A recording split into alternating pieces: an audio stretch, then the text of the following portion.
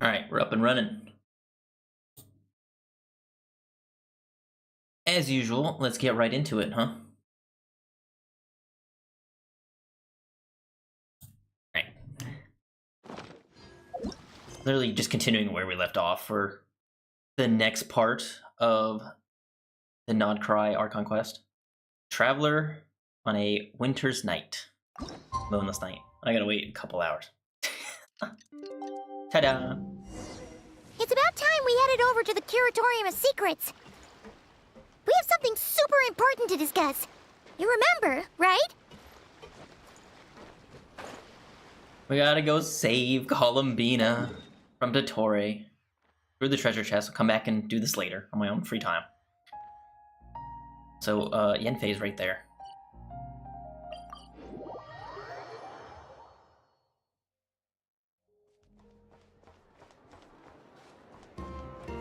Yeah, totally was not expecting the stream today, but I figured since they gave me the night off, I might as well just hop in real quick. Get this act done. If I'm feeling up for it, maybe I'll get the next one as well. Feat to Dottore. Because due to time constraints, I haven't even done Barca's story quest. I haven't even done the flagship event of Homeward, He Who Caught the Wind. I have 6 days left. Time is running short for me. I need to hurry up. Or if anything, I don't think I'll stream it, and I'll just save clips of me playing it. I don't think it's worth streaming it, in my opinion.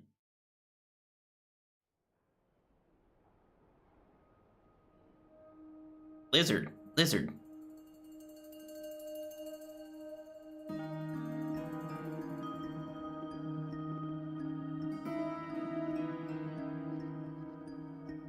Looks like the gang's all here.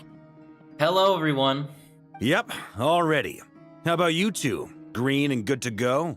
Paimon's ready. I'm ready too. Great, let's get rolling then. What's the plan, Varka? Great. Well, first things first. Oh, Wait. Someone's here. We heard your footsteps. Although... You've been here for a while now. I take it you followed the Traveler, but I don't sense any ill intent in you. Come on.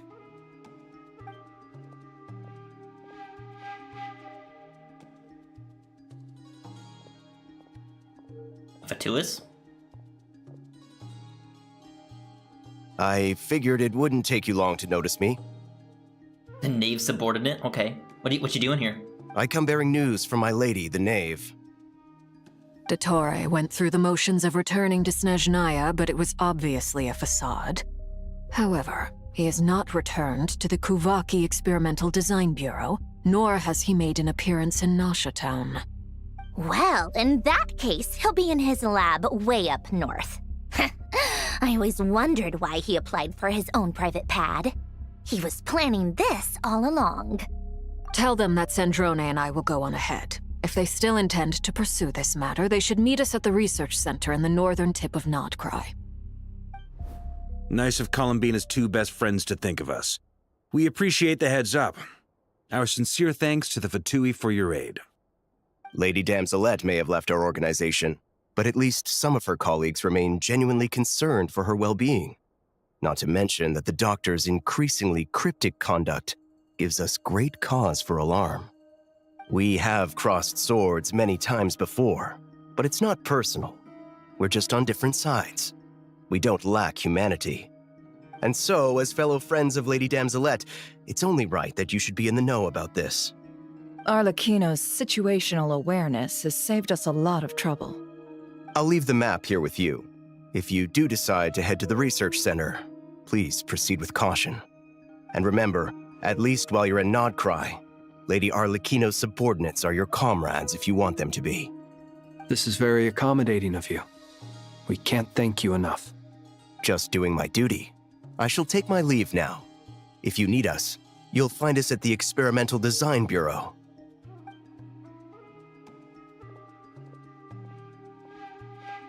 So, the doctors left the Experimental Experimental Design Bureau and headed to some research center up north.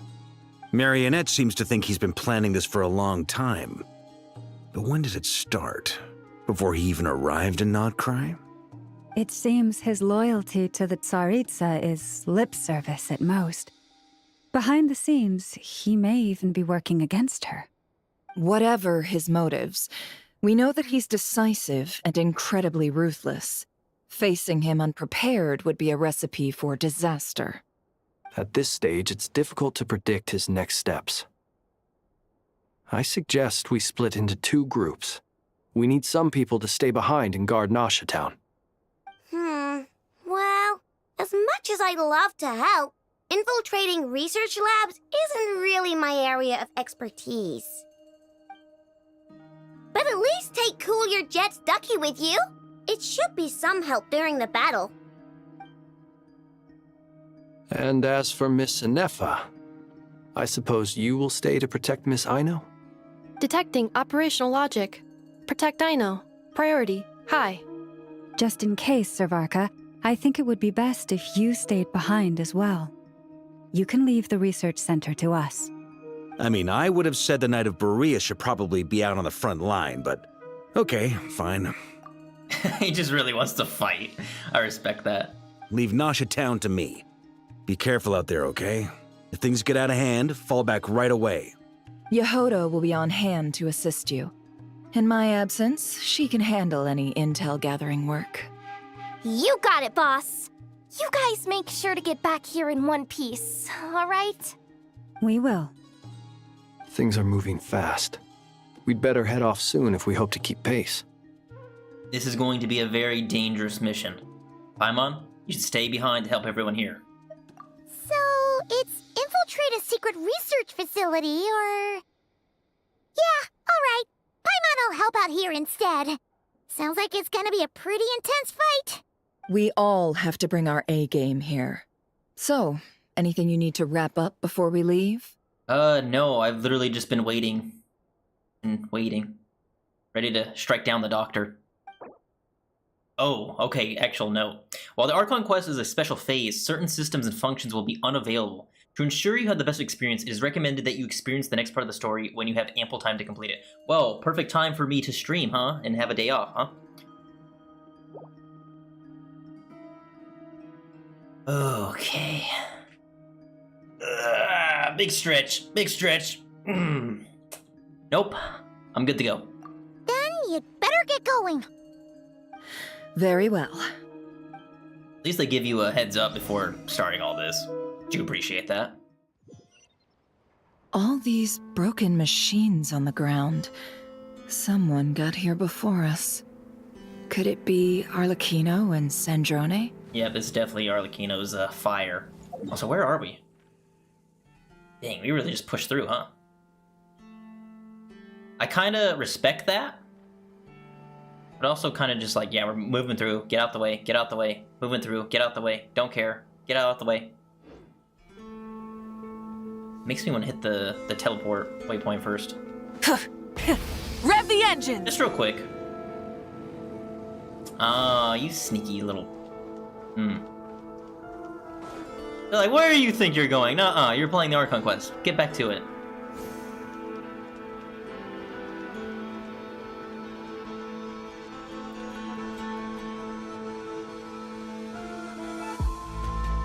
Oh, okay.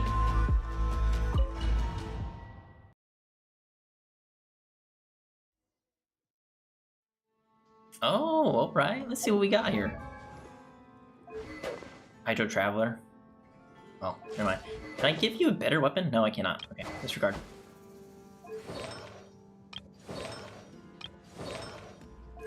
C3. Oh my god. What I want to do for like a C3 5-star. Like limited time banner. 5-star.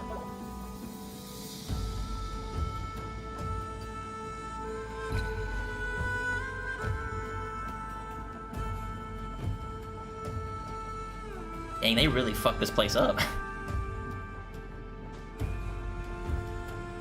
Are you dead? Are you dead?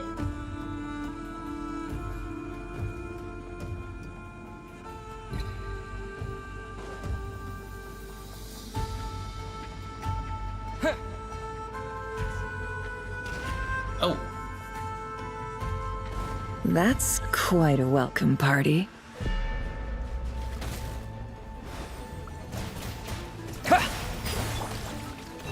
Yeah. Close your eyes.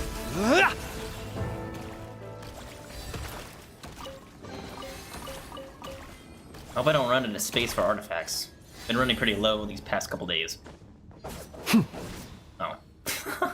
There's glass there. Water jet! Water jet!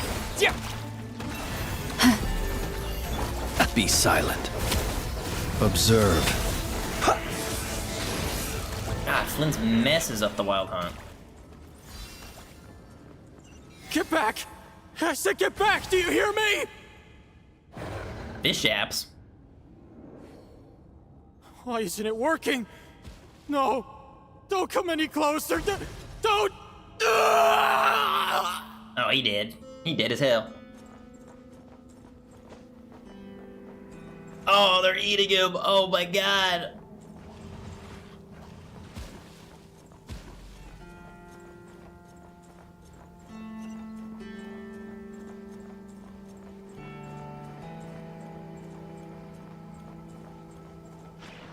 Oh, Kuvaki.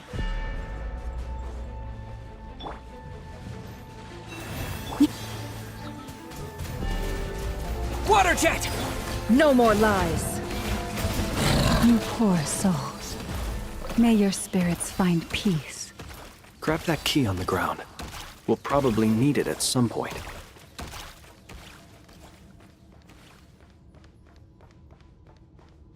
Anything else hidden in this room before we continue on? Probably not. What were they doing here, I wonder? Why is the wild hunt here? Watch out. Oh. Ugh, there's no way through.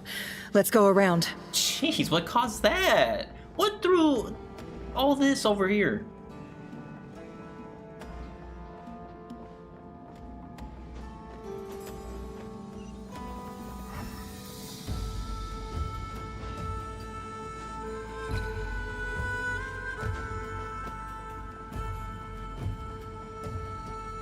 Oh!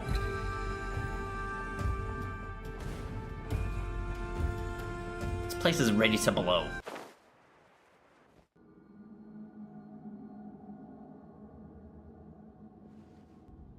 What the? Trespassers? Here? What's wrong with you people? We're looking for the doctor, and we understand he might be here. I see you're fleeing the facility. That was a weird transition. The music was just blasting, all of a sudden, silence. I was expecting not a Fatuous, but like some monster to come through. You looking to settle a score with the doctor? Good luck with that. I don't think you have many chances left. Yeah, he's due for a fucking punch in the face. Perhaps. But you might have a chance to live if you start talking. 2 other Harbingers had the same idea as you. They're already inside. But what good is it gonna do? The doctor wouldn't do something like this unprepared. Seems to me that you're not too thrilled about being his subordinate. Also, is it just me, or do I sense monsters nearby? If you'd prefer their company to ours, that can easily be arranged. We need to know what the doctor is up to. Please, if you know anything at all, tell me. This is about more than us versus the doctor. His actions could have consequences for all of Nod-Krai, and perhaps even your homeland, Snezhnaya.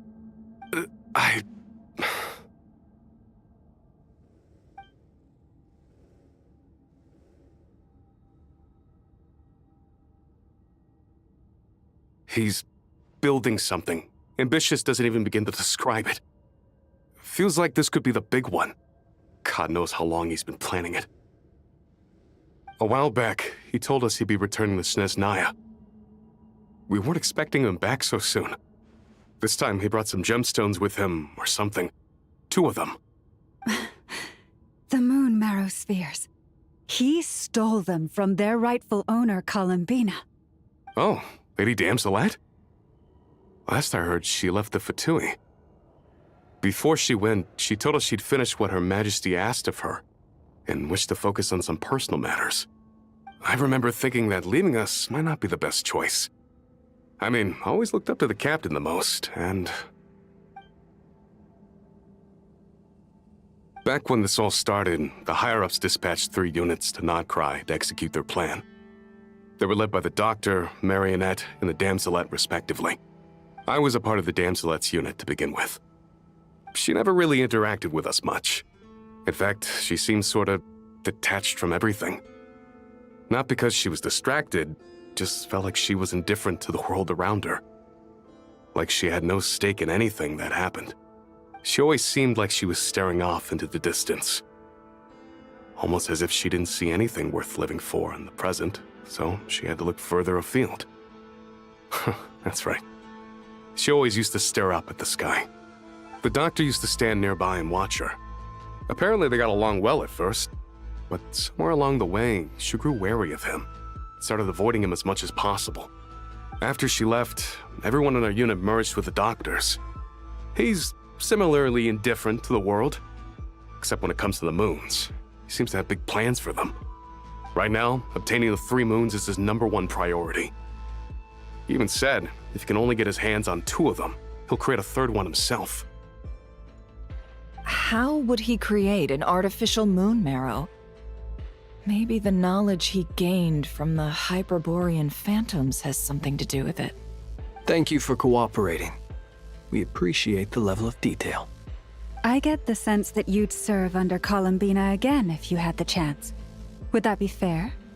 No, she's no longer a Harbinger.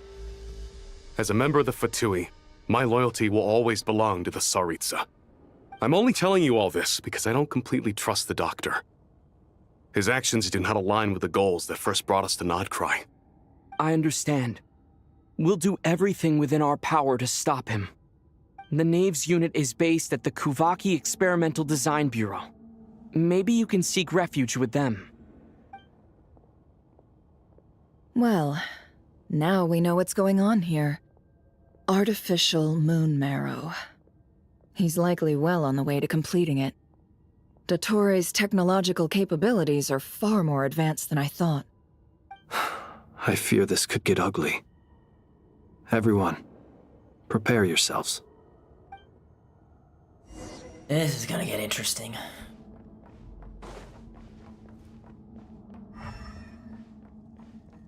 Oh!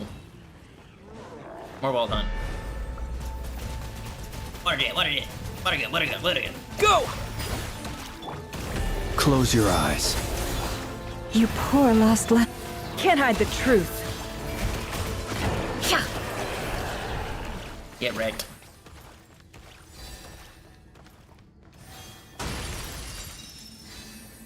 Oh.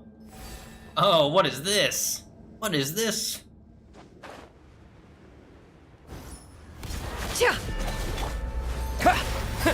Leave this place. The long sleep beckons. It all falls into place.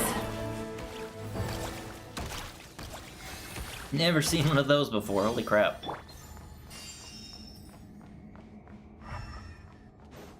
I think they're only new to the newer part of the Nod-Krai map.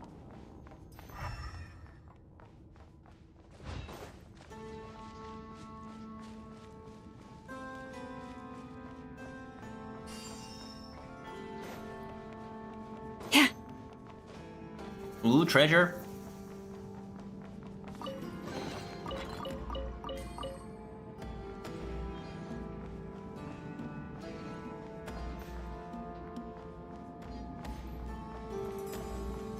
What is this red string? This can't be from the Knave, can it?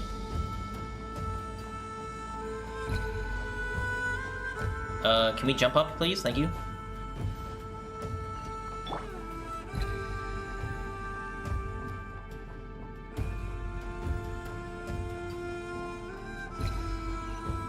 Great, more vents. Oh. Yeah.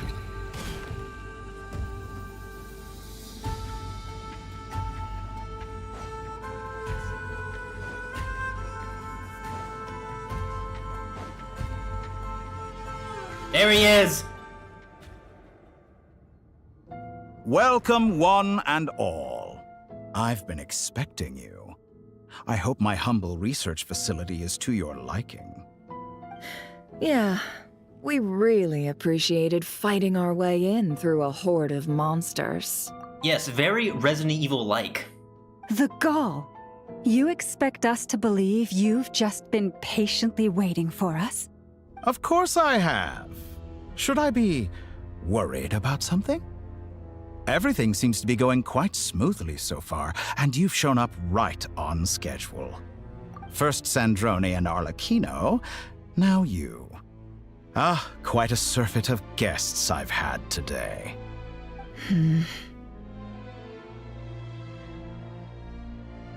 If you were looking for them, I should probably mention that Arlecchino disappeared as soon as she entered the facility. As for Sandrone, why, she stood right here only moments ago demanding answers from me at the top of her voice. Hardly out of character. She never was one for basic courtesy. But I have to admit, I was a little surprised to see her showing concern for someone besides herself. Does everyone you associate with undergo such a change in temperament? Speaking as a researcher, I have to say, it is not a change for the better. It threatens one's ability to remain objective. Where is Sandrone? Well, since you ask... So you've got your hands on the moon marrow, and now you're claiming godhood. Don't you think that's a bit of a stretch, Dottore? I must protest what you are insinuating with that phrase, claiming godhood. I am not claiming anything. I am stating a fact. You're a researcher. I'm sure you appreciate the distinction between the two. Huh? Wait, you really think you're all that? You'll excuse me if I'm not being a polite little lady for you. We're colleagues. We both know what kind of person you are. By the same token, I knew you'd respond along those lines. You and I both understand that facts speak louder than words. To that end, I've had my people send you a small gift. It should go some way toward helping you understand my present position. What gift?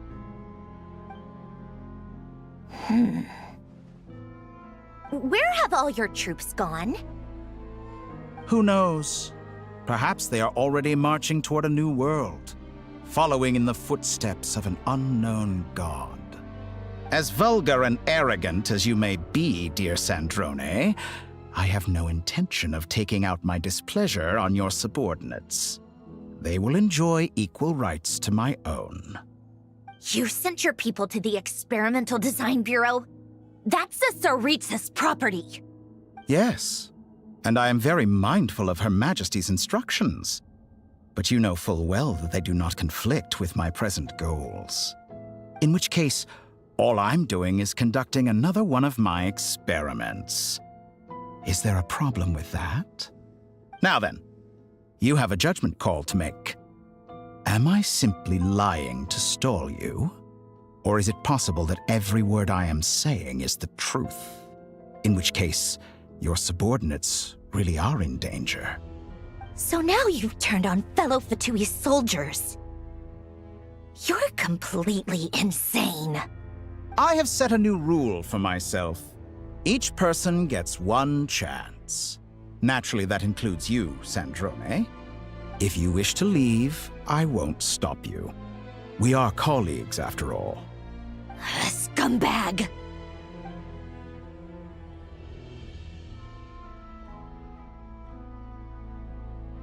Still, I hadn't counted on Sandrone sparing any thought for the people of this world.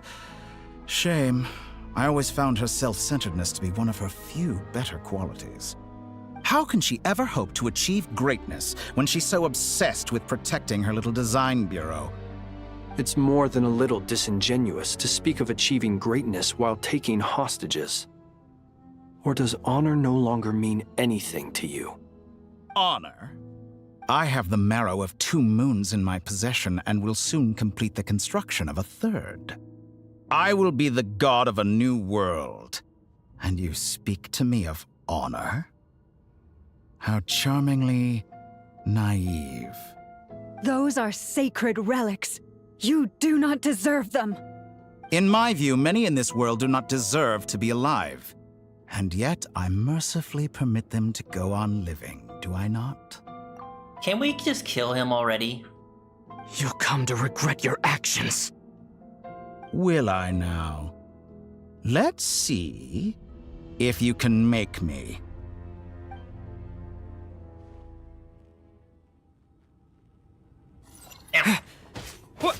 Water jet! Forest, protect. Be It's been a silent. long time Beware the coming, creatures of you the night. bastard. It all adds up. Seek within. Kya! For the everlasting forest. Stay your hand. Wipe out! Go! Close your eyes. Kya! Kya! Ha! No more lies. Kya!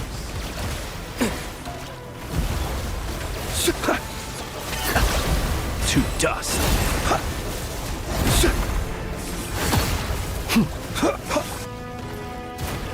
Knave! Arlecchino! Thanks for the assistance. Oh! Arlecchino. They see you as an ally. What a farce. You're clearly here to destroy my research, not me. I'd say your research is more valuable than your life. Am I wrong?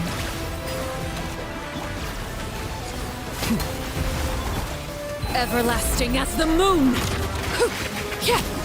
Transfixed! Is this all exist? Bombs away!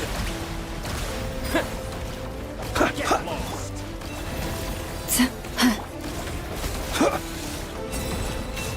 Shatter like a reflection. Your actions betray you. Oh. Yeah. Go!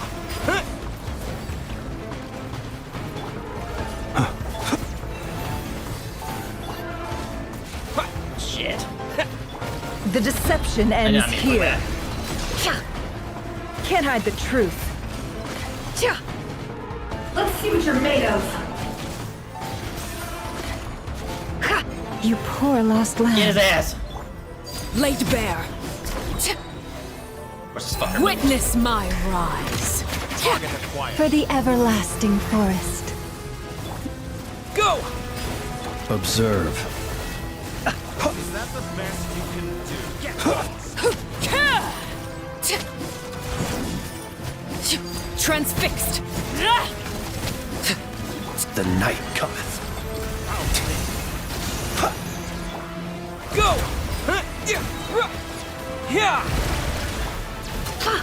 Seek within. Kya! Let's see what you're made of. Close your eyes. Dottore is too powerful with the artificial moon marrow in his arsenal. Oh my god, I didn't realize he Fighting was him is healed. futile. Quickly!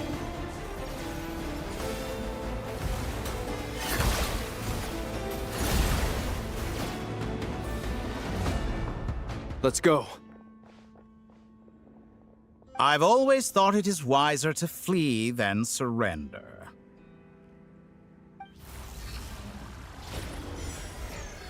Watch out! What the? Oh, no. Forget about me! You should... Where's the traveler?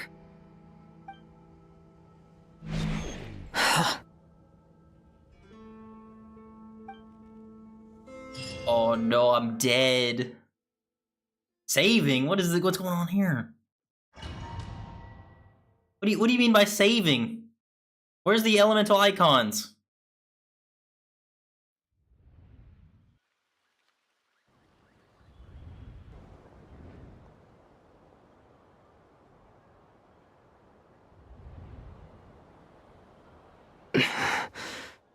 What just happened? Nasha Town? How did I get here? What in the simulation is this? Strange. I remember being trapped by Dottore during the battle. And now all of a sudden, I'm here. Something weird is going on. I guess I'll start by exploring the area. Huh? Traveler? What brings you here at this hour? Huh? What are you in the mood for today? A hot dog? Or something else? We've got some special discounts at the moment. Want to see the menu? Sorry, I'm not hungry right now. Oh, it's so weird hearing the Traveler, like, speak for a long time. Ah. Well, feel free to take a seat for now. Let me know if you change your mind. Everyone seems to be acting normal. Am I just overthinking? Oh, darling, look who it is. One of our regular customers. Get the traveler something to eat, would you, dear? Wait, why is he talking like that? Well, I'd love to, but can't serve a customer unless they order something. Anyway, I take it your business is wrapped up? Yes, thankfully. It was a long trip, and it's left me feeling pretty exhausted. But the upshot is, I won't have to leave again for a good while. We can have some quality time to ourselves. Wait, these two are a couple? I see some kids around too. I didn't know they had a family. Hey there! I haven't seen you in ages! What's keeping you so busy? I've been looking forward to playing with you again. Have we met? You forgot already? You're silly. Daddy brought you over to our house recently. We had some snacks together. What is she talking about? Whose life am I living right now? We've had a lot of customers over the last few days, so we've been real busy. And like my mom always says, some people are more than just customers. They're friends. Oh, another customer's arrived. I better go see what they want. This is all wrong. I never once heard the owner of this restaurant talk about their family. It certainly isn't a family-run business. And that child? I don't recognize her at all. Could this be a false memory? Very good. I knew you had it in you. Dottore! Aren't you going to try the house special? No, fuck you. I'm gonna kill you. When did he show up? Get me out of this stupid box. No, none of this is real. It's all fake. You don't seem to like it here. That's fine. We can change venues.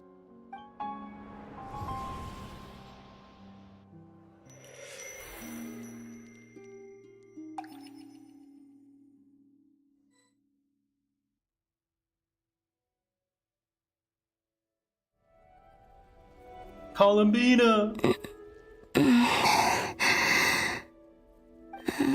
I'm still alive. Where is this place?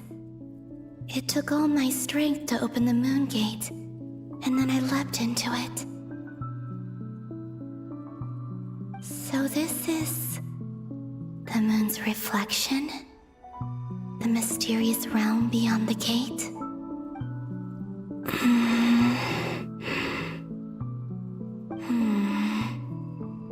I can't sense anything. I guess I could try opening the gate once more.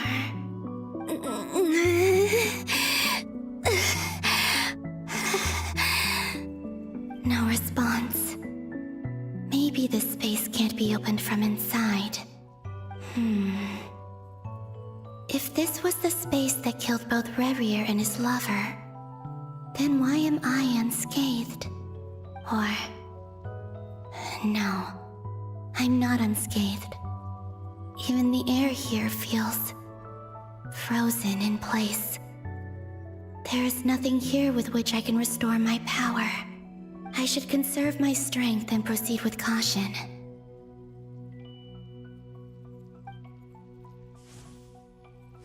I don't believe Dottori's scheming will stop just because I escaped.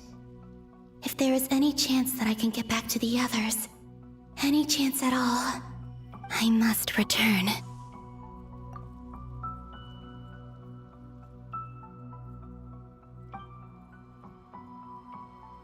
Emptiness, silence. What is this place? Or maybe the real question is, what is it for? What's this? Looks like it responds to my power.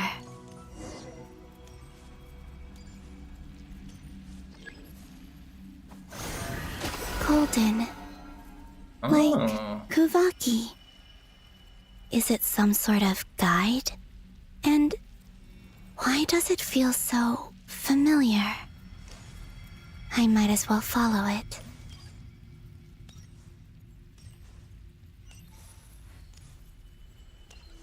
Could this also just be a fragment of the moon's power? Where does this lead? Could it be the exit? It's like the festival.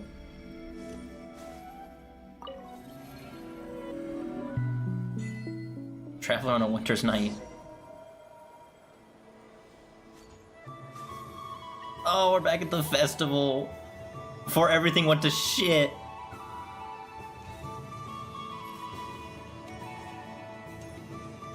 It's like right where I left it. Welcome home, Moon Goddess. Is this Nasha Town? But isn't Moon Prayer Night over already?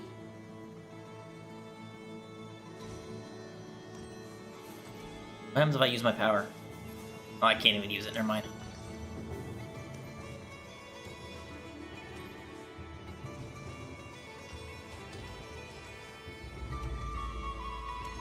Anafa, I know, help me.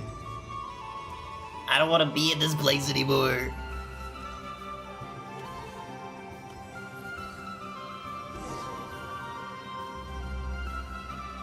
Goodbye for now, Columbina. I hope you have a wonderful night. It's just a memory. I will. Lama, everyone else, and me? Are these my memories?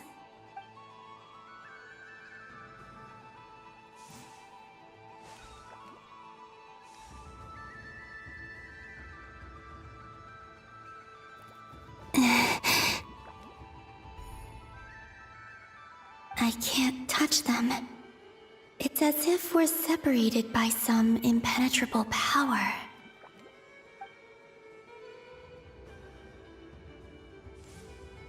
Over here! Over here!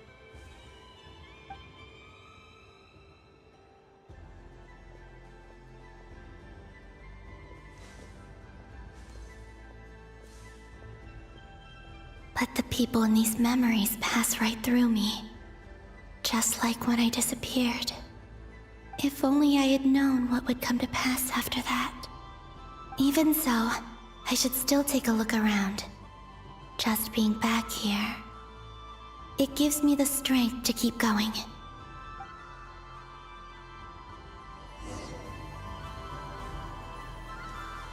Welcome home, Moon Goddess. Oh. Oh, you're the genuine article. Alice was right. This Moon Prayer Night was worth watching after all. Oh? Yes. That was the fortune-telling stall run by Barbeloth from the Hexen Circle. She foretold death, though, as the future. Please, draw the first lunar arcana. This represents destiny and is the foundation for the divination as a whole.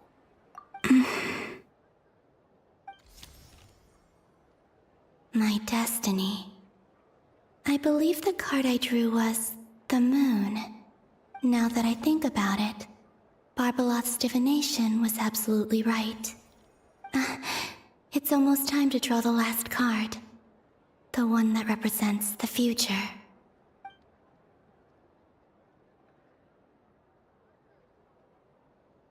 That was the card that popped out on its own. No. From here, I think. Oh, yep, she was the one who influenced it. Kuvaki Pulse? What? Fascinating. I've never encountered this before in my role as a diviner. What's going on? Did that card leave the deck because of my influence? That's funny. I was wondering what influenced that card to shoot out. All I did was try to touch it, and then...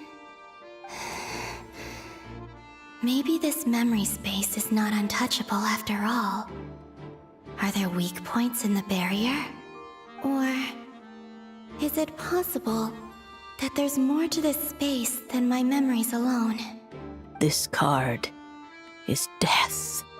I need to get to the bottom of this. Also curious, whose death? My death? Columbina's death? I'll Vittori's try death? touching something else. Start touching everything. Is this the wind? No, it's gravity. It's pulling me outwards. No, Traveler!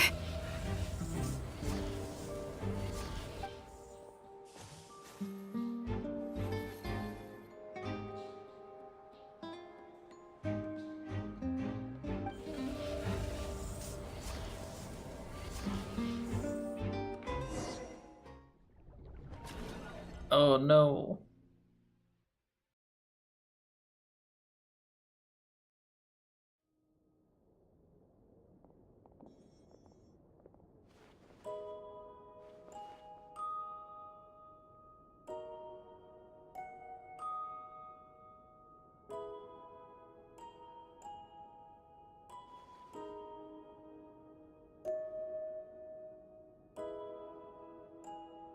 Haimon, listen to me. The Tory kidnapped the Traveler. From the bottom of our hearts, we are so sorry. We completely understand how you must feel. The Traveler is trapped, and we all feel responsible for it. Don't say that! Paimon's not a little kid! You didn't leave him behind on purpose! There was nothing you could do! Oh no, not Paimon crying. He's all alone in there! What if something happens to him? What are we gonna do then? We've barely spent any time apart since we met. Is he gonna die? We must find a way to rescue him. We were all involved in the operation where he was captured, and we do not abandon our comrades. That being said, it won't be easy. Through conversation with the others on our return, we've arrived at a basic idea of what we're up against. We need to call in everybody. Call in Zhongli. Call in A. Call in Yaimiko. Everybody. Call in everybody to rescue the Traveler. Dottoro's lab has clearly been in operation for a lot longer than we realized. We found many monster samples stored there. In all likelihood, they were materials he used to research his latest technology. We also know that through his contact with the phantoms of Hyperborea, he gained knowledge about the moons and certain Hyperborean technologies. Using this knowledge, he then fashioned an artificial moon marrow to serve as a replacement for the frost moon beyond the sky. Unlike Columbina, Dottore is not being rejected by Teyvat. And even with 2 of the 3 moon marrows, his power far exceeds all of ours combined.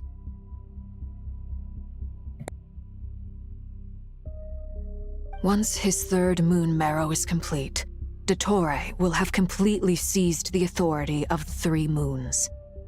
Teyvat's most primordial powers will then be in his grasp. We cannot let that happen. Does that mean... I'm afraid so. No one could have predicted this level of insanity. Not even from Dottore. And unfortunately, his insanity is coupled with an intellect and ambition that not even his peers in the Fatui can match. This is dire. Sounds like the world is done for. The 3 moons' authority can influence the very fabric of time and space. I dare not imagine what a monster like him would do with that kind of power. The trouble's already begun, I'm afraid. On our way back, we discovered that part of Nod-Krai is being enveloped by an unknown energy.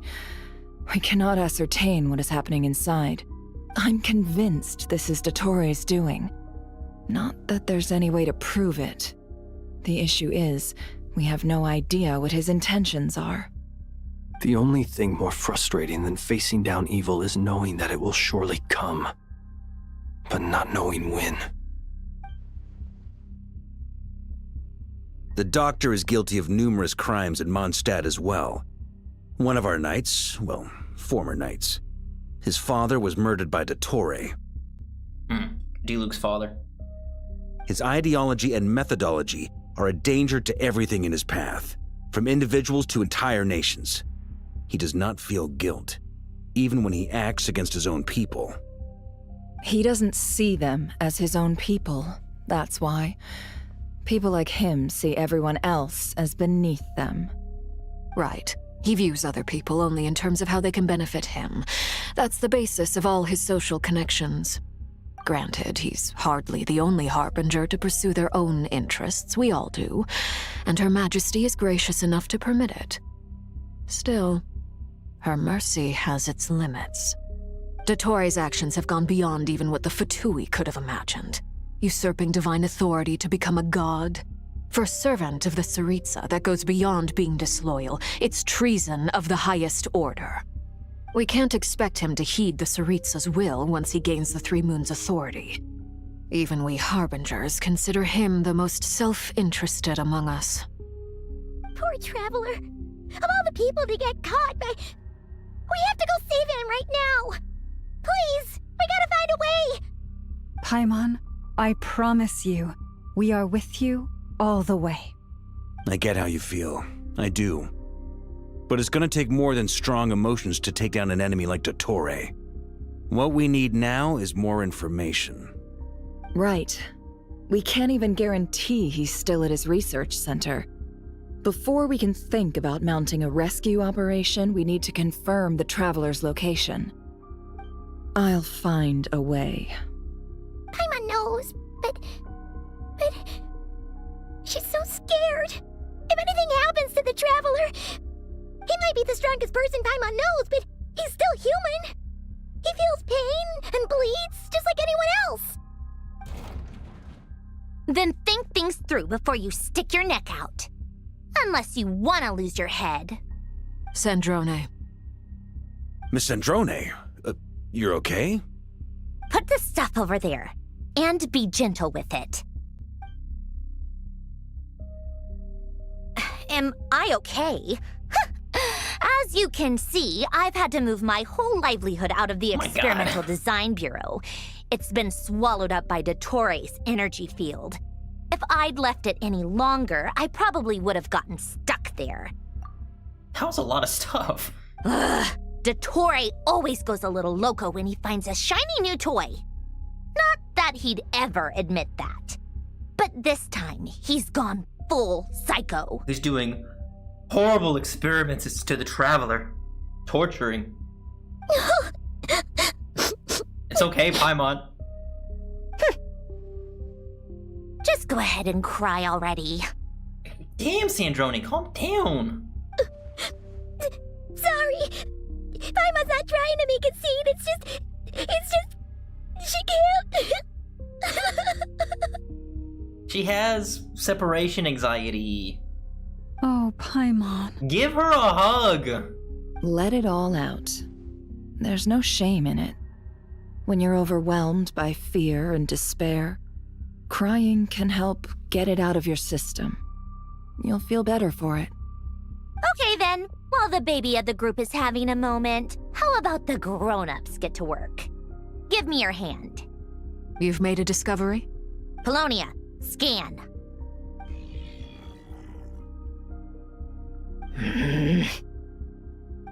You, hand, now. Oh, I thought you'd never ask, my lady. Curses! What are you scanning for? You're next, then you. Sandrone scans everyone who took part in the battle against Dottore. Dottore, you son of a... He's done something to us! Everyone who entered his research center has been implanted with some sort of curse. What kind of curse? I don't feel anything unusual at the moment.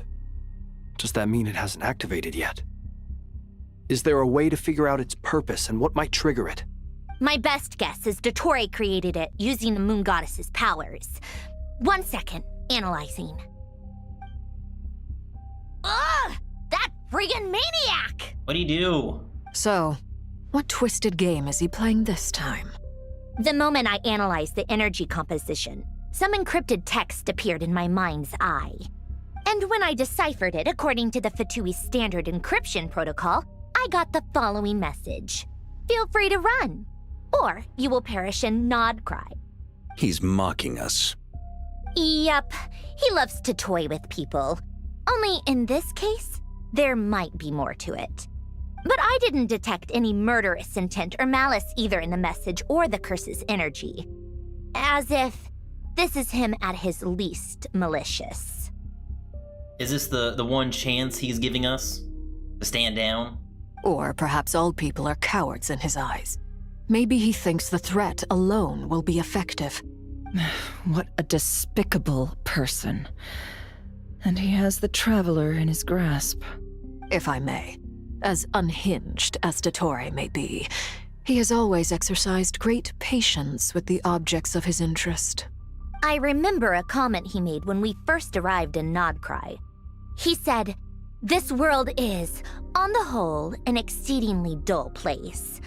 But at least there are a few intriguing features, such as the gods, or the Traveler. Presumably, they interest him because they're unknown quantities. He wants to understand as much as he can about them." Agreed. The Traveler is Tevat's fourth descender. All Harbingers are aware of this. Since Dottore took such pains to capture the Traveler, he is unlikely to kill him right away. Okay, but we still have to do that rescue operation. Of course. I also think we need to read between the lines with Dottore's message. If he's encouraging us to run, that means we mustn't leave Nod-Krai under any circumstances. My guess is, his curse will only trigger if we leave. Someone's at the door. Oh, Durin. We've discovered multiple energy fields. Albedo is still attempting to analyze their structure. He told me to report back first. Each field is slowly growing, swallowing up more of the surrounding area in the process. And the pace of their expansion has increased since we first examined them. He's probably trying to swallow Nod-Krai whole. His nefarious ambition knows no bounds. If this continues, the whole of Tevat will be in trouble, not just Nod-Krai. The loss of Columbina could not have come at a worse time. Do we think she's truly gone for good? She entered the space beyond the Moon Gate, knowing what became of Rerir and Thalindus. I'm sorry, but I fear the odds aren't good. Don't be ridiculous. If I know her, she's busy finding a way back as we speak just so she can annoy me. She isn't dead. I have to say more mean things to Sandrone. Whatever has become of her, the fact remains that we are two comrades short on the eve of a decisive battle. We need to find out the Traveler's location. But there is also other work to be done. Agreed. Whatever Dottore's planning, we have to get the local populace somewhere safe. So, as well as a rescue mission, we have to organize a mass evacuation at the same time. It would be best if someone could approach leaders of neighboring nations and negotiate emergency asylum for Nod-Krai's inhabitants. Can anyone handle that? Snezhnaya is one option. I'll see what I can do. This would be so much easier if the Traveler was here. No! Stop thinking like that, Paimon. Paimon will join you. She's pretty well connected thanks to the Traveler. Maybe it'll come in handy. Either way, that's what the Traveler would do if he was here. Back to Columbina.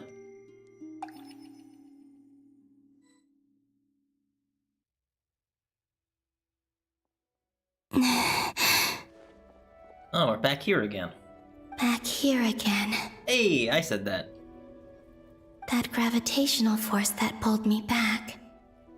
Is this where it came from? When I saw that memory of Moon Prayer Night, I think I influenced reality.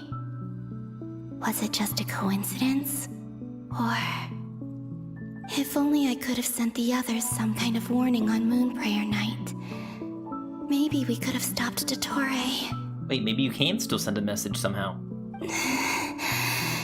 I feel so heavy. Does entering that space consume a lot of energy? Well, even so, I have to keep moving forward. Back to emptiness and silence again. I should try and find my way back inside that memory. There it is.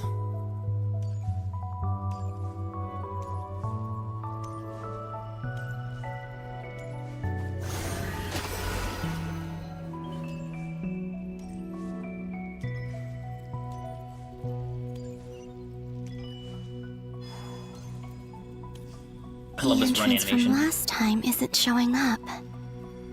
What am I missing? Nothing? Looks like I need to gather these scattered fragments.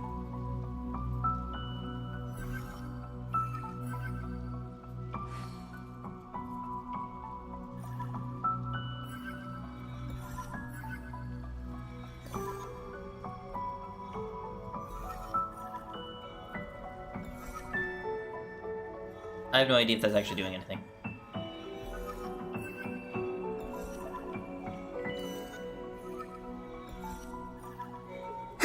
It worked!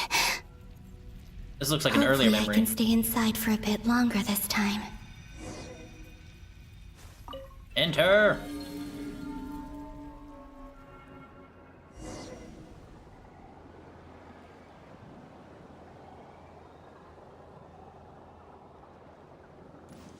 Ad Astra Abyssosk. Welcome to the Adventurers Guild. What? This doesn't look like Moon Prayer Night. And that didn't sound like Catherine. Who are you? Extra, extra! Latest issue of the Nasha Express! I don't think I've ever been here. Maybe this space isn't comprised of my memories after all. There aren't any festive decorations around. Is this Nasha Town after Moon Prayer Night ended? Or even Did before then? Dottore's plan not affect the town? Or is no one aware of what happened because he used the Three Moons' authority? Let me see if I can influence anyone else. So, what do we do next? Wait, that voice. Paimon? The most important thing right now is to find that mage. Okay, so this is when Columbina was disappearing from the world and they had to go find her. Lauma the find Traveler the and mage. Mr. Varga are Or here Nicole. too. I'd better go pay the Fatui a visit. Traveler!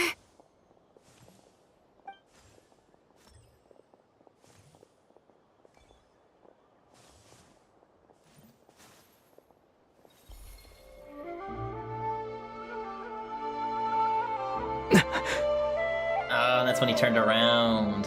Columbina? I made contact. It's me, Columbina. Huh?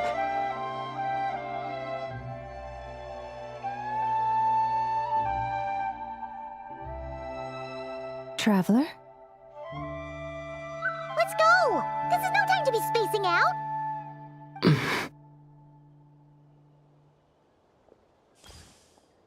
Huh? Wait a moment. This has happened before. This is what happened when I disappeared.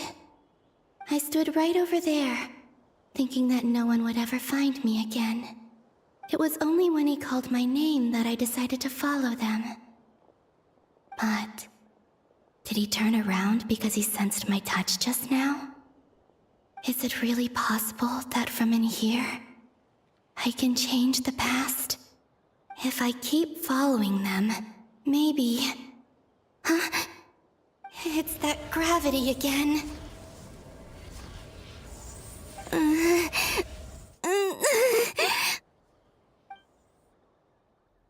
You know, I'm starting to think something here. If we keep going in the past, it was Columbina that protected Sihi Island during the Rear blast when we shot him with the cannon. That was her who protected Sihi Island. Every time I influence reality within that space, this force intervenes and pulls me back. It's as if it's trying to stop me from leaving. I'm getting weaker and weaker. I'll just have to try another approach next time. Come on, Columbina. Keep going. You have to tell everyone what happened.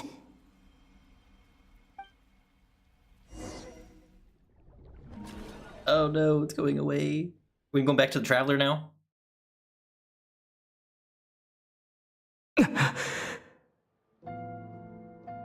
What is this place? Suddenly, I've been plunged into darkness.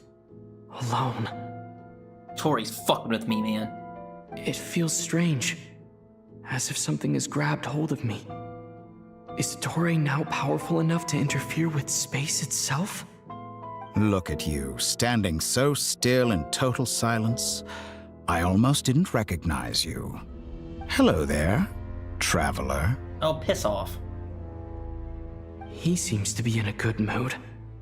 Wait, what's that behind him? Oh, he's got all the moon marrows. And the artificial one.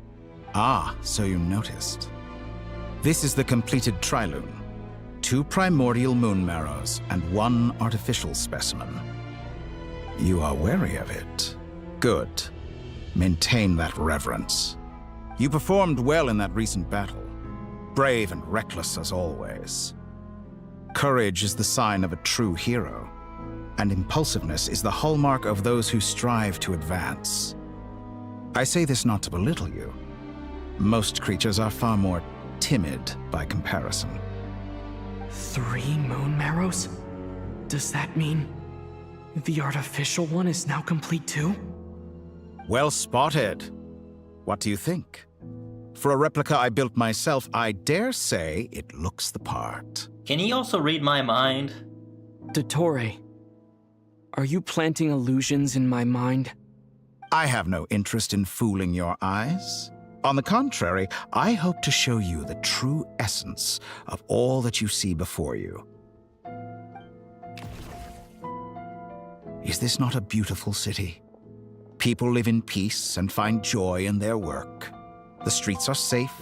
People can even leave their doors unlocked at night. You might say it is the Elysium everyone dreams of. All available data indicates your values and worldview conform with the mainstream. This kind of society should be quite to your taste. False beauty is deceitful. Lies are to no one's taste. I wonder, is it your moral standards that are too high? Or your expectations of reality? Answer me this. If someone existed in a sweet dream from the moment they were born, a dream in which they never once felt pain, which do you think they would consider superior? The dream or the reality? Funny, a guy named Sunday once asked that question too. Didn't turn out very well for him. That's pure sophistry. It has nothing to do with your actions. As I suspected. You have yet to understand all of this for what it really is. What do you want from me? You sound impatient. Do you think the only reason I'm keeping you is because I want something from you? If it's not, then why haven't you killed me yet? No one can stop you if you're as powerful as a god. Or are you trying to influence me? I'm delighted you recognize that fact. I believe we last squared off in Sumeru. Ah, the memories. How time flies. You and I have both grown. I'm not surprised that Arlecchino and Sandrone worked with you. You've always a way of slowly but surely ingratiating yourself with all levels of society. People laud you as a hero, but I suspect there's more to it than that. Oh, but to be clear, I don't say that to flatter you. Do you always give your opponent an appraisal before you deal the final blow? Call it a long-time habit. I'm a researcher, and one of my duties is to give an objective assessment of my subjects. But you misunderstand. We are not opponents. Not at this moment. I just want to talk. Think back to Tartaglia, Arlecchino, Capitano, Columbina, and now even Sandrone.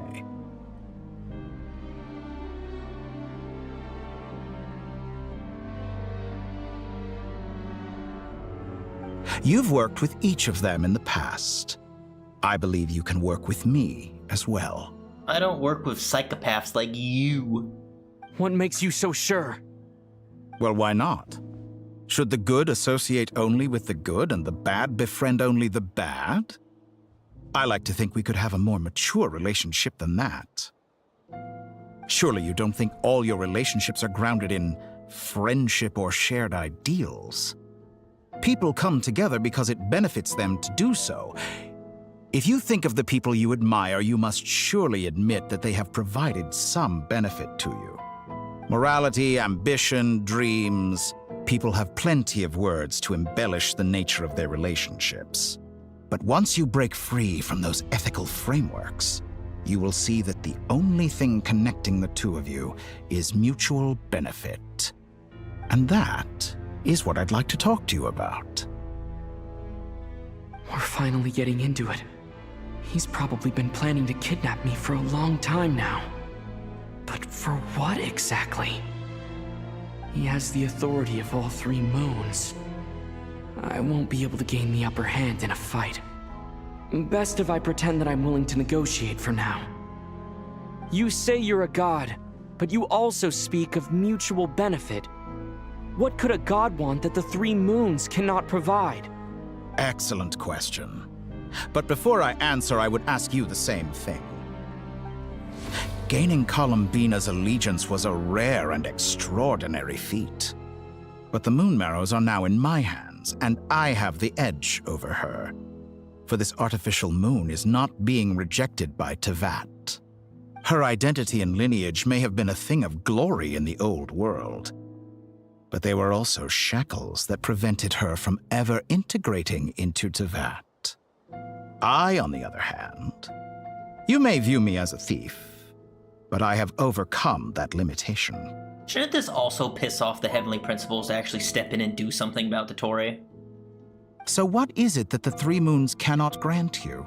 What stops you from negotiating with me to get what you want? I don't make deals with lying psychopaths. That's quite an accusation. Are you expecting me to get angry with you? Well, this is one aspect in which my personal growth has served me well. In the past, my less mature self might have been disappointed, perhaps even angry, over a small setback like this. Like when you and Lesser Lord Kusanali joined forces to oppose me, for example. But things are different now. Just as the rich do not quibble with the poor, I no longer find myself perturbed by these trivial affairs. Human relationships end with conflicts of emotions and interests. But relations between humans and gods are different. And ours is even more unique. I have ascended to the highest heights and laid claim to unprecedented horizons. And you were no ordinary person to begin with.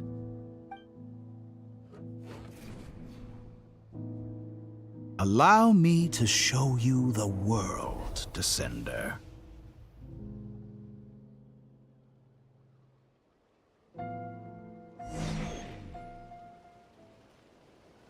Oh boy.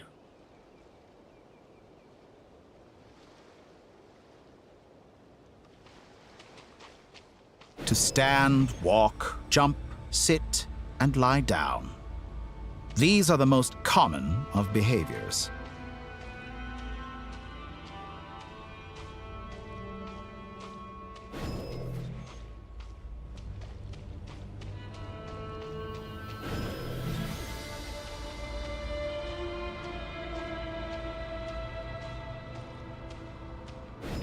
Have you ever wondered why we were born following such laws? Who stipulated that we could not fly instead of walk? Because we don't have wings, dumbass.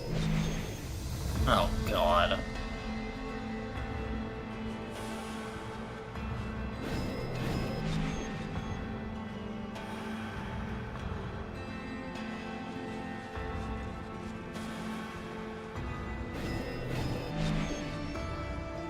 Here.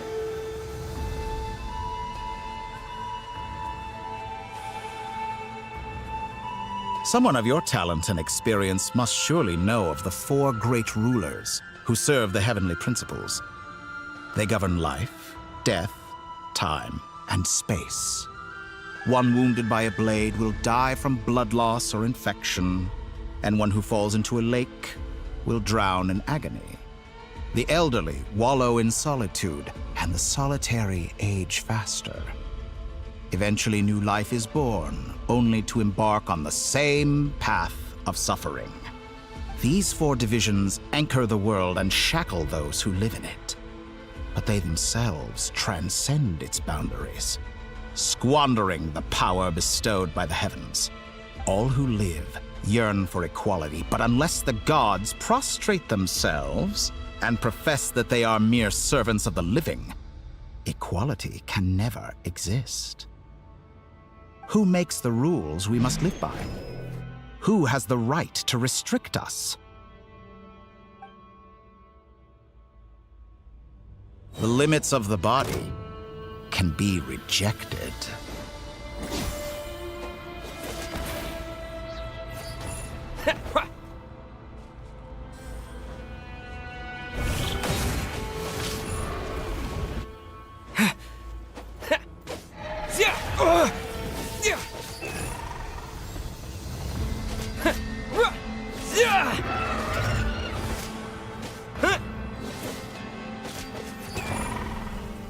Oh, shit.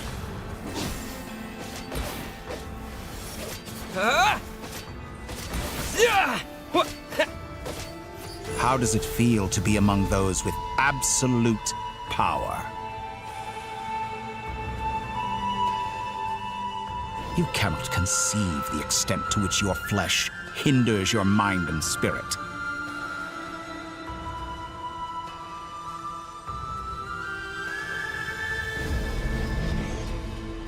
Oh, here we go.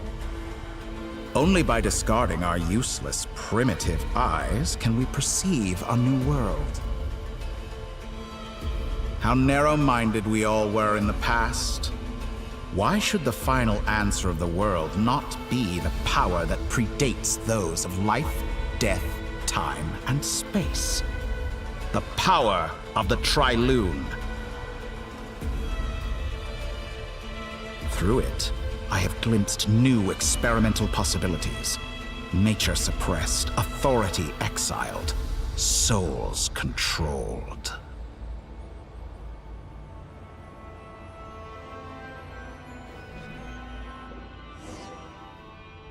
You know, I heard recently that a group of critics reviewed countless stories and drew an interesting conclusion. They found that it is more often than not the villains who strive tirelessly to push the boundaries of progress. In fact, long before this, someone voiced a similar idea in an academia editorial. I felt a great affinity with this perspective. I have never been afraid to step up and play the role of the villain.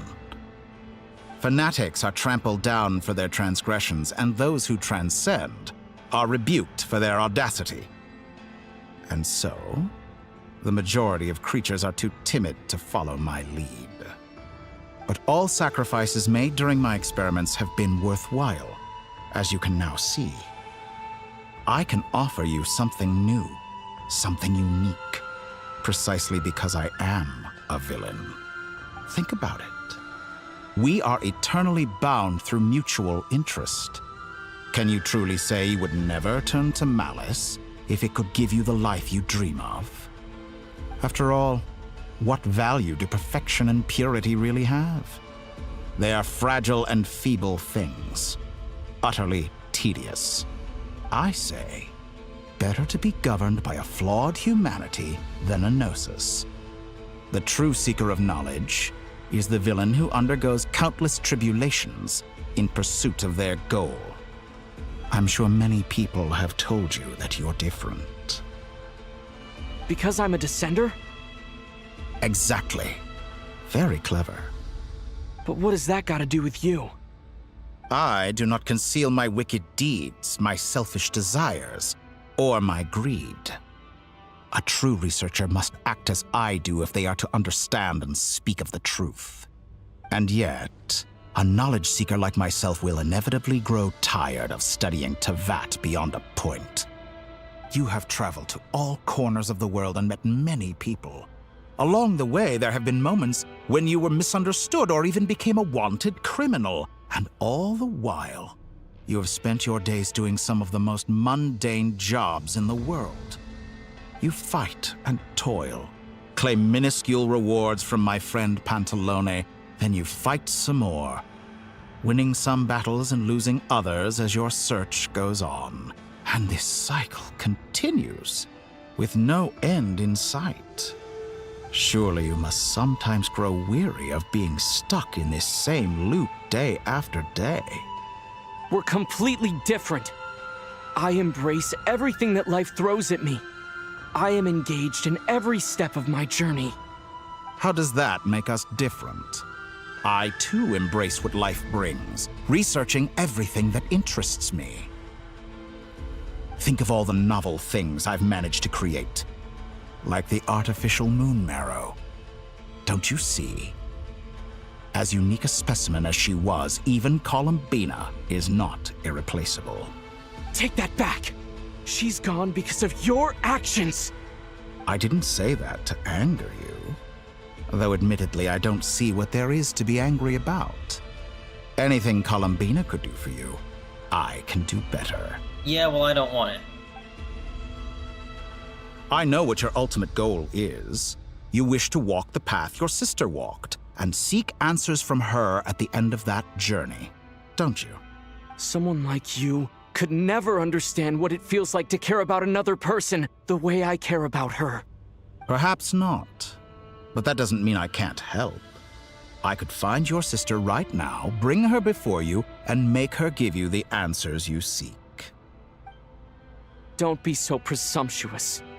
You'll never begin to understand the situation between us. Oh, no.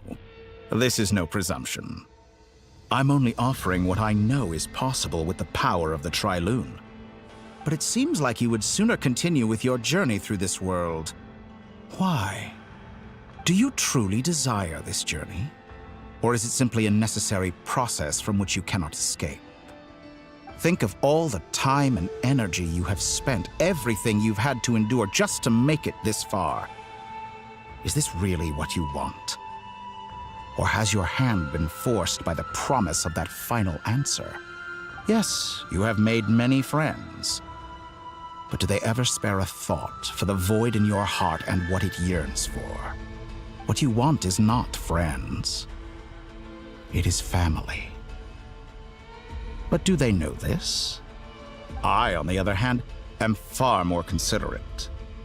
Join my experiment, and in return, I will bring your meaningless journey and all its struggles to an end.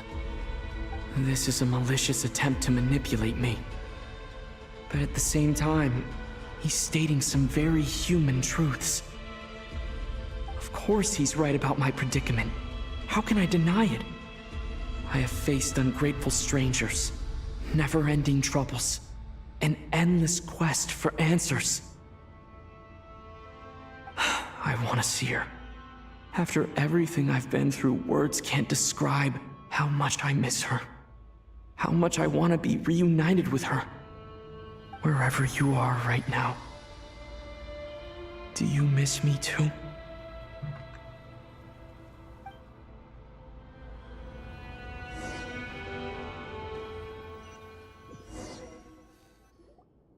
All right, everyone.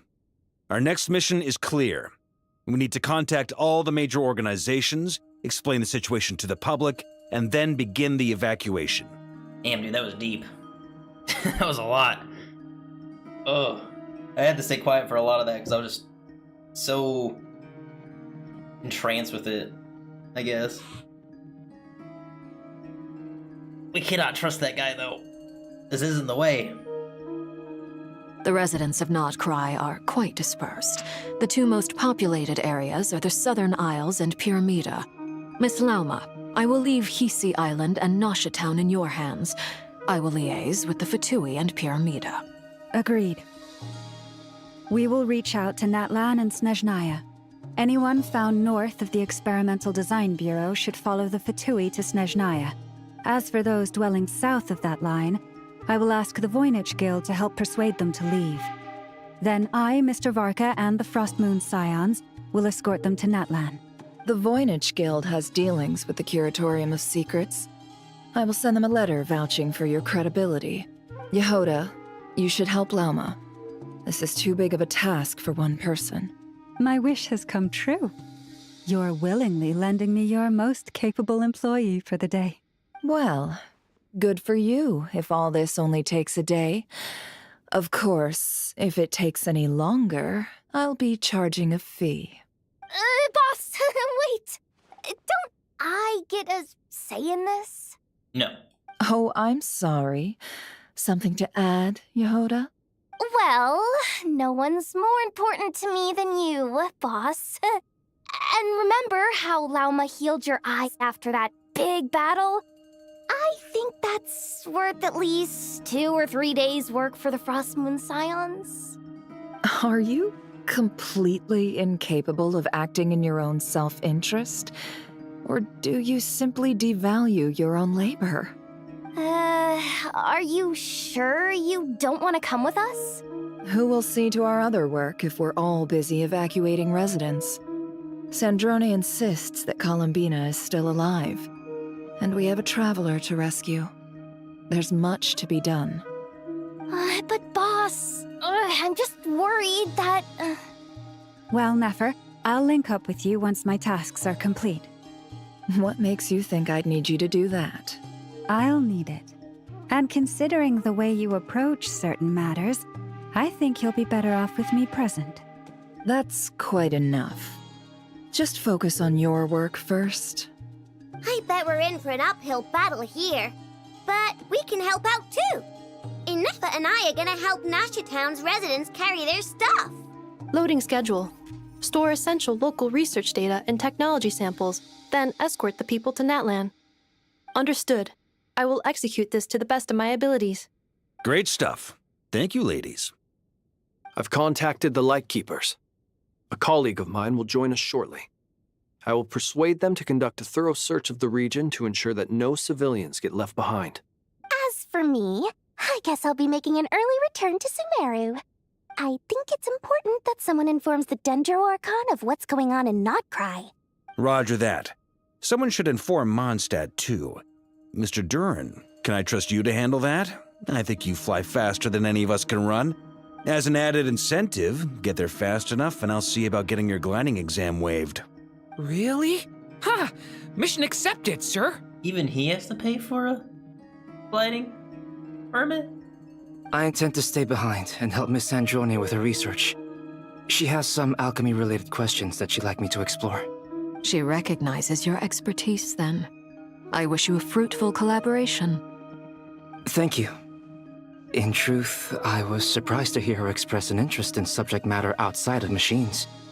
I believe she has been investigating some Fontanian technology recently. She made a point of bringing the relevant materials with her when she left the Experimental Design Bureau. She's sorting through everything in her room as we speak. I should mention that we have one other friend who isn't present. He hasn't made his position in all of this clear. But if we know anything about him, he's likely investigating on his own. Hat guy.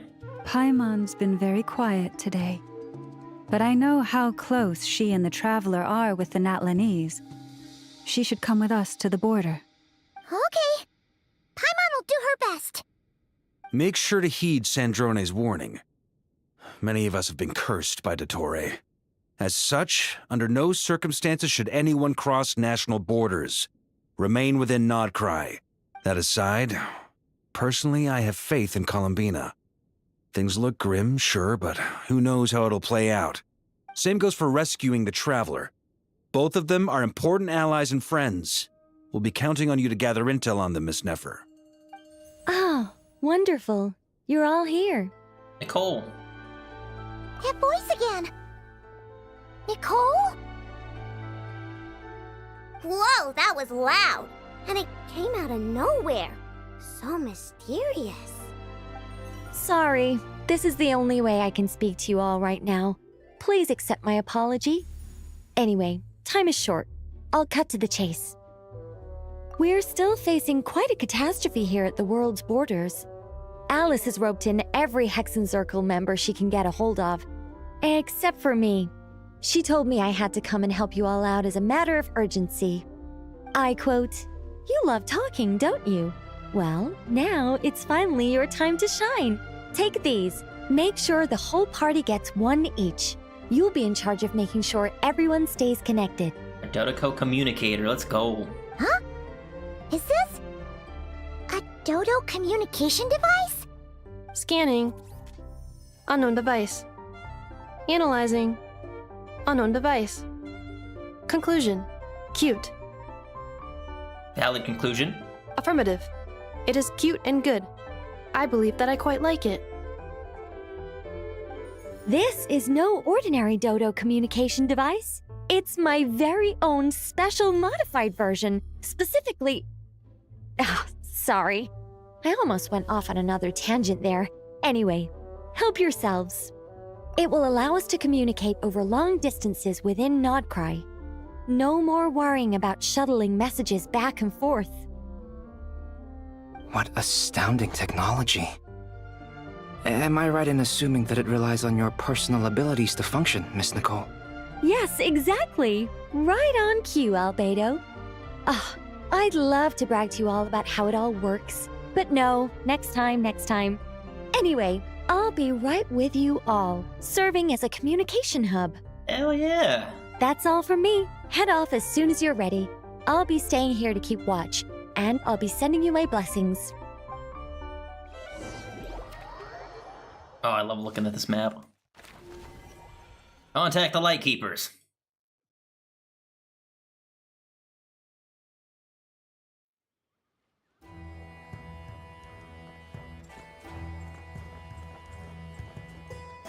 Oh, there he is. I don't know his name, but I know of him.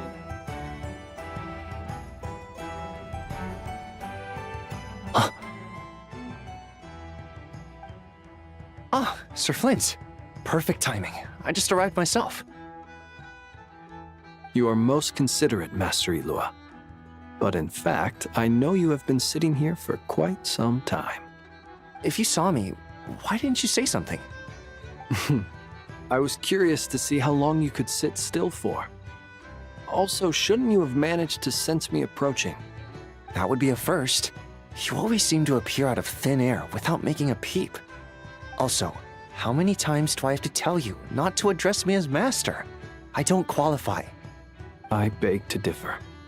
Why should a young man so well versed in social graces as yourself not be worthy of that title? Please, Lord Flint's... Sir Flint's...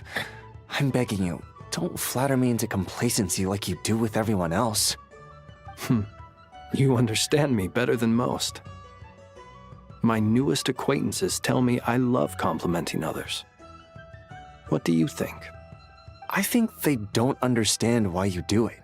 You just love puffing people up till they're a big, happy ball of hot air that floats away into the sky. In all sincerity, I can only hope that they bring good tidings when they come back down to Earth. Is the situation that bad? We just held a strategy meeting. Let me fill you in.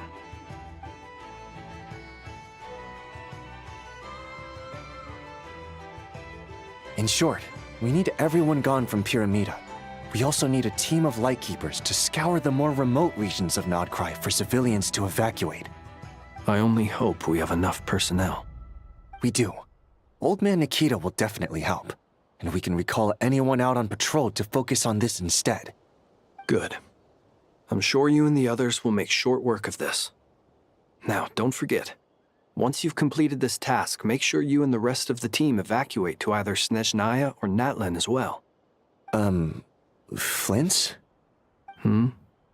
If you've got something to say, Master Ilua, why not guess what I'm thinking right now? You mentioned that you have something else to deal with later. How difficult is it going to be? I doubt it will be easy. I know you're a Lightkeeper, and it's your duty to protect others in times of crisis. But I have a feeling that you'll be walking into grave danger. However bad things have gotten in the past, Nod-Krai has never faced a mass evacuation before. But from the sounds of it, you don't intend to come with us.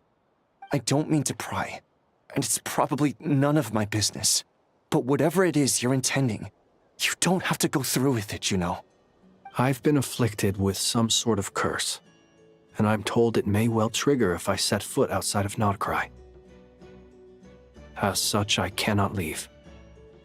I have to act, if for no other reason than to fight this curse. What? No. Why? Why would anyone want to curse you? There are plenty of people out there willing to trample over others in pursuit of their own goals.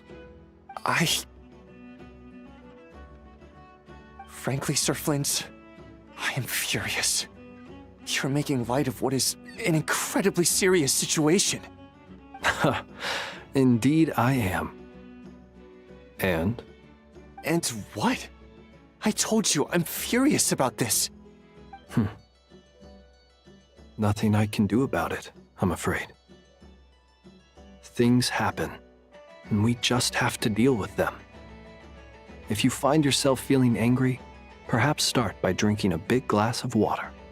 Hey, you mean you're completely unmoved by my anger? I'm devastated. Then allow me to express my sincerest regret. Come by the lighthouse sometime. We'll catch ourselves a few fish, have a little barbecue, play some cards, and bask in the sun. Maybe I need to spell this out. Lean in a little, Flint. Oh my, this doesn't bode well. Word is that you were caught up in a real horror show recently. People were amazed that you returned safe and sound. They've been debating whether you're even human. I've returned safe and sound from plenty of crises. When you say people, do you mean other people? Or do you just mean you? Fine. I'll be frank. You're not human, are you? Heavens. Now that's a horrifying thought. You know what? Forget it. We'll revisit this once it's all over. A sound plan. Albeit a little ominous sounding. Just promise me you'll come back in one piece, all right? For you, Master Ilua. How could I refuse? Also, please pass my regards on to our colleagues. Tell them, thank you all for your assistance. Please put safety first as you proceed with the operation. Back to Columbina.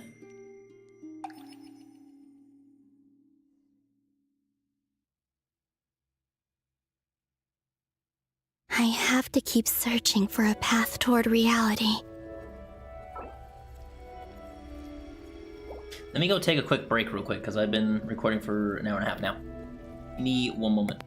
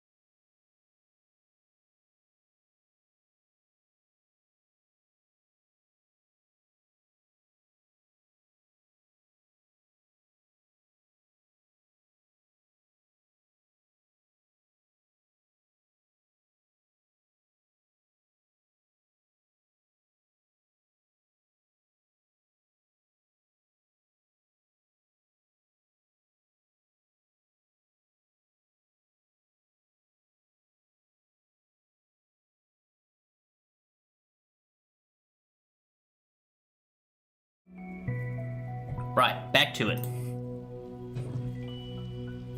Let's see, what other memory are we gonna go back to?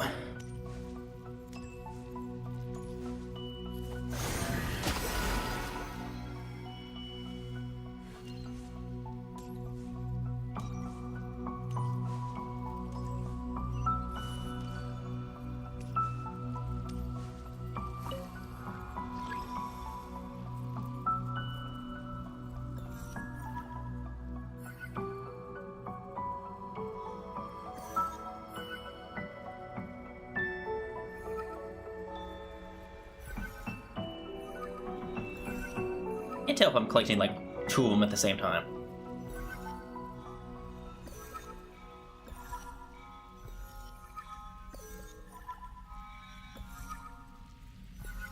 This should do it. The last 2 times I tried to influence reality in this space, it consumed a lot of Kuvaki. I'll try and be more careful this time. I need to leave key clues behind using less power. This I looks hope like the everyone tavern. still remembers what I said on Moon Prayer Night.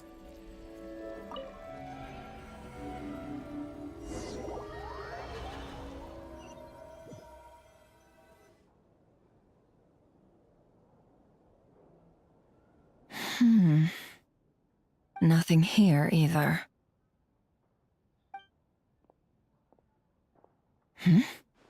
Flints? Ah, Miss Nefer. What are you doing here? Unless... I just spoke with Itlua about arrangements for the search and came for a walk nearby. Okay, so this is actually the present time. All right. As for you, why would... Huh. It appears we think along similar lines. And neither of us likes to accept things at face value. As well as figuring out how to gather intel on the Traveler, I wanted to confirm some of my own suspicions. Also, we'll need to bring a lot of force to bear against Dottore, even if we're only looking to rescue the Traveler. We can't leave anything to chance. We have to call in all playable characters at once. All the Archons, all our friends from Mondstadt, Liyue, Sumeru, Fontaine, Inazuma. Everybody. You don't think Columbina perished either, do you? She's not dead. Who thinks she's dead? I'm merely considering the possibility that she survived, just as you are. How much can we really know about a deity like her anyway? Do you remember what she said on Moon Prayer Night? About using moonlight to send messages to us? Of course. I think that's why we're both here. Where have you checked so far? I've been focusing on the outdoors. Anywhere the moonlight shines. I checked most of Nasha Town, but didn't find anything. I checked the Curatorium of Secrets, and a few rooms where I thought I might find some leads. But no luck here either. The only places I haven't looked yet are the rooms in the flagship. But process of elimination isn't the only thing that brought me here. Oh, really? What's your other reason? After all that build-up, our mystery ally never showed up even once!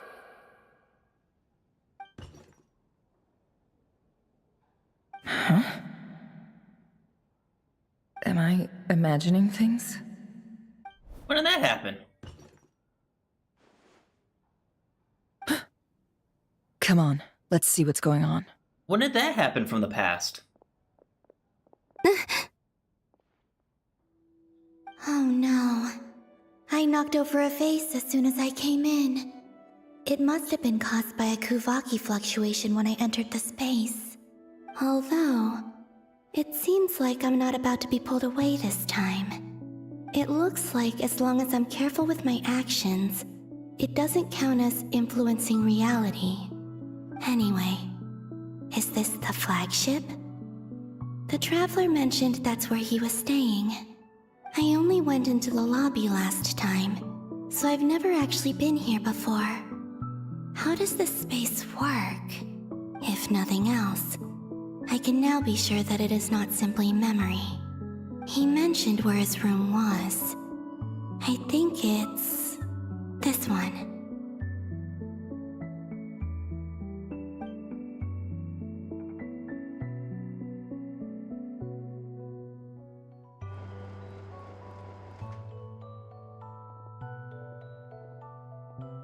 The door is closed. But if this is anything like when I disappeared, then maybe...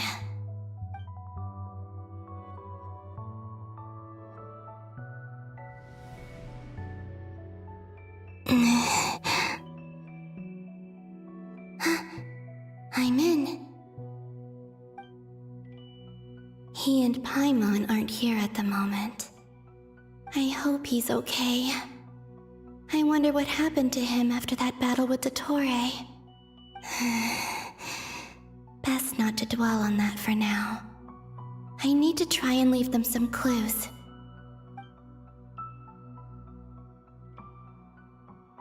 Please, Traveler. I really hope you find this.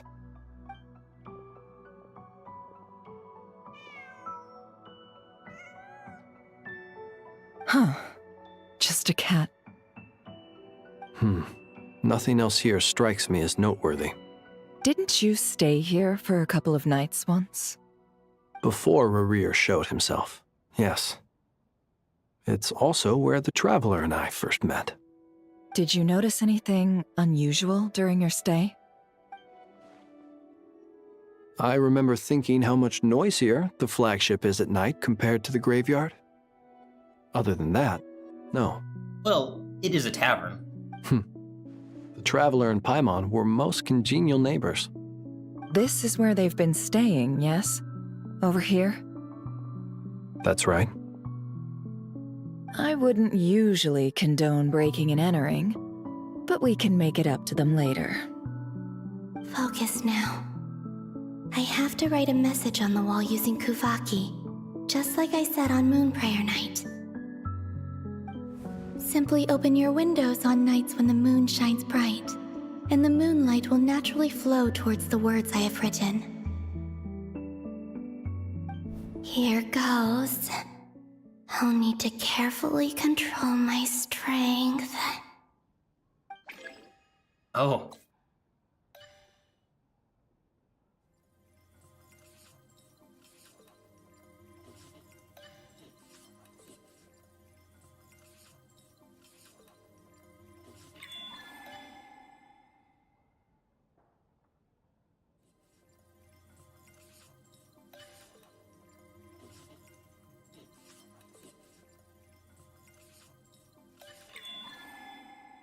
Okay, you got 2 words down. Let's get the 3rd one.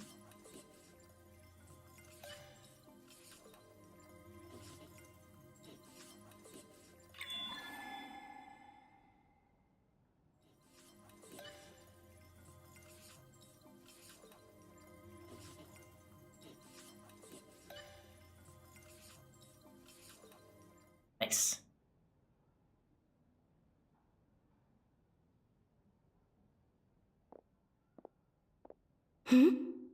There's a noise outside the door. Is he back?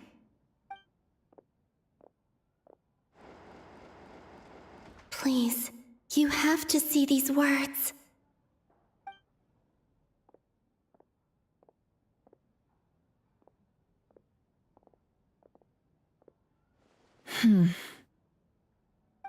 Well, do you sense anything?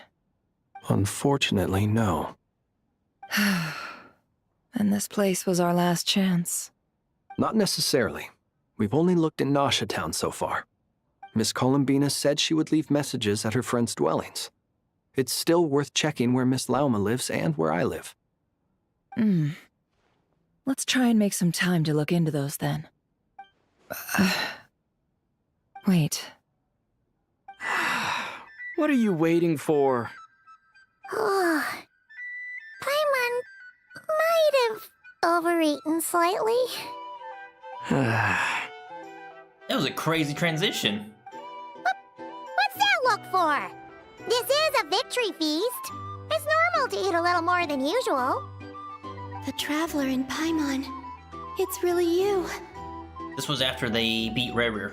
But why are they talking about a victory feast? Huh. You worried Paimon sick while you were out there fighting Rerir. So this is your chance to make it up to her, alright? Wait. So this is the night after the battle against Rerir. How did I end up here? That's quite a long time ago now. Wait. Time. That's it. Every time I've entered reality within this space, it's been at an earlier point in time. Every one of those points has been before I fell into the moon's reflection. I just realized, like, this entire quest for Columbina is literally just interstellar. And everything I've done to affect reality really did happen in the past. I was your ghost, Traveler. That's amazing. It was me, Traveler. I was the ghost in your room. Does this mean that within the moon's reflection, time flows backwards? Starting from the moment I fell in? Not long till Moon Prayer Night now. It's gonna be even livelier than tonight. Although, it's gonna be sad saying goodbye to the damselette. She seems like a really nice person. Paimon. No, I can't. Even if I make contact, they probably won't understand what's going on. And in any case, I'll likely get pulled away again if I do. Instead, I have to find a way to get them to notice what I've written using the moonlight. Wait, even I hadn't thought of doing that before Moon Prayer Night. They'd never conceive of that possibility. Is there truly no other way? Don't lose heart. We'll find a way somehow. Huh? Oh, you say that, but the Frost Moon is beyond the fall sky. If we wanted to go visit her, how would we make it through to the other side? We might not have all the answers now, but I'm sure we'll find a way one day. Huh. Guess someone's gotta be the optimist. The present. The future. That's right. There are still things I can do. What's your plan? Flint's, when you were staying next door, did you ever open the window? No. The rooms here are dark and damp, and there's such a buildup of dust on the windows that the moonlight can't even get in. I didn't think it was worth the trouble. The moonlight. I think I see where you're going. One moment. I'll see if the owner is available. Don't bother. Time is of the essence.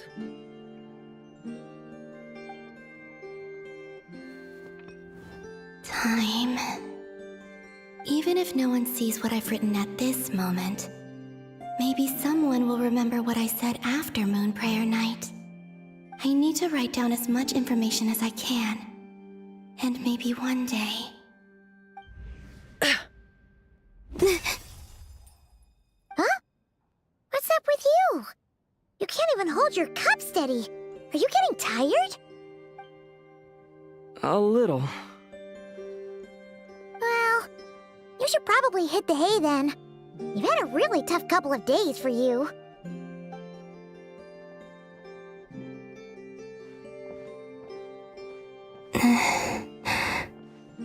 You truly have. You helped defeat Rerir, helped me reclaim my name, and you helped the others organize Moon Prayer Night.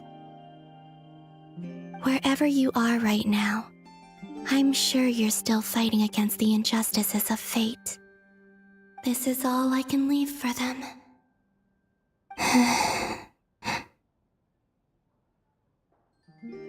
How I wish I could stay here. But it's time for me to go. I hope to see you again in the next time. And if the opportunity presents itself. I will surely return to your side. Huh. Columbina. She's alive. Not only that, but she's left us an entire wall's worth of clues. She even wrote down what would happen on Moon Prayer Night. It's just a shame we found it too late. I am here. Time in this place flows backwards. I am constantly moving forward. It sounds like she's found a way to influence the past using Kuvaki. But her future is our past. So, these words have been here ever since we defeated the Reikir of Solnari. We just never discovered them. Which came first, the chicken or the egg? Do you ever mull over questions like that? Only when I'm in a good mood and at leisure. Well, I never do. Everything that has happened already belongs to the realm of fact. Then what came first, the chicken or the egg? As a business person, and especially an intel broker, what I do is extrapolate from those facts to try and read the future. An admirable philosophy. It's a means of survival. Let's go. We have a wall's worth of clues to share with the others.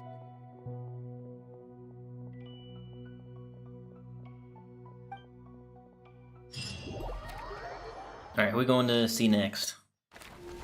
Androni and Albedo? Okay.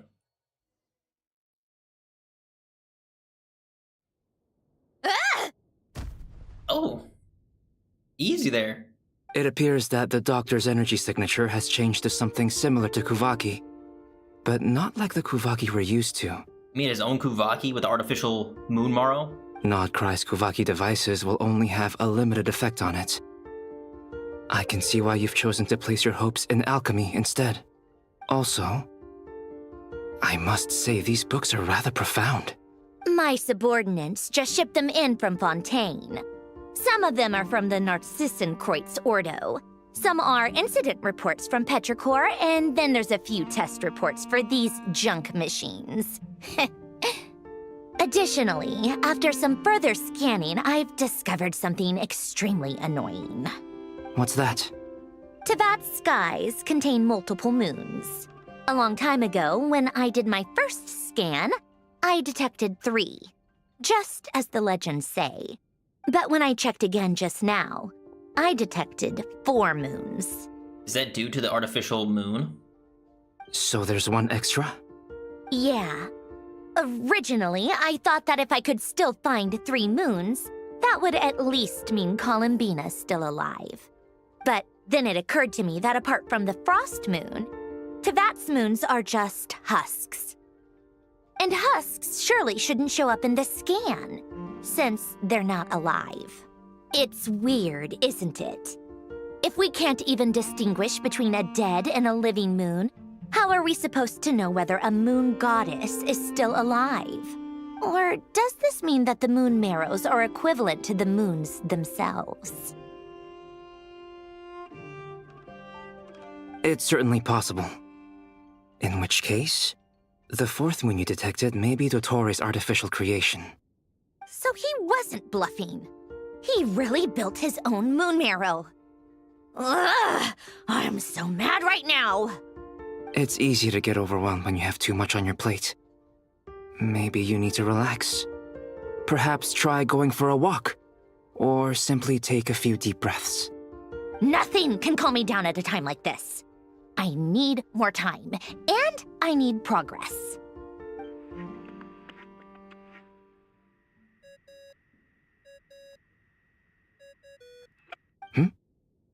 It's Mr. Flynn's. I really hate that ringing tone. Ugh. First the 4 orthants of the Narcissenkreuz, then moon marrows. Now what? Oh, sorry if we're disturbing you. Might I ask what's troubling you? What do you want? We're busy. Are you still at the Curatorium of Secrets? Yeah. Look, everyone else is still out, so there's no hurry. Plus, I'm busy, so I would appreciate if you gave me some space. Even though we have crucial intel to share? Fine, I'm listening. Do you intend to share it via the Dodo communication device? Ordinarily, I would, but this is a unique situation. I think it's best that we discuss it in person. See you at the Curatorium.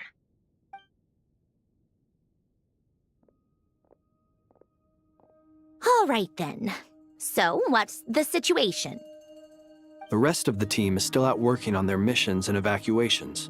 but we've decided to fill you in on the most crucial information first. Sandrone, you were right. Columbina is most likely still alive.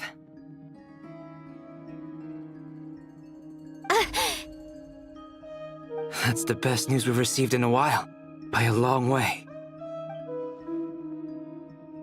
Just need to figure out how to get her out of the shadow of the moon. Random locations. Appearing in reverse order? Are you serious? So not dying isn't enough for the moon goddess, huh? She has to show off too. Anyway, does this mean we can deduce her condition from the moon marrows? Miss Androne, there's nothing wrong with simply admitting that you're happy to hear the good news. I'm not. And she's the least of our problems. We're facing a huge crisis. If she can't control the flow of time in there, she's just gonna keep moving backwards. Different points in time won't intersect, and she'll never find a way out. Let's say life begins with a drop of water. When did time begin? The moment this planet came into being? No, that's not right. Her final destination would be the moment at which the space she is in was created. But it doesn't seem like we can influence that space from the outside world. So how can we help her? Also, if she's alive, Rerir and Thalindus might be too. But as far as we know, neither of them have come back out. That space may not have an exit at all. I'm afraid I must concur with Miss Nefer in this. Can't exactly argue with that. Let's leave it there for now. I've taken notes on everything you said. Will it help with your research? I doubt it's gonna help with breaking Dottoro's energy fields. But who knows when it might come in handy. Better to have it all written down than try to remember everything when I need it. All right, I need to get back to my research. Mr. Albedo has made a lot of suggestions that will require my undivided attention. Sure, I'll stay here. I have things to work on.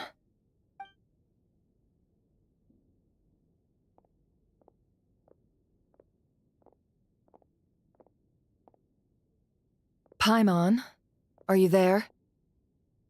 Oh, right. She went with Varka to Natlan, didn't she? Good thing we've moved her and the Traveler's luggage in here. Is this all my stuff? Don't be snooping through it. Speaking of the Traveler, where could they be? There's a note from Paimon. Paimon here. Not in at the moment, but if anyone needs to borrow her stuff or the Travelers, go ahead and help yourself. Paimon won't be mad. I will. That's my stuff. Don't touch it. Also, Traveler, if you get back before Paimon, make sure to get some rest. Paimon misses you a lot, but put your health first, all right? How sweet. Well, since you offered, Paimon, don't mind if I do. This is the Traveler and Paimon's luggage. All the items they use day to day are here. It's well organized. I wonder which of them is responsible for that. What do we have here?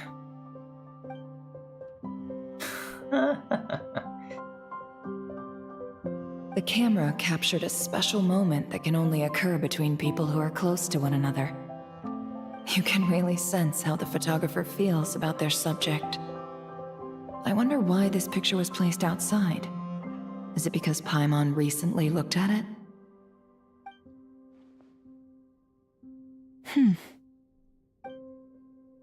There's also a thick adventure book in here, a record of Wolf's achievements and memories in Teyvat. This must belong to the Traveler. Perfect. I'll use this. Hang in there. We'll find you.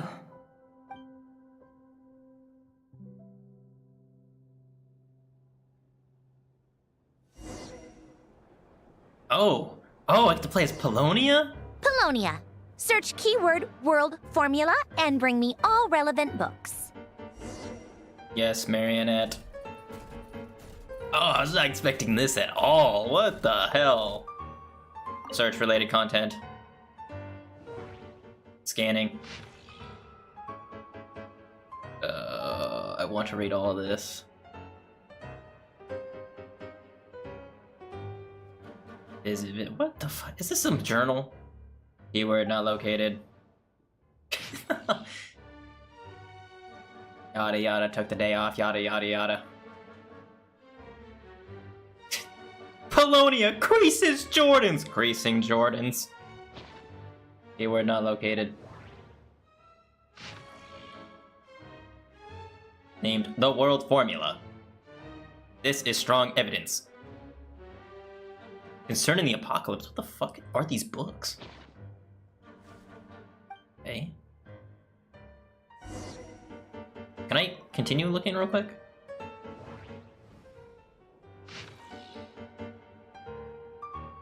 Or to Copielus' work. Ooh. This is from Fontaine for sure.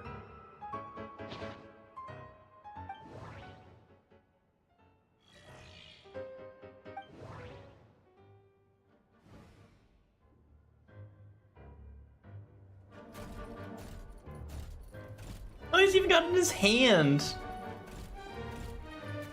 There you go. Let's see. This one is on Tonki's sermon dictation concerning the apocalypse. I believe that the correct term for this is Fortuna. This was an ancient Romorian technology, a wisdom unparalleled. I never imagined that Romorian ideas would be so similar to the diagram I have named, the World Formula. This is strong evidence that human civilization should gradually shed possibilities as it continues to explore and evolve. The end of humankind may well be upon us right now. The sparks of civilization shall run out, unless we consider introducing variables from outside the system. Variables. Surely that can only mean one thing. Descenders? Dottore likely captured the Traveler because of his descender status. But the Three Moons' authority comes from the world itself. Why would Dottore need anything beyond that? Where does this variable factor in? The world formula calculates the fate of an entire world. Introducing a variable would therefore give us...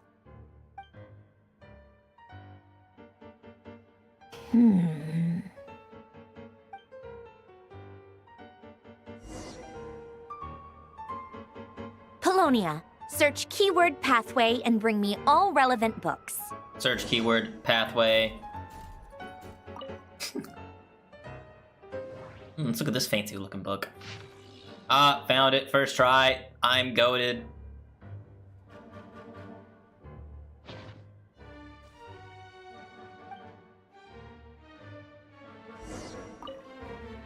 I knew she should not have picked up the one that looked like the most important one. Jacob Ingold.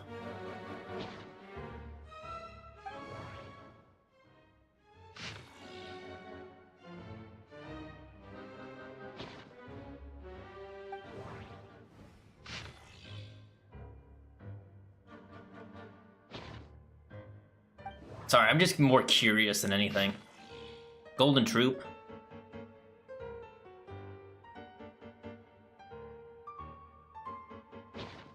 Alright, I think we're done here. There you go. Otonki Sermon Dictation. Explications on the Chemical Marriage. These titles are pretty esoteric. Observe and compute the pathway displayed in the guidance diagram. Deconstructing and reversing its effects could generate potential ideas. So, it's one of Renee's draft lectures. Deconstructing the pathway.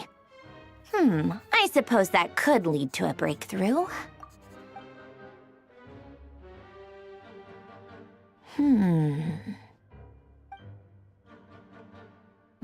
This is so long. This guy sure loves showing off his knowledge.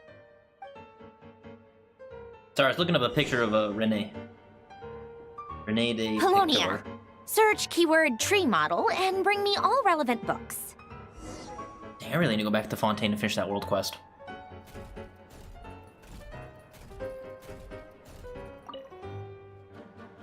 I wonder if it's that big old book or the one to the right. Illustrating his later years.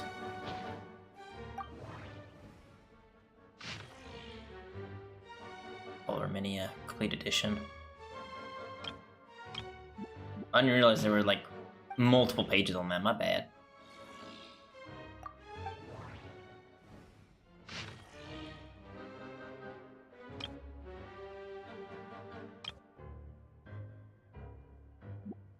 A lot of lore. I don't know if it pertains to anything like real serious though. Other than, you know, stuff with the... Not the research institute, the other one that starts with the N, I can't pronounce because I'm stupid. Basic tree model.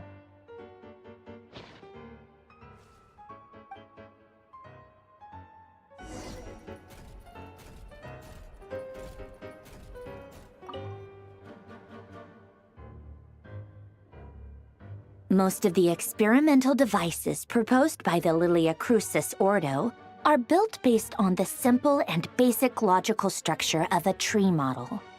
Lilia Crucis. Guess they were trying to cover up the name of the Nod-Krai Ordo? When Duke St. Germanus departed, he said, "It seems that there's no going back." Alas, he is only a genius when it comes to machines. In all other things, he is but ordinary. Excuse me?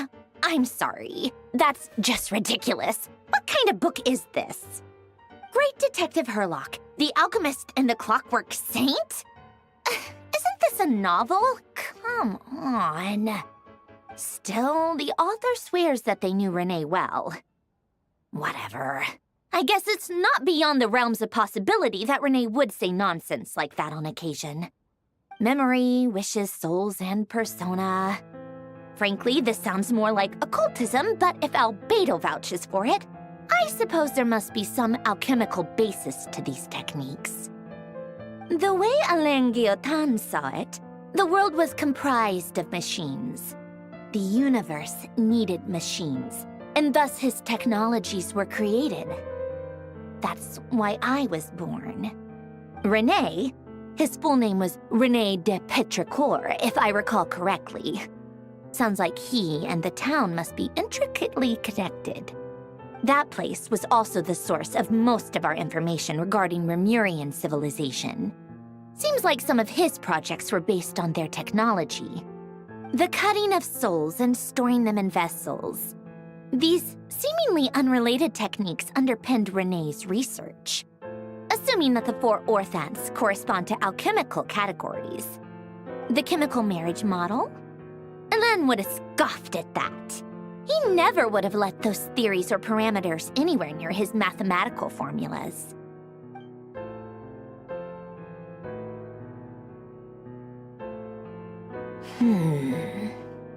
What was Alain's view on Renee? I know he mentioned the name, albeit very rarely. Now I remember. Alain's old notes are here too. They mentioned Renee once. Renee seemed most out of sorts when he spoke to me.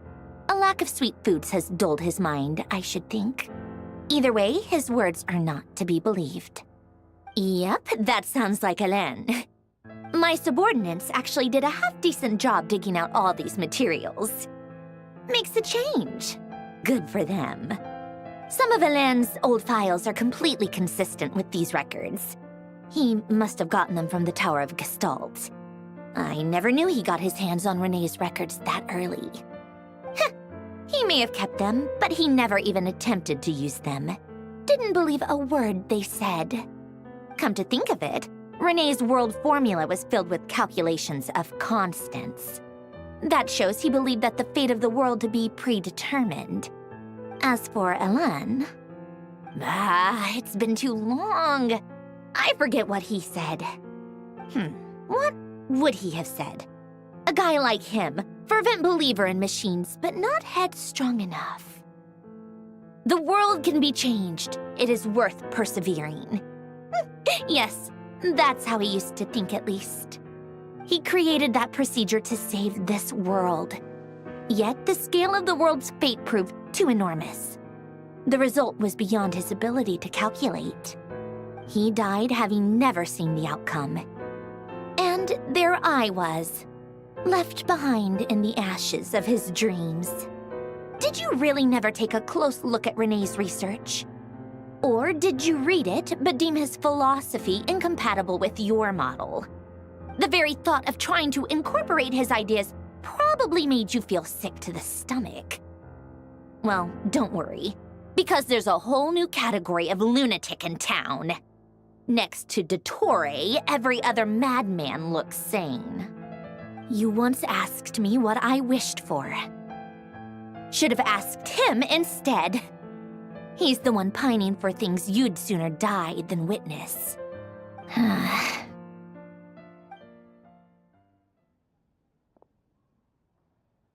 Even the tiniest variable can make big waves in the present.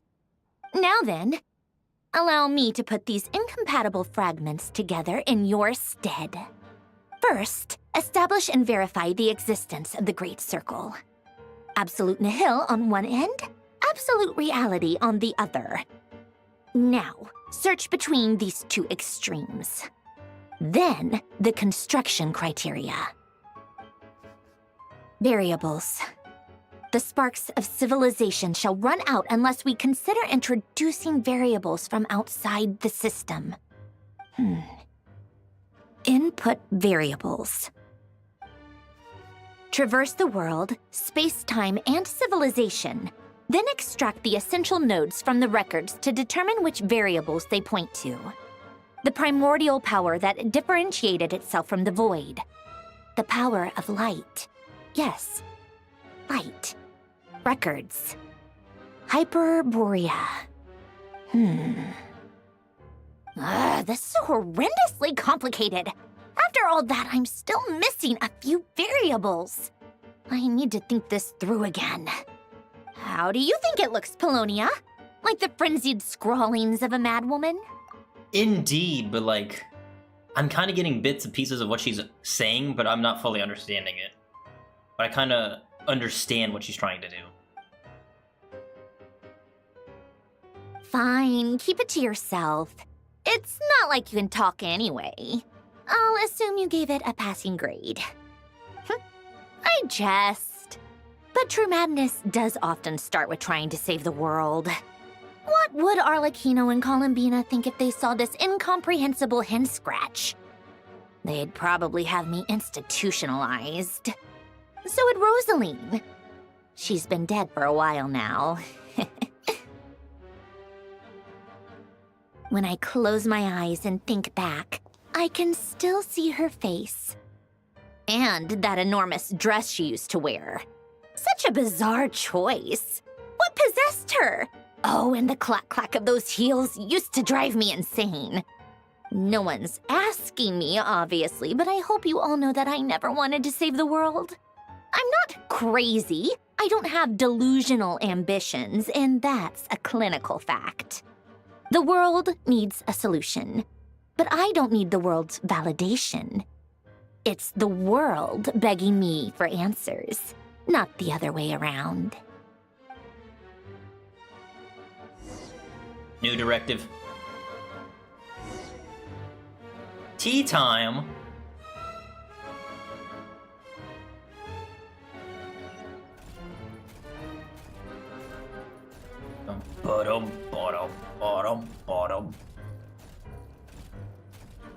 I can definitely see if they make Marionette a playable character. Having more sections with Polonia.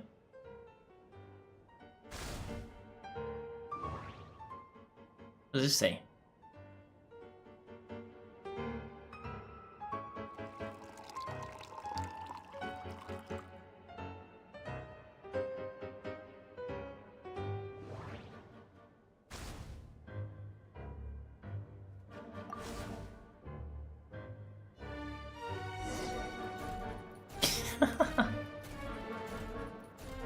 Polonia's keeping it steady for the drink not to, you know, be sloshing around.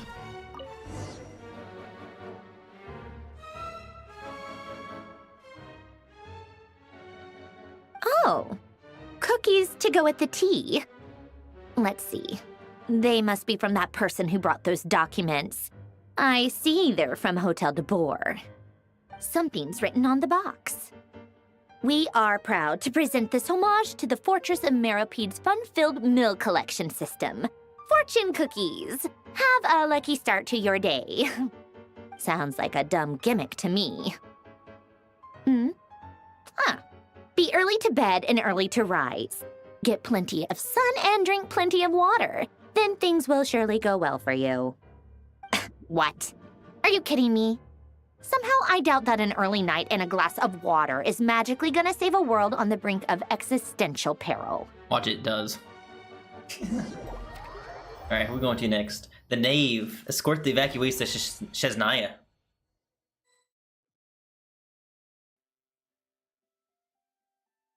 Lady Arlecchino, word has reached us that Lady Marionette's troops are all in position. They are ready to act as soon as the order is given. Excellent. The only thing is, they are fewer in number than we expected. It looks like many of them must have lost their lives at the hand of the monsters released by the Doctor. Can't be helped. Allow them to join our ranks, and keep in contact. As you wish.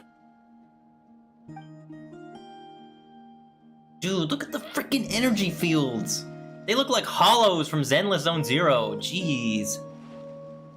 Oh, I can't even look at the map right now. Damn it. I want to see where we're at.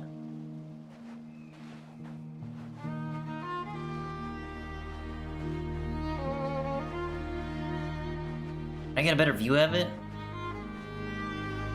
Wait, child? Targalia's here.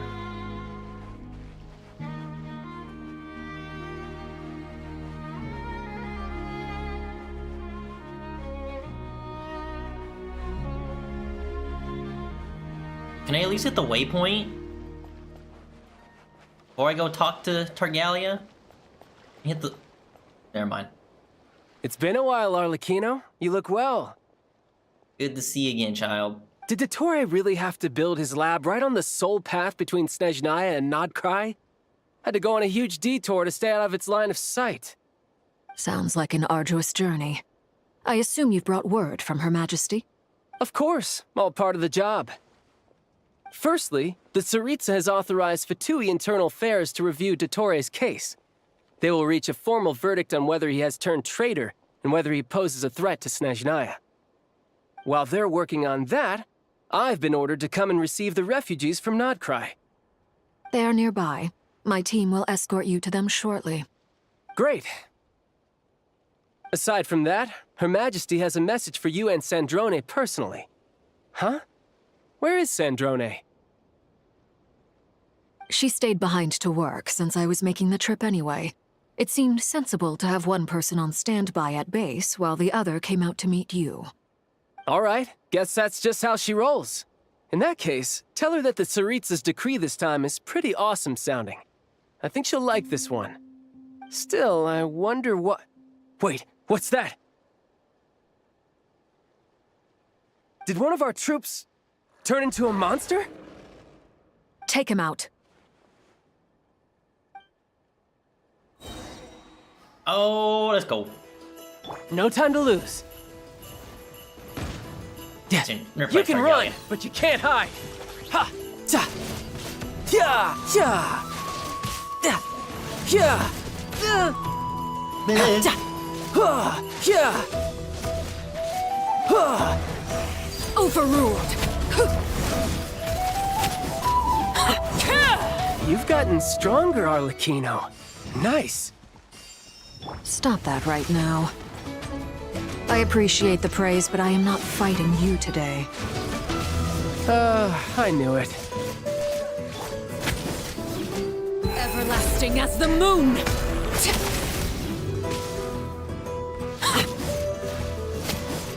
Yeah. Laid bare. Anyone else? Riptide. Yeah. Yeah. I can't believe it. He was a living, breathing human one moment, and the next. Another fine piece of work by our dear colleague, I'm afraid. What in the world has been going on in Nod-Krai? A whole bunch of crazy ass shit, man. A lot. But long story short, Dottore stole 2 moon marrows that should have belonged to Columbina, then built a 3rd moon marrow of his own to concentrate the Trilunar Authority in his hands. What? What do you mean he built a moon marrow? People build roads and houses, not moon marrows. What's his next DIY project? He's gonna build a god? I mean, he already did that in Sumeru. Remember? You could stand to be less surprised. We are harbingers. The work we are engaged in makes the creation of gods seem mundane by comparison. I tell everyone who asks that you once crossed swords with Rex Lapis while serving as a key supporter for Rosaline's plan. But right now, you're acting like a common adventurer. Thanks for speaking up for me. Those 2 really took me for a ride back then. Then again, surely no common adventurer would manage to get tangled up with them the way I did. That's gotta count in my favor, right? It almost sounds like you wish to repeat the experience. I might have to lower my opinion of you. No. I'll stop talking. Please, go on. Dottore is currently still experimenting with his newfound power in ways that continue to corrode the outside world. As for the human mutation, I believe this is simply a consequence of his experiments, and not a strategic move. That radiant beast was once a subordinate of Sandrone's. I suspect he was only allowed to live so that he could become an experimental subject. Also, those of us who fought Dottore have been afflicted with a curse. As such, I cannot leave Nod-Krai. This is so much worse than I thought. No wonder Her Majesty's decree is so extreme. While these exceptional circumstances persist, the Harbingers are hereby authorized to use unilateral executive powers. Should Dottore pose a threat, Arlecchino and Sandrone are permitted to eliminate him. Ooh, I like that decree. My thanks to Her Majesty. I will pass these good tidings on to Sandrone. Her Majesty has also declared that she will refrain from launching an attack on the now evacuated Nod-Krai due to the presence of unretrieved research material. A wise decision. By the way, how's my old partner doing? I'm assuming they're with you? Partner? You mean the Traveler? I'm afraid I have bad news. He was captured after our failed assault on Dottore's lab. His whereabouts are currently unknown. I'm MIA. What? Why? Since when does Dottore have a bone to pick with him? Since Sumeru? That is indeed the question. I'm not sure he does. He must have some other goal in mind. This won't do. I have to rescue him. You can't. We have no idea where the Traveler is. What am I supposed to do then? Stand here twiddling my thumbs? Sandrone is working on it. The best thing you can do right now is complete your mission. Fine. I guess I'll leave this to you then. One last thing. Tell the Rooster to get the message out to the gods and citizens of every nation in Teyvat. Beware. An uncontrollable pollution is spreading forth from Nod-Krai. The source of that pollution is a madman drunk on the success of his experiments. The Fatui and our allies will endeavor to contain the threat. However, if Nod-Krai falls, things are likely to escalate. Considering Dottore is one of our own, all Fatui stationed in Nod-Krai consider it our duty to stay and fight him to the bitter end. Whatever the cost. Hey, don't be too pessimistic. If it comes to it, I'm sure Her Majesty won't stand by and do nothing. I hope you're right.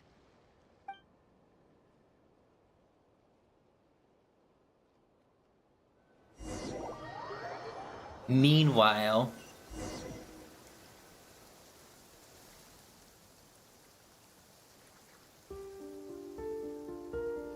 You're right on time. Thanks. Hey, do you think I'll get that gliding exam exemption? I made sure I was on my best behavior in Mondstadt. I landed well outside the city and walked in through the gates. I'll help you apply, don't worry. For now, let's see what we have here. What are the doctor's energy fields even made from? The usual attract and repel principles that govern Kuvaki don't seem to apply to them. They are very mysterious, but ultimately, they appear to be comprised of energies from the three realms. Thanks to research by Master in the Hexen Circle, we know that Tevat's 7 elements are derived from the more primordial power of the Light Realm, which is antagonistic with the power of the Void Realm. Since you have the power of the Dragon Durin within you, I'm sure you can already tell that this energy field contains no abyssal energy. That's true. It's not abyssal energy, it's something pure, wild, and untamed. I've been thinking about something. Do you still remember the device that Dory supplied from the Academia when you and Miss Columbina fought Rarier? That was one of the most marvelous feats of ingenuity I've ever seen.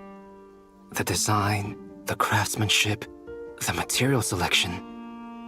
I couldn't fault any of it. Not to mention the operating principles. Surely the most ingenious feature of all. Dory didn't go into detail on how it functions, but I have a working theory. The clue was that Miss Columbina was somehow able to use the pyro energy that you provided, despite the fact that, as a moon goddess, she should only be able to use Light Realm energy in principle. Now, all elemental energy is, of course, derived from Light Realm energy to begin with. Hence, I suspect that the device works by restoring elemental energy to its original state. This presumes a theoretical model of the 7 elements akin to that of light refracted through a prism. Perhaps it is no mere analogy. Maybe there is indeed a prism in this model. I almost wonder if the idea for the device was conceived based on direct observations of said prism. It would explain how such an ironclad design concept was achieved. It is at once a masterwork of engineering and a groundbreaking application of the Academia's latest elemental theories.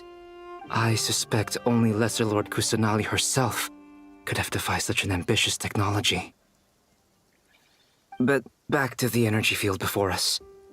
If this is pure Light Realm energy, its relation to elemental energy is one of integration versus division. Or you could say that the former contains the latter. Could this mean that elemental energy can dilute the power of the Light Realm? Should we give it a try? We should.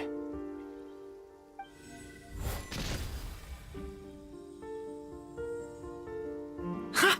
It works! Clear signs of disruption were detected at the periphery of the energy field. This indicates that elemental energy can disturb or even negate the field. Now you try. All right, here goes.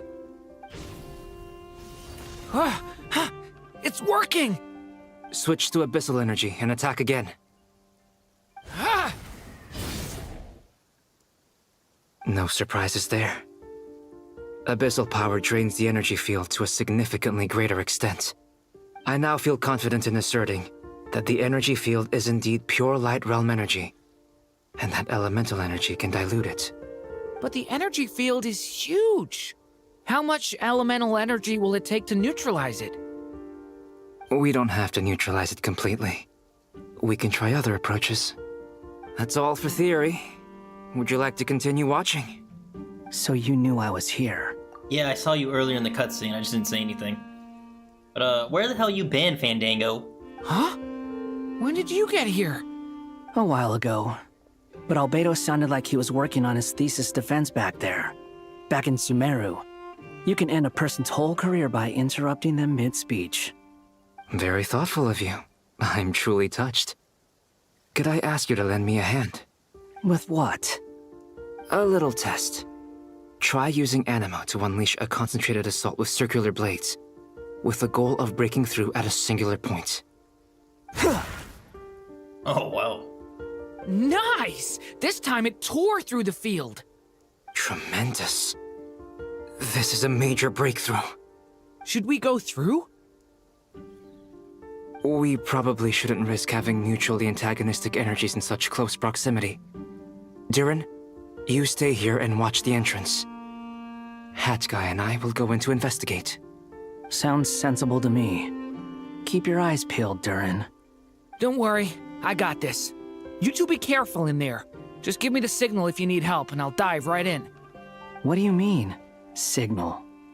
It's based on a new alchemical concoction I developed last month. When 2 bottles of it are smashed on the ground together, they emit a blinding burst of light. If it comes to that, remember to shield your eyes with your hat. Glad I asked. Thanks for the heads up. Alright then, I guess we're going in. Hey, look at this thing. Like I thought. Beyond a certain distance, we can't see the opening where we came in. Oh, what the hell? Maybe that's to prevent people from escaping. Sounds like Dottore's style to me. Bro, look at the map, too.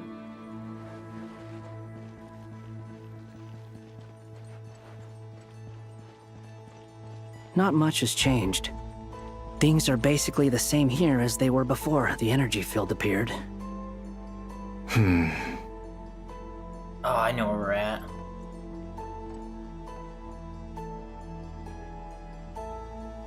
They have no heartbeats and they're not breathing. We can only assume they're dead. But there are no visible wounds. Also, there's an animal squatting next to each body. It's watching us. That's not an animal's gaze. What are you trying to tell us? Doesn't seem eager to talk. I guess maybe it's just an animal after all. Let's keep looking around.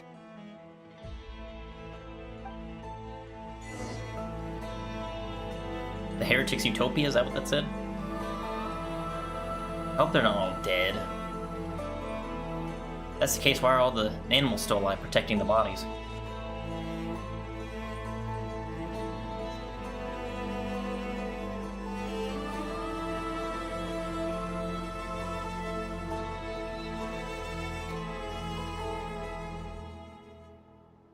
Same situation everywhere. Not a living soul in sight. Just countless bodies with animals standing watch over them. Well, I think we can safely rule out the possibility that they're all pets. Is skirting around the topic your way of showing consideration for other people's feelings? Just being cautious. I don't doubt that you can handle the truth.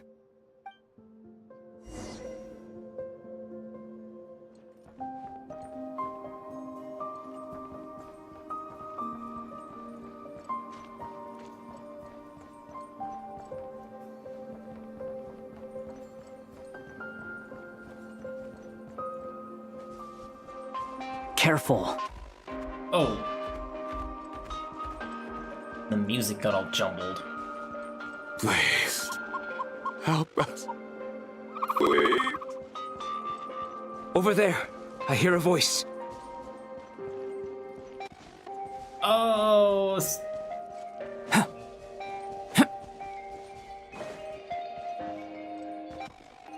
Oh. It's creepy. Please. Help us. Please. What happened here? I don't know. Suddenly, everyone collapsed. Then my line of sight got lower. I still have some of my senses left. I gotta get out of here.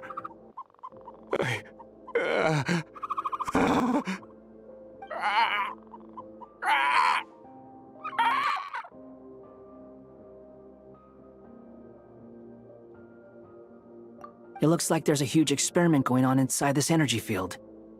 Maybe each energy field is its own giant experiment. Vile. He's swapping human minds with those of animals. Even without the other circumstances, this would be an extremely radical experiment. Those people may have lost their sense of selves, but they are not fully animals either. If they were, they would have left. But instead, their instincts are driving them to remain by their dead bodies. We should go. No sense in sticking around here longer than we need to. Agreed. We need to get out of here. Ugh.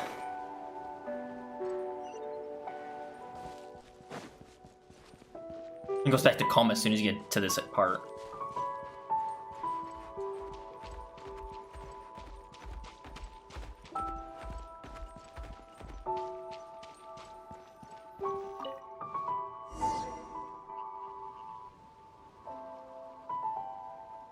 Ah, you're back! Everything okay? We saw some things that take a strong stomach. Otherwise, we're fine. We should share our findings with the others. Call it in.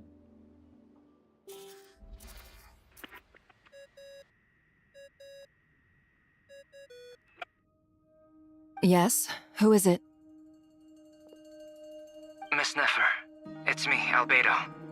We found a way to break through the energy fields. With enough control, it's possible to tear them open using elemental energy. Also, we managed to take a look inside. Dottore is carrying out his cruel experiments on an immense scale. Any residents who have failed to evacuate in time will likely meet a grisly end. Sounds like he's living down to our expectations. Might I ask how things are proceeding on your end? I'm just about to get started. I'll be in touch once I have a result. Understood. Stay safe. I will.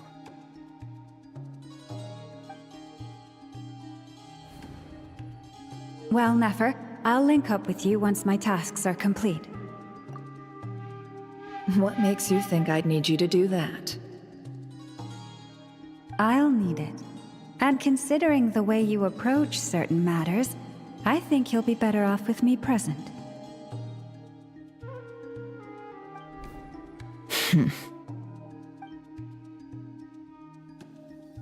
Let's begin. Entering simulation mode. A vast wasteland. Is this the Traveler's inner world? I was expecting something more vibrant, to be honest. Wait, someone's there. What are you looking at? In that case, I'll look at it with you. I want to know all about everything you've seen and experienced. Is there somewhere I should return to? Or should I stay here and be the hero everyone says I am? I don't dislike my current life. Roaming the land, fighting battles, accomplishing missions, earning a living, looking after Paimon. It's not so bad. I guess the only thing that's missing is that you're not here with me. This is the conscious layer, which contains a person's true feelings. It is filled with both longing and kindness. I suppose anyone who lives long enough ends up wishing for someone who can't be there. Maybe it's the only way we can feel truly alive. Time to delve a little deeper. Oh boy.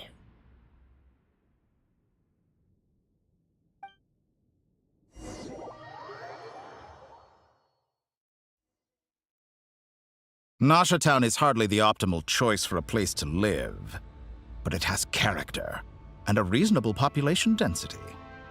What are you trying to say? Oh, don't be nervous.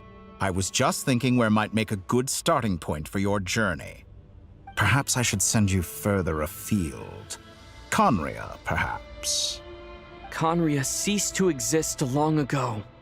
Once again, you fail to understand the possibilities that the Tri-Lune creates. Anything that has existed in the past, I can now recreate. You simply do not wish to see that happen. That might be because you miss your sibling and fear getting answers that you are not ready to learn. But this is not for me to judge. If we are to collaborate, we need to maintain an amicable relationship. In a moment, you will be able to... Oh no. Oh, what the hell? What are you...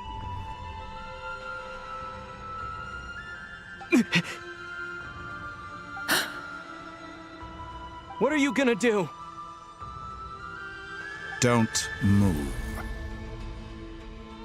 Something unwanted has crept into... Oh? Gone as quickly as it came. Dang, how did he do that?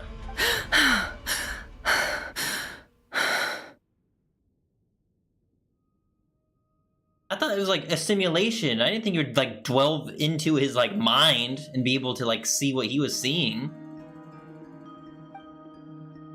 Did you save me? If I hadn't cut the connection, Dottore might have caught you from the other side and destroyed you. Thank you, Nicole. This was a good idea, but once is plenty. You were exceptionally brave. Excellent work. Thanks, but now's not the time for that.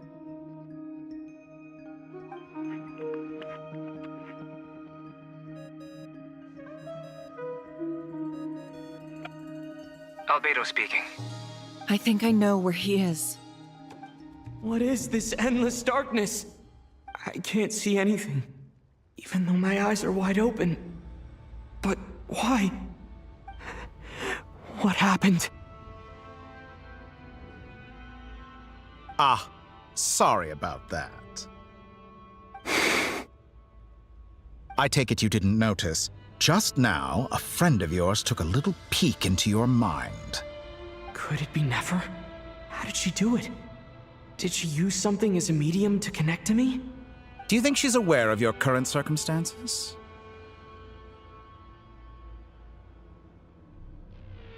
Oh dear. Have I stunned you into silence?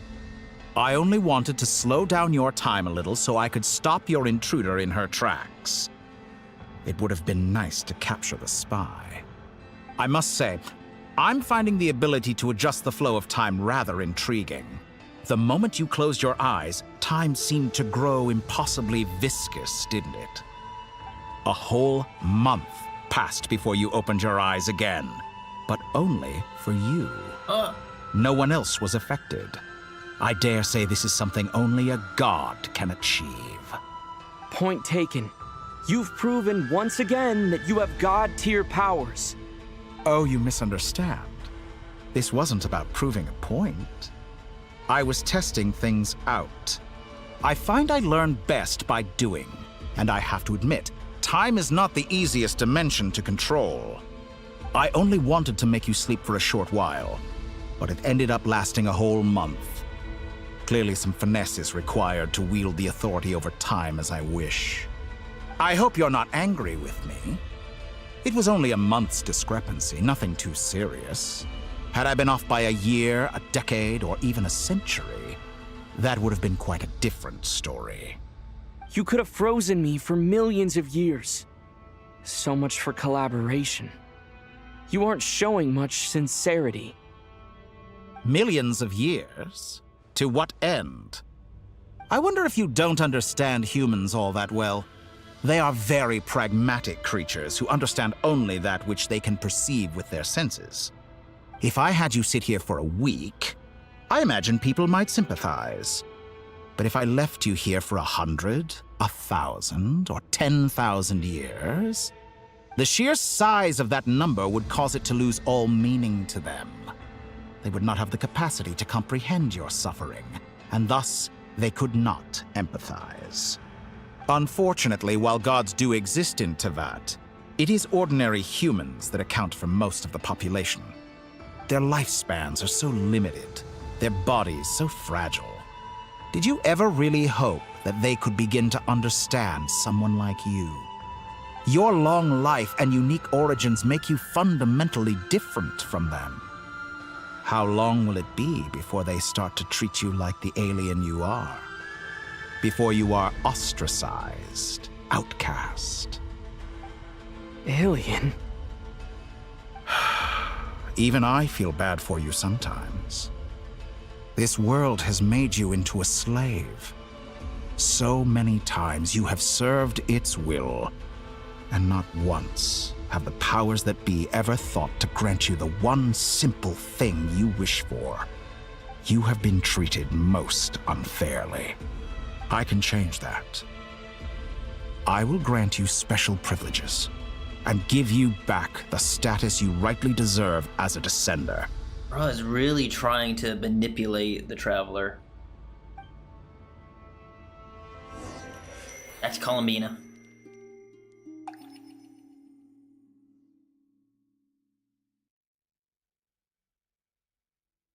I've entered the past 3 times at this point, but I still have so many questions.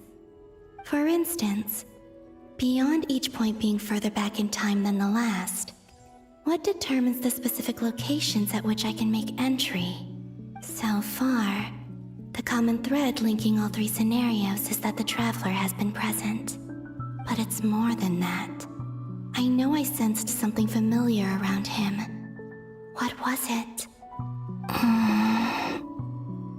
I'll keep this question in mind as I carry on. Where are we going this time?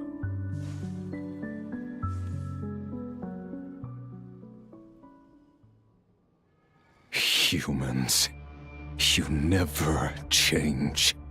Always trying to use powers you neither comprehend nor control.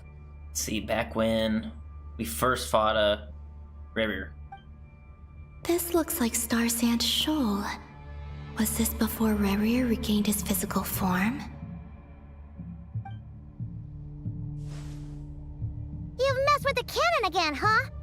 Sorry, but this round's not gonna go your way. The cannon. That's right. I was at Silver Moon Hall and I sensed an abnormal Kuvaki fluctuation coming from Nasha Town.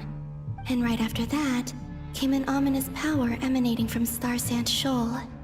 My body was once torn into countless pieces and hurled into the swirling chaos of time itself.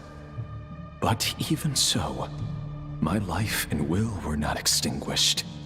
I wonder if I could try to prevent his resurrection. But how would I do it? What can I do, here and now? Traveler! Behind you! Look at that light! No, I won't make it in time.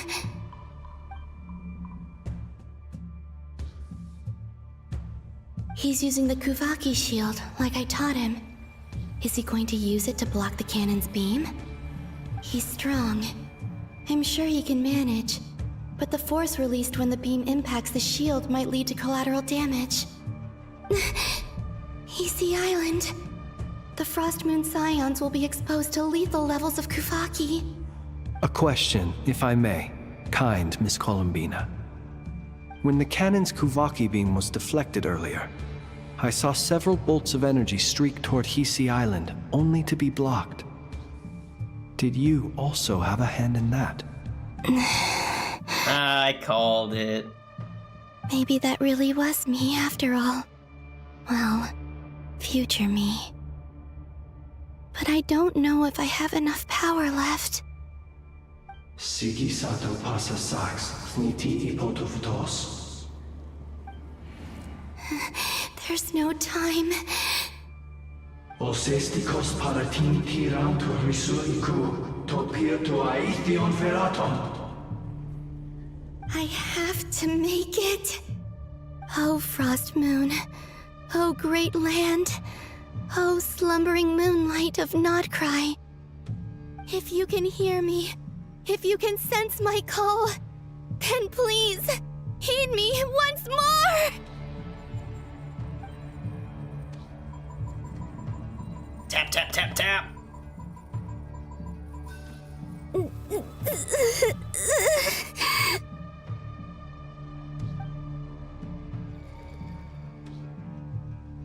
Did it work?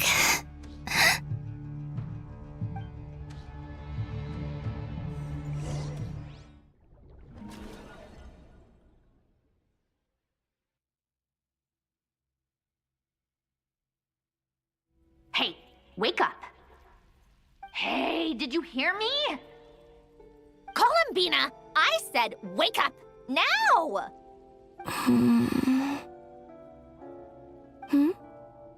Oh, good morning, Sandrone. I'm getting flashbanged from the freaking background. It's 3 in the afternoon, actually. And could you kindly not use my quarters as your personal nap room next time? Aw, but I feel so safe here. And your coffee, right? It's so bitter, but it smells lovely. It's like you were raised by wolves in a forest or something. What did you drink growing up? Grass tea? The Frost Moon Scions certainly led a more frugal existence than the Fatui. Then I'll bet you've never eaten one of these before. It smells delicious. That's because it's a Fontanian recipe. I had a little free time today, so I made a batch. Rosaline will be here shortly, but if you really can't wait, I guess you can go ahead and... Hey, at least let me finish before you start eating! Did the Frost Moon Scions not teach you basic table manners? Or did the rules not apply to you because you're the high and mighty moon goddess? These are so tasty. Of course they are. I made them. I was worried they might contain traces of machine oil. What?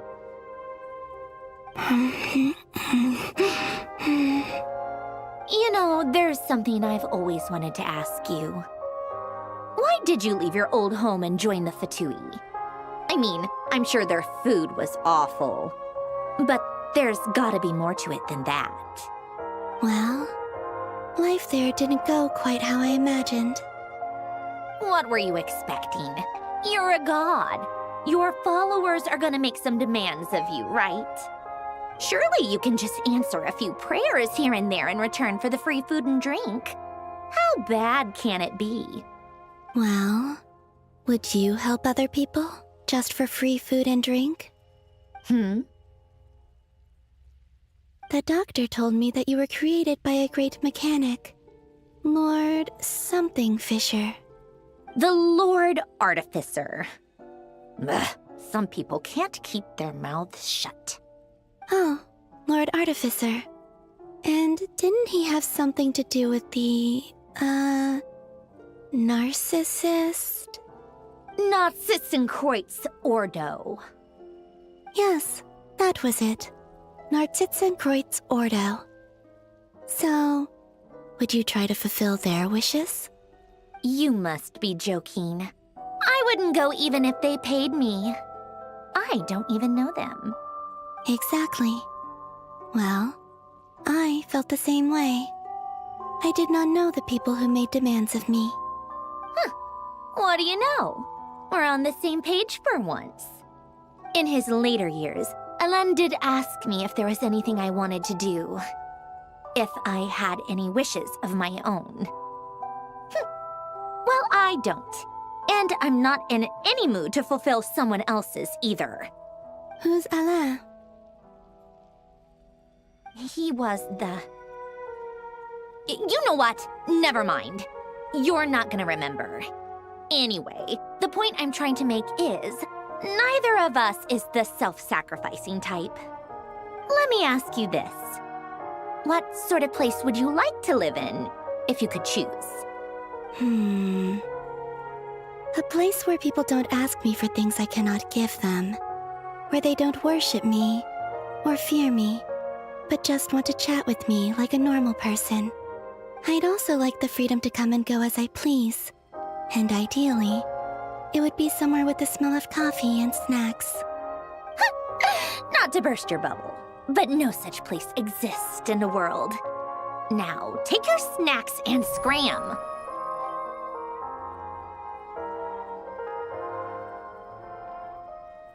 Oh, back here again. Did I pass out? Of course. I'm back here again. I dreamed of events from my past. Sandrone. Traveler. I miss you all so much. Back there. I guess I managed to harness all the Kuvaki energy on Hisi Island. But how did I do it? Time is flowing backwards here. And I can use that familiar power to enter the world of the past. That mystery ally everyone talked about. It was me all along. I can sense that there isn't much more power remaining up ahead. What lies at the end of all of this? Will time keep flowing into the past? And will I ever find my way back? Oh, keep going. I was expecting the change again.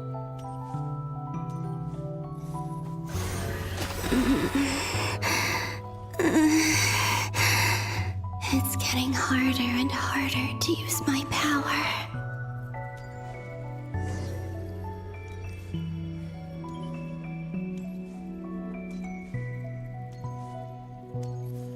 I'm no match for the Abyss in this state. I need to avoid the contaminated fragments. Ah.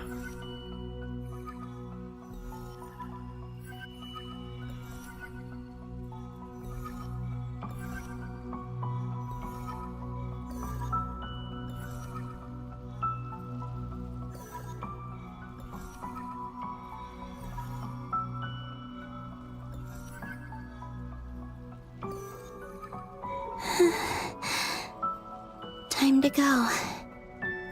I wonder where I'll find myself this time. This looks like Flynn's tower. Oh! She was the one who were picking out the books for us. That's right.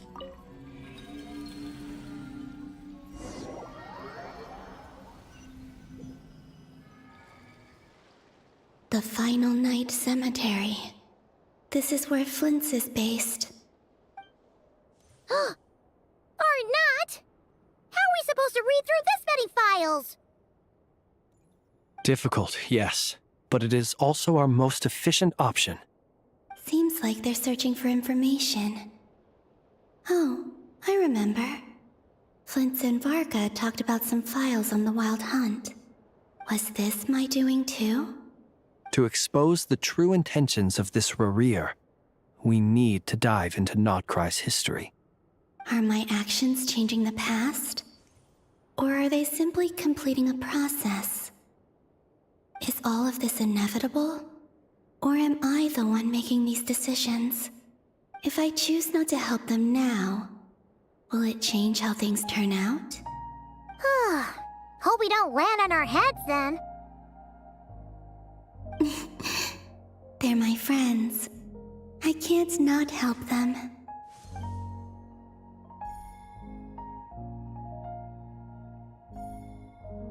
Ghost! And the other one was... here. Hey! Another file's moving! I was your ghost traveler. That's so funny to think about.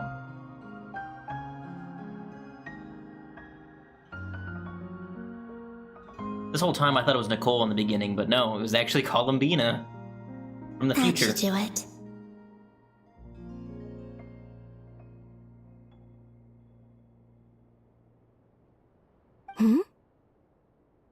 Luanatar? You can sense my presence? Could it be that Lunatar is Columbina from the future? Wait!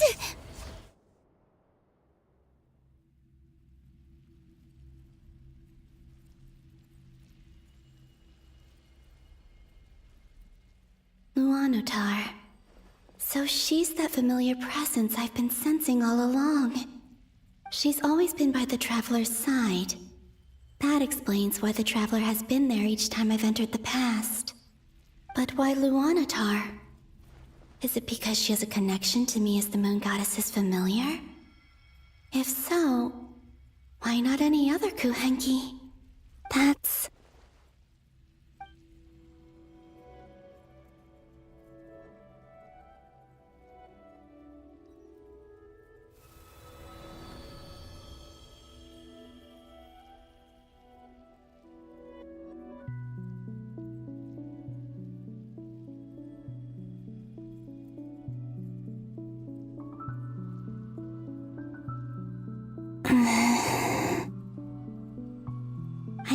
not sense any power up ahead.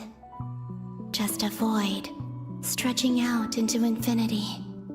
This is likely my final chance to enter the past. I'm pretty sure this is where we met Lunatar for that first time. It's now or never. I have to find a way back.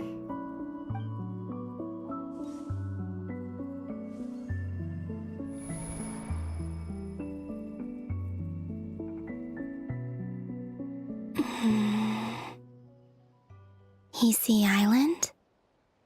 How far back in time is this? Where's Luanatar?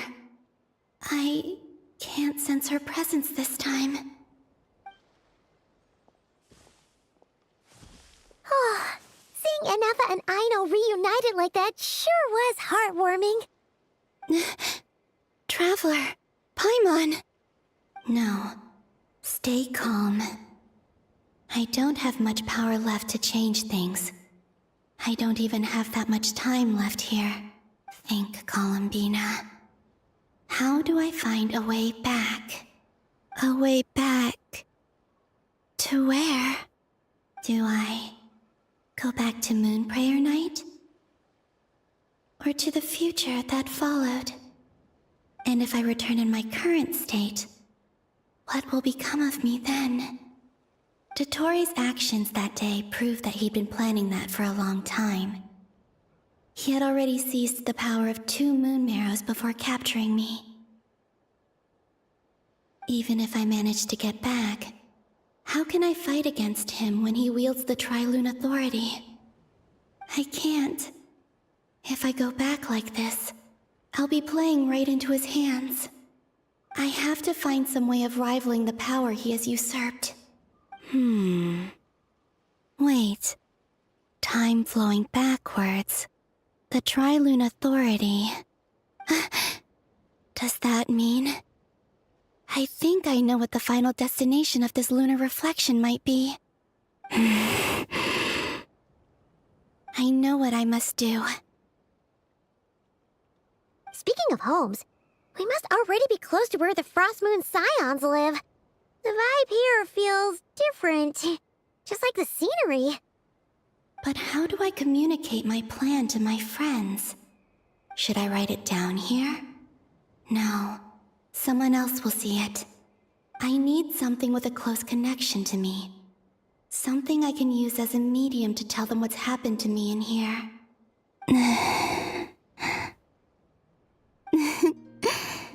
Now it makes sense.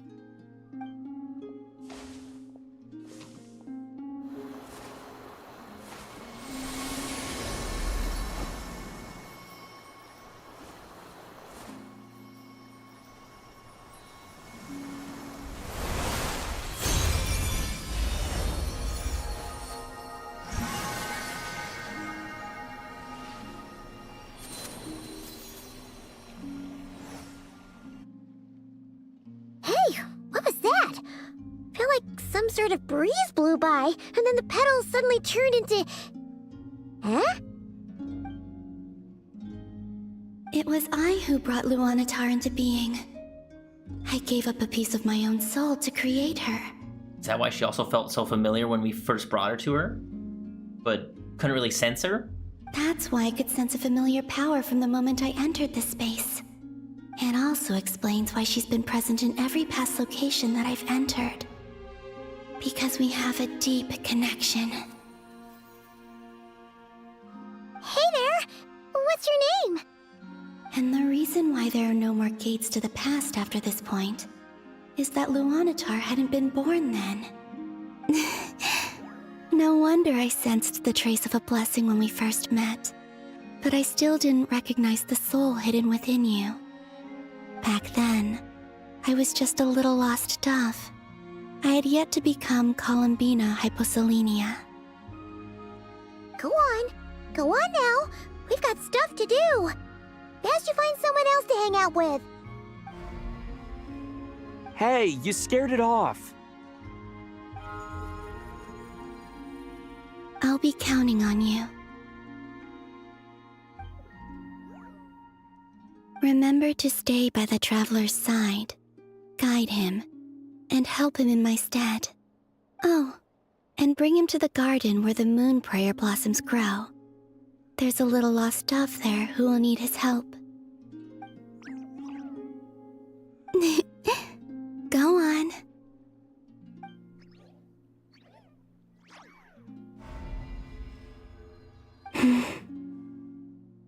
You too. Go and live your story. As for mine must go in a different direction.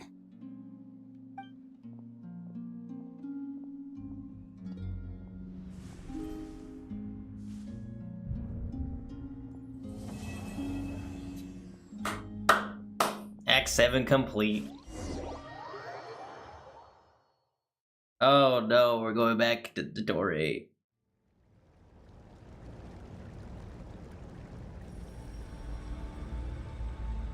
How would you like to experience the thrill of never being held accountable for your actions? You could crush people like ants without consequence, or tear off their heads or limbs as you please. Yeah, but I'd rather do that to you instead of, innocent people. Believe me, such a life is but one small step away. What point is he trying to make? Freedom? But the freedom to kill? To do evil and get away with it? Why would you offer me that? The creation of a world is the ultimate scientific experiment. I have taken my research to the highest level, where I shall be not just a god, but also a servant to many sacred spirits. I shall heed the truth and perform holy deeds. Holy deeds. A god's laboratory is the perfect playground. But it needs the right occupant to explore its full potential. Mortals are found everywhere one looks. Not so with Descenders. I'd prefer my first guest to be a distinguished individual such as yourself. And I know you could make the most of the opportunities it offers. So the condition for entering the new world is to take innocent lives. The same dilemma that Rerir once faced. Could I really bring myself to kill others for my own benefit? Rerir did. And look where it got him. Have you made up your mind? I can't do it. Your playground is no place for me. You're putting your hopes in the wrong person. But we both know I'm not quite the hero you say I am either. I have my own reasons for the journey I'm on. And they aren't all selfless. You've grown a lot since we last met. But there are still things you are unwilling to compromise on. This will only hinder you. Why don't I lower my requirements a little as a gesture of goodwill? I'll give you a little time to learn to be a less noble soul. That'll make things much easier for you. I really doubt I could live that sort of life. And yet you already sound less defiant than a moment ago. The benefits appeal to you because you can read the signs of the times. Why don't we return to my research facility? Your last visit was so rushed. There is much that I have yet to show you.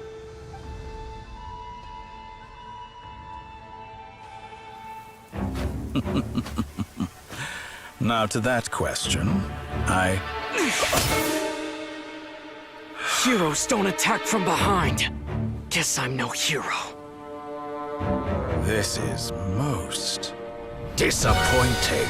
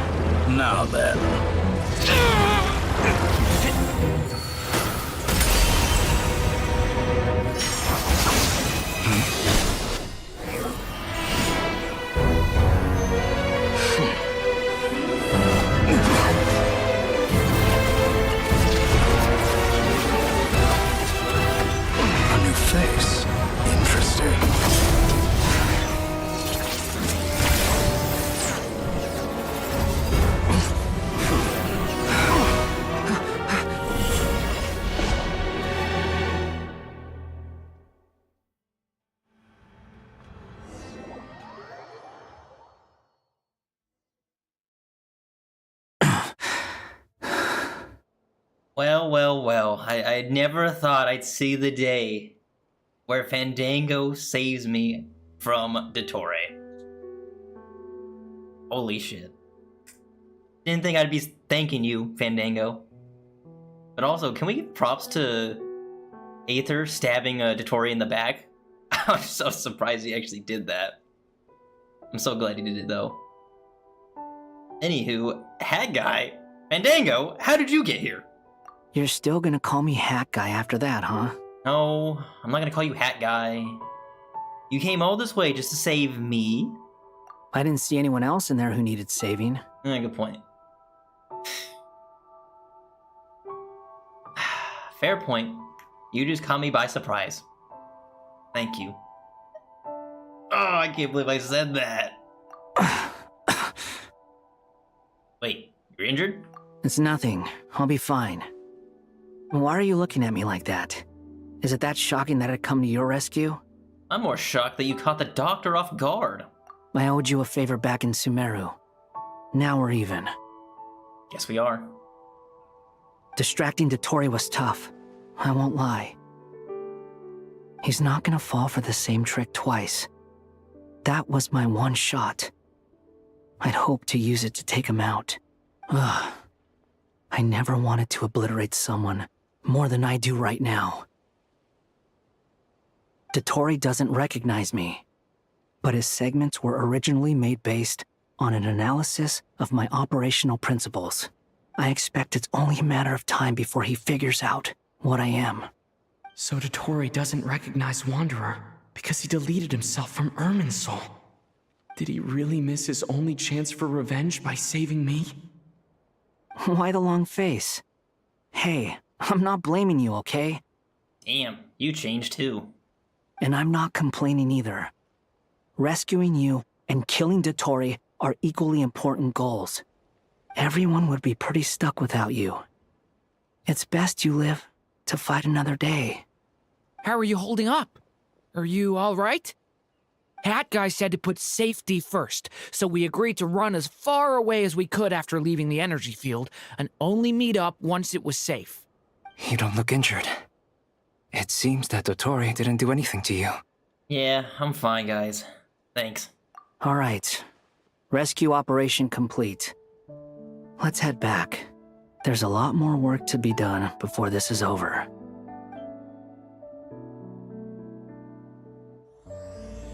The True Moon, Act 8.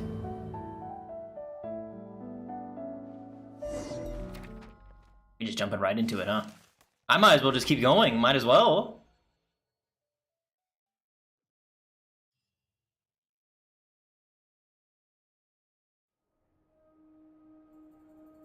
Understood. I will bear the Tsaritsa's decree in mind. I don't see what's so awesome about it, though. Does he really think everyone else is as immature as him? I'm not stooping to Tartaglia's level. I thought you might say that. How's your progress? Quite promising, actually. That alchemist Albedo gave me a few ideas. Remember how I asked you to look up some files for me? That stuff on the Nazi-Kreuz Institute. René de Petrichor and Jakob Ingold. Alain Guillotin despised René's theories and methods, but he never managed to come up with better alternatives either. So I adopted some of René's ideas. I thought Alain was like a father to you.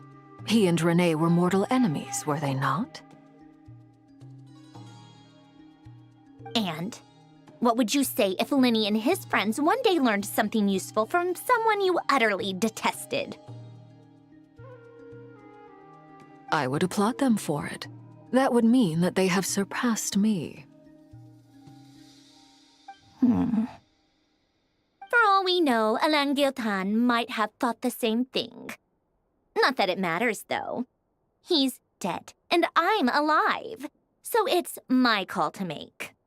Once you die, it doesn't matter how great you were in life. Only the living get to decide what happens next. Hey, come on out. They're back. Huh?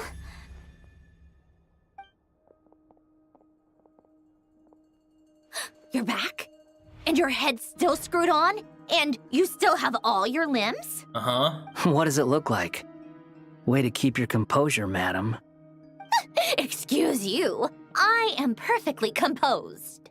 Hey everyone, I'm back. Glad you're okay. Yes, it's a huge relief. Sorry for making you all worry. Worry? Oh, yeah, right. You think we, the Fatui, were worried about you? We were worried sick. Hey! The Traveler and I were already friends. You are free to join this mission in whatever capacity you please. Much like your tea parties. It's a laugh a minute with you guys. I must say, I was quite surprised when Mr. Albedo told me he would need no additional aid. We discussed this on our way back as well. I am rarely so unequivocal, but in this case, we had full confidence in Hat Guy. He said he knew what he was doing. Albedo and I pretty much had to just wait outside on standby. Meanwhile, Hat Guy broke into the energy field and rescued the Traveler solo. You didn't have to mention that. Well, I'm thoroughly impressed. You are a force to be reckoned with, Hat Guy. Is he back? Is he really back?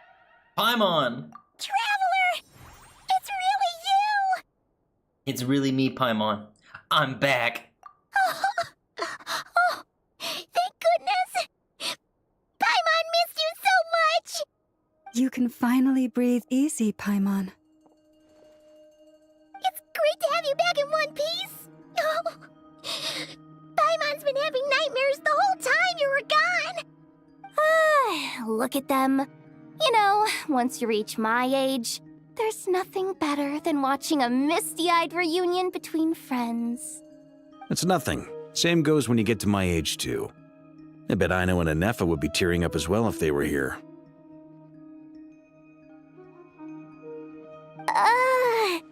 Varka, I'm not sure Anefa can cry. Oh, yeah, good point. Hey, your eyes are looking a little red and puffy. Come here, let's hug it out. What? Ew, no! No, thank you. You're not my dad, okay? Knock it off! Everyone, I'm sorry for all the trouble I caused you. But the silver lining is, I didn't come away from this ordeal empty-handed. While I was being held captive, I learned a lot about Dottoro's current capabilities, and what he plans to do with them. Allow me to explain.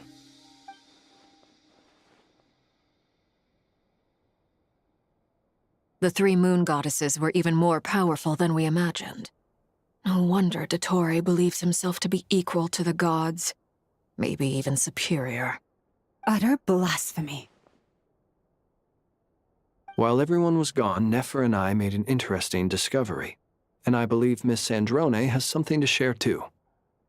Ma'am, perhaps you could do the honors?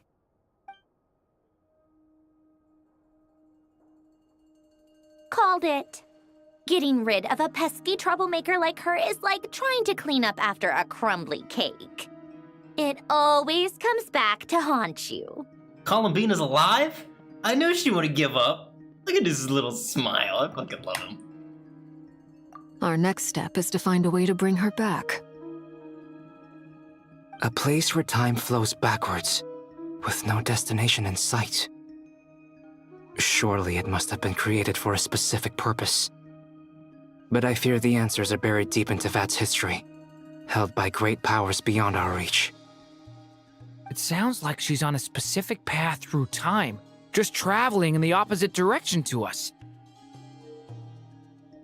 The question is, where does that path lead? Or will it keep going to infinity? We considered that question as well. Strictly speaking, time is not infinite. Indeed not. Every road has an end. Nicole! You sure loved quietly sneaking in mid-conversation. I do, in fact. It's something I've always done at our mages' tea parties. Quiet, mysterious, and persuasive. You wonder what lies at the end of her road. Well, just as the world has a beginning and an end, so too does time. And so, the end of the road is the moment that Tevat was born. But where Miss Columbina will end up along this road, that depends on where this particular river of reverse time began. What about the original moons and the moon goddesses? Do they have a beginning too? All things do. In the beginning, no moons adorned the sky. It was the Dragon King Nibelung who raised the 3 moons into the heavens, and thus were the moon goddesses born. They were shadows of the planet, born to wield Nibelung's authority and oversee the world on his behalf. They were extensions of his will, manifestations of his majesty. But then one day, they disappeared just as suddenly as they had once been brought into being. Nobody knew where they had gone. We're gonna find out with Columbina.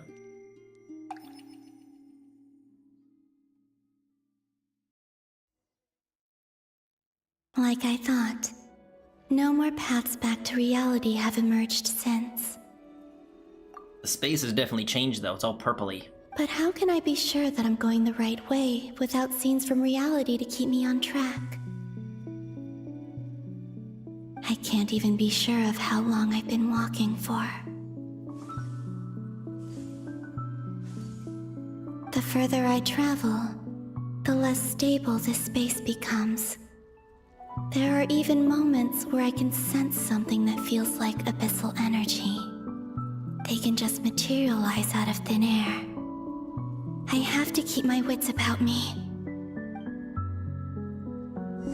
I wonder if we'll find Rare here. This looks like all the Wild Hunts type of stuff. Oh.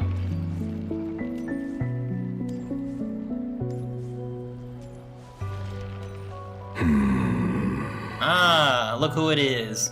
Is that the Rayhir of Solnari?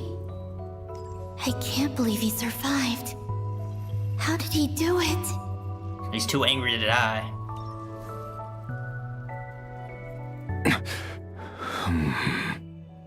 You are the moon goddess. But how? Please, there's no need.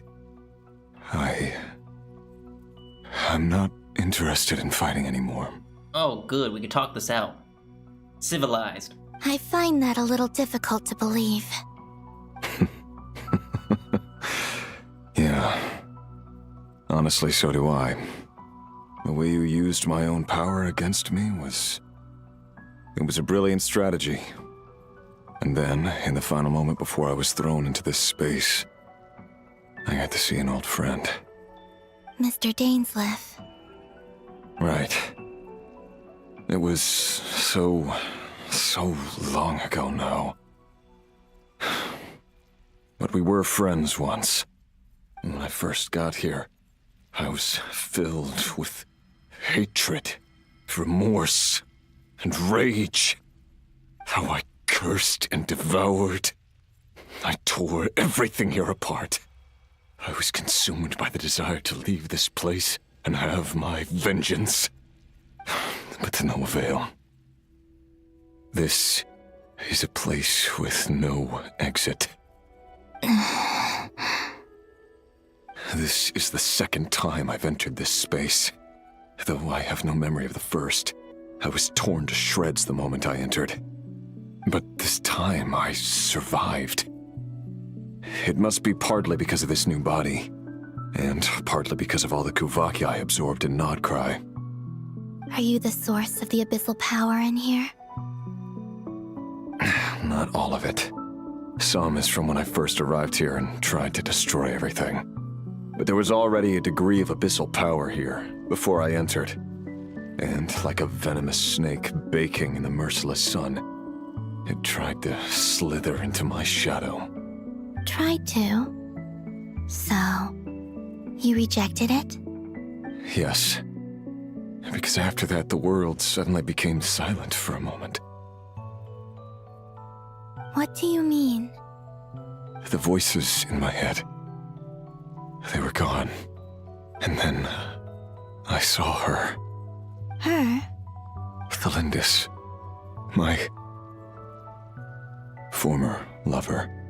Never mentioned that she saw a memory of Thelindis leaping into the moon's reflection. More precisely, I saw her afterimage. I'm sure the real her is long gone. She was just an ordinary Conrian. She couldn't have survived here for very long.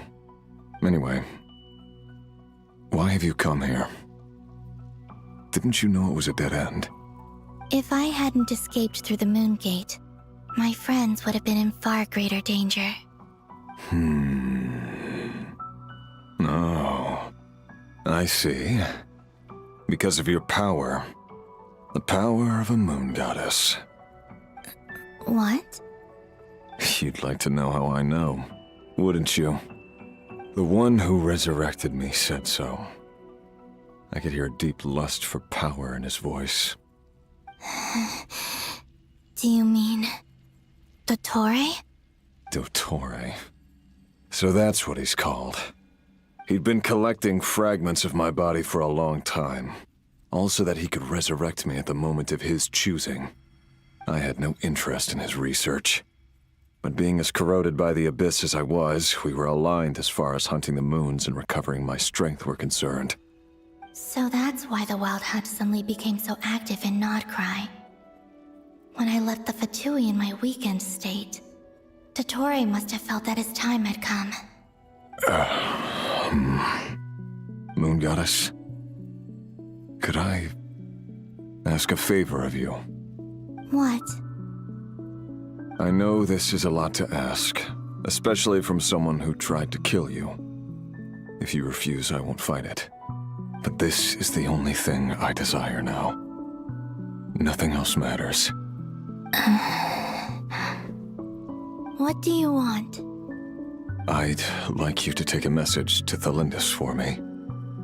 Thelindis? But... Yes, she's dead. But like I said, I saw her afterimage. I can sense that some part of her soul remains here. Far, far ahead. Why don't you go and speak to her yourself? I can't.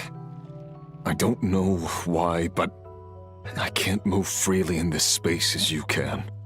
All I can see is a glimpse of her walking away. Just like the moment when I last saw her in life. In return, I will clear these abyssal obstacles for you. No, not in return. I'll clear them for you, whether you want to help me or not. It feels like something I ought to do. Why? Yeah. Why, indeed. I've been asking myself that question a lot recently. Why did I do the things I did? I'm tired of it all. Tired of the person I became. People used me.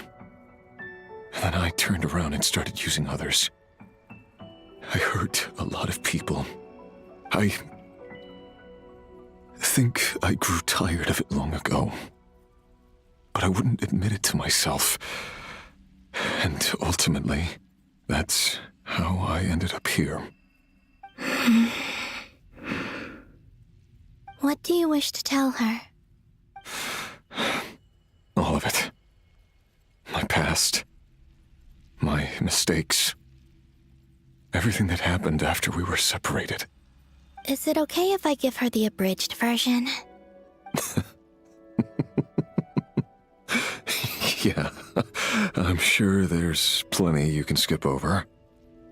Just tell her the important parts. Whatever you think that means. Like the part where you relentlessly tried to kill us? It's up to you. Love demands honesty. But my relationship with Thelindis was built on lies. We hid too much from each other. But after living my whole life in the shadows, I don't want to hide anything anymore. I will do my best.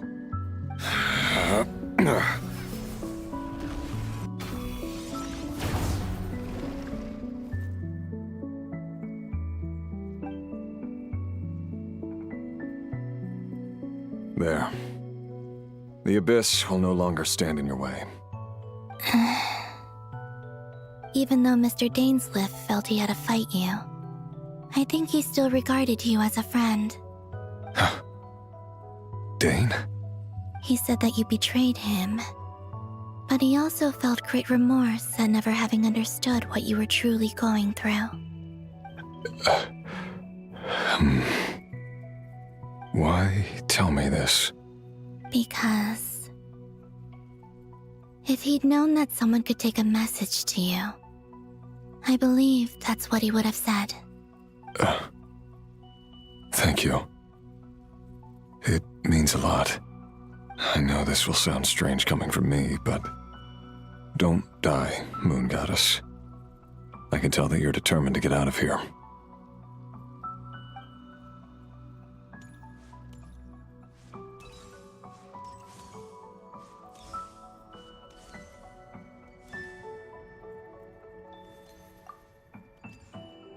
I kind of like how we got to talk to him again. Considering we literally just threw him in the portal and that was it, I was like, oh, okay, it's done. But finally getting to see him and having him calm down for a bit and think like, dang, everything I did, why'd I do it? Hopefully we do find Felindus's after image here.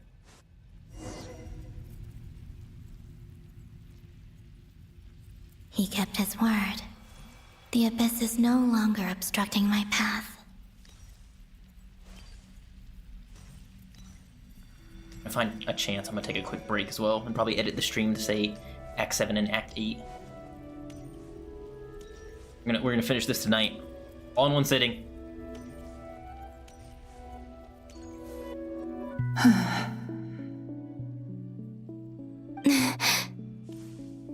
Is that the Lindis?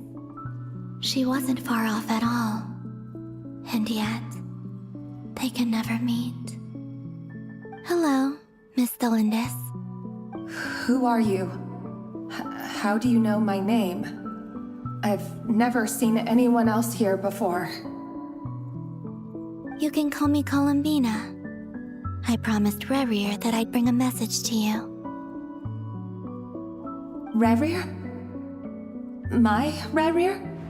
Is he well? He's doing better than he was. Better than he was, huh? Sounds like he's had a pretty rough time. Others have had a rough time on his account too. In many cases, their time ran out because of him. And I'm not just talking about the children of the Crimson Moon. So, things got worse before they got better. Could you tell me what happened, Miss Columbina? Are you sure you wish to know? Yes. This is my opportunity to learn the truth. No matter how hard it is to hear, I have to know. I admire your courage. However, time is short. I cannot stay here for long.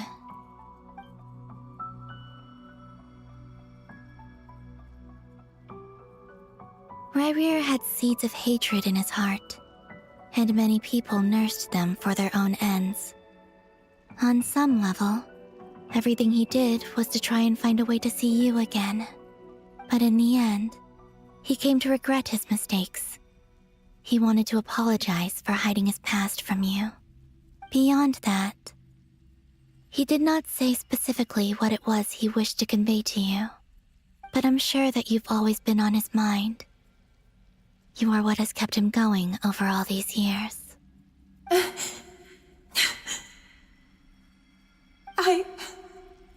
I'm sorry, Miss Columbina. This is so upsetting. I'm not sure how to put my feelings into words. It's all right. I understand. Well, that's everything from me. So, I guess I'll be... Wait. One moment. Time flows backwards here. The road ahead only leads further and further into the past.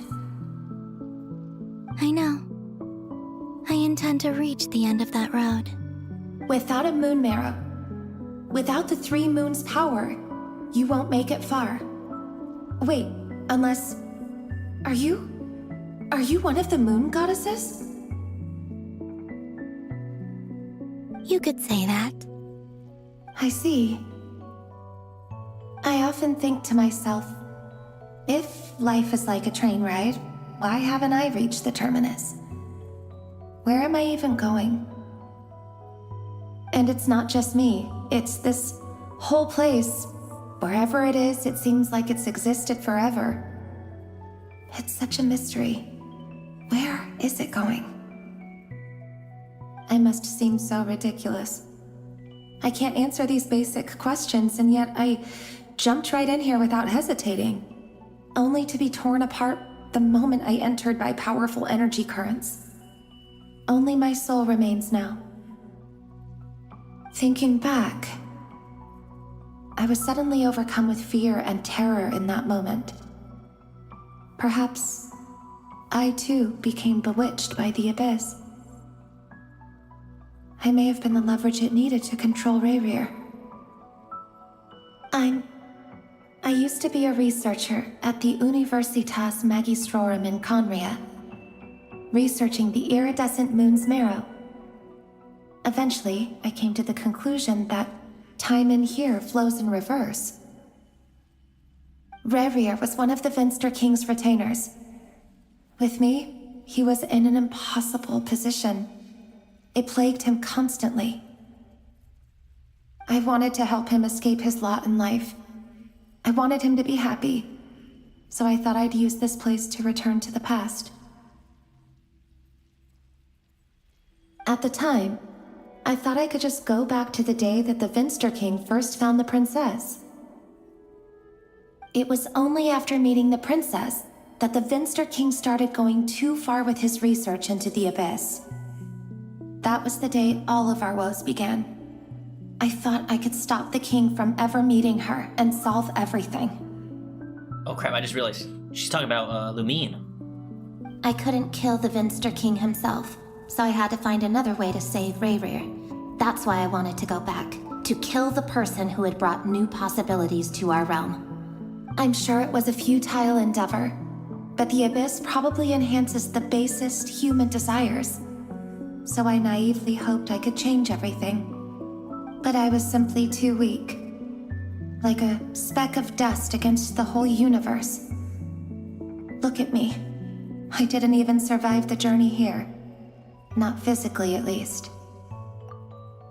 I know I'm never getting out of here. But you're different. You can make it, and I want to help you. I owe you that much. How do you plan to help me?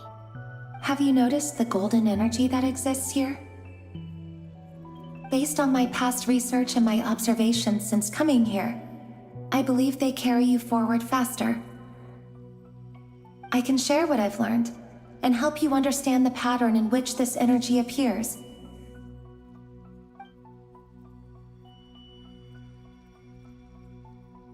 I think you just might... Now, I know you will be able to change the past. Also, I've been speculating about where this space ends. The documentation was scanned, but from what I know of the legends about the moons, the oldest ones seem to begin with Nibelung, king of dragonkind. I have no way of verifying any of it by this point, but if it's true, you might be able to reach that era if you keep walking. Understood. Thank you, Miss Thelindis. I'm the one who should be thanking you. If you hadn't entered this realm of everlasting death, what use would my deductions be? Thanks to you, they have some meaning. About Rayrir, I'm so sorry. For everything. It wasn't your fault. That's not true. Because we both feared bringing trouble upon each other, neither of us ever told the truth. And that dishonesty sealed our fates. But enough about that. I wish you a safe journey, Miss Columbina.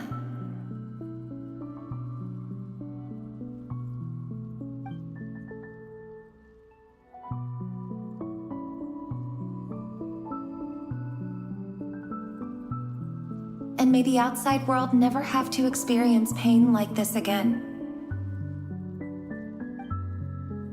Rerir, you're there, aren't you?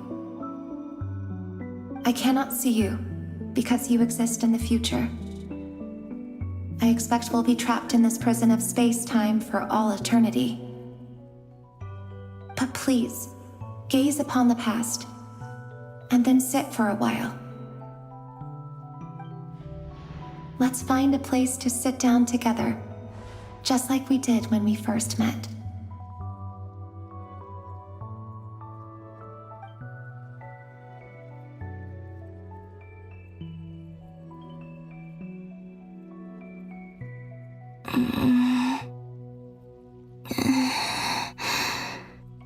How long have I been walking? How much further till I reach the end? Is there even an end to be found? Everything's getting blurry.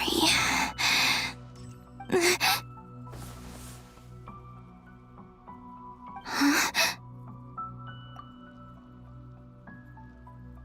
Was this person? Are you all right, little sister? One of the original moon goddesses? Have you come from the distant future?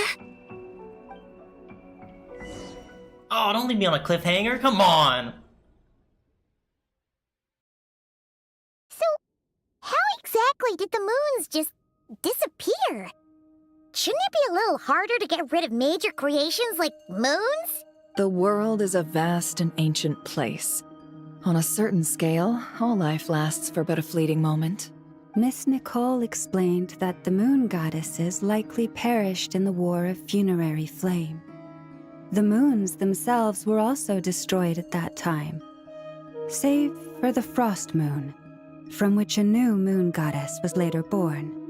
Am I missing something then? 'Cause the stories say that the moon goddesses were born on the moon, but doesn't Columbina say she was born in Nod-Krai? Huh, you're right! Why do their birthplaces differ?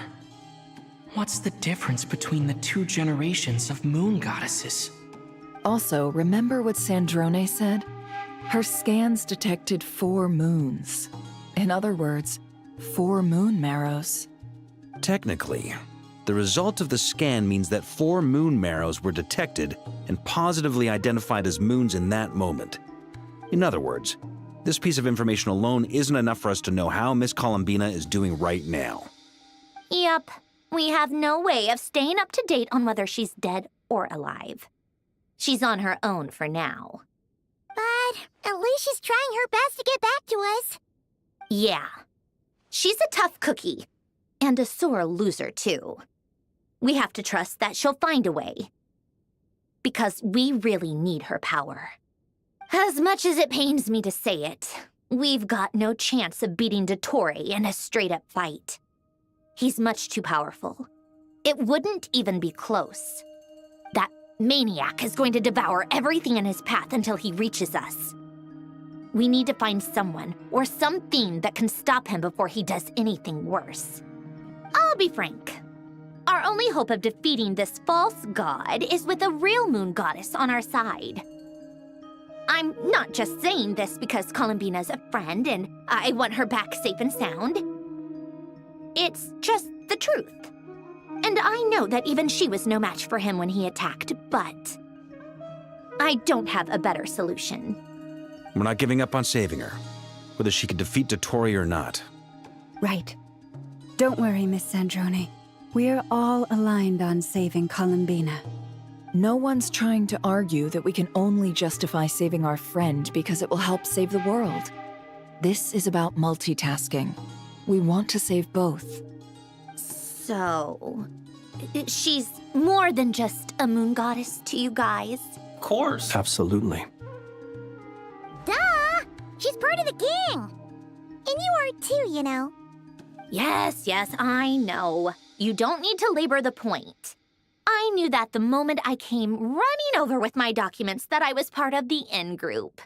I mean, if Arlecchino can fit in, I certainly can.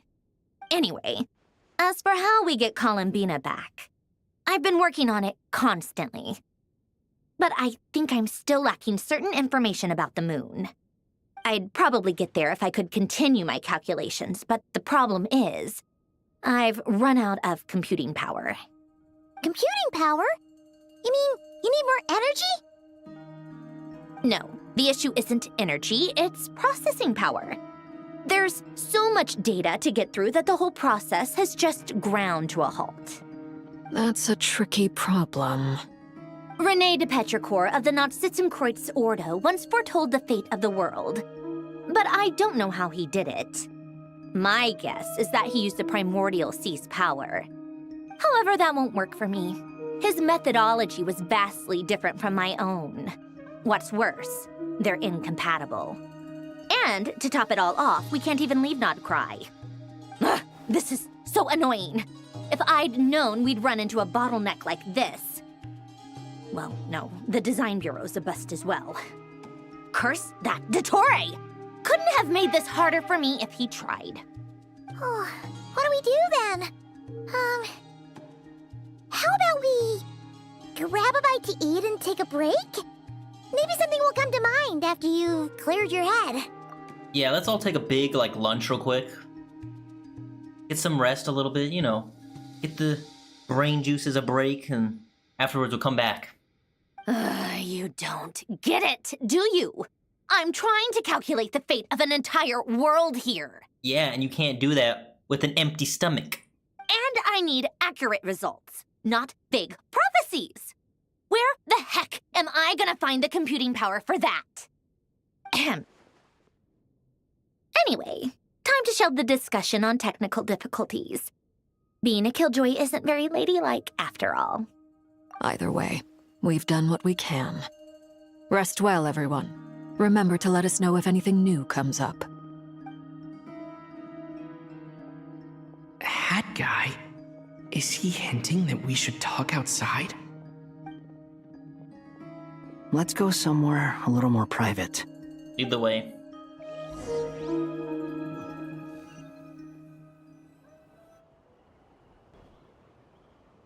You know that Dory went back to Sumeru, right? Uh-huh. Yeah, she mentioned she was planning to head back. The fact that we get to hear, Traveler just talk a lot more throughout these two acts, I love. There's probably, been, one dialogue option where I actually three. One within 7, and then 2 within this one when the Traveler came back. Things aren't looking good for Nod-Krai. She's gone to spread the word so that Sumeru has a chance to prepare for the worst. Can we have Nahida's help with this, with the whole computer power problem? Might want to bring back the Akashas just for a moment? From what I know of Dottore, there are 2 possible reasons why he hasn't made a move yet. One is that he's still working through some kinks in his new powers. The other is, he wants to see how we're going to react. He'll easily devour everything eventually, so I guess he's in no rush to make it happen. The first false god he made was me. Now it's his turn. Even though my records were erased from Irminsul, Dottore's ideas haven't changed one bit. Still, he still has the memory of, of him trying to create the god with the electrognosis. Granted, you weren't there in, the erased timeline and all that. He once told me that becoming a god was like turning yourself into a hungry wolf or giant serpent to devour the moon. Clearly, he began studying the moon goddess's powers long before he even tried making a god. He's always wanted to get his greedy hands on divine authority one way or another. And in the end, he devoured the moon where I failed. In the desert of Sumeru, there is a chessboard built by King Deshret, also known as Al-Akhmar. I don't know if it was a real game, or if he was just trying to challenge his servants and citizens in some way. but creating games and setting rules. Gods do that as a matter of course. That's the kind of power Dottore craves. Now he has the Trilunar Authority. His power is leagues beyond the common people. I don't think there's any point in other nations rushing to the front line. They're better off focusing on defense and hoping they can fend off any threats that spill out from Nod-Krai. Either way, Dori will inform Lesser Lord Kusanali, and she will contact the other gods in turn. The Seven will have some recourse available. If nothing else, their protection should keep the rest of the world from descending into chaos as quickly as Nod-Krai has. So on the bright side, even if Nod-Krai is doomed, your friends in other nations won't be in any immediate peril. That's good to know. But I'm not ready to give up on Nod-Krai yet. There's a word for people who refuse to let anything go. It's called being greedy.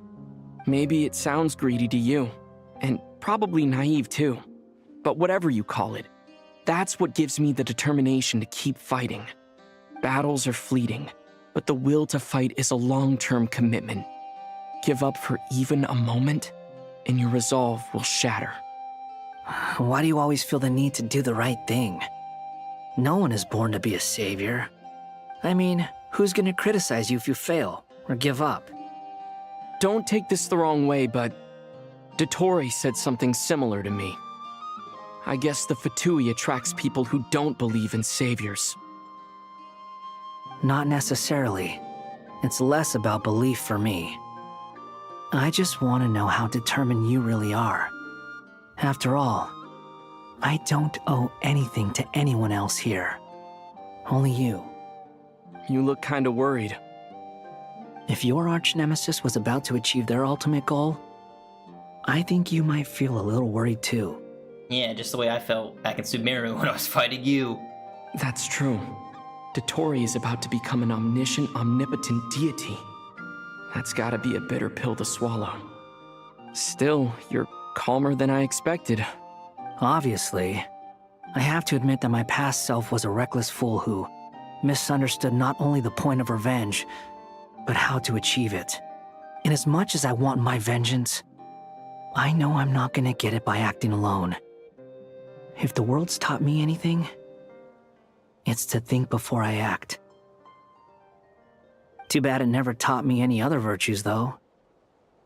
So, I am going to destroy Dottore, no matter what it takes. So, what's your plan? I'll get to that.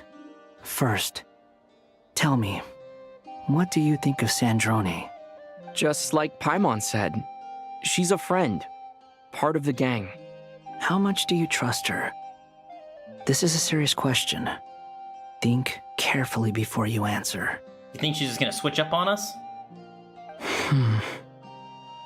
Although she's with the Fatui, she has her own values, and she's helped us a lot. If nothing else, she's clearly going the extra mile for Columbina. I see no reason not to trust her. If you say so. What do you mean by that? In that case, the three of us need to talk. I have some thoughts about her computing problem. It can be solved, but it will come with a cost.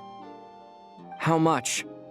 If I can afford it, I'll cover it. We got 21 million more in the bank.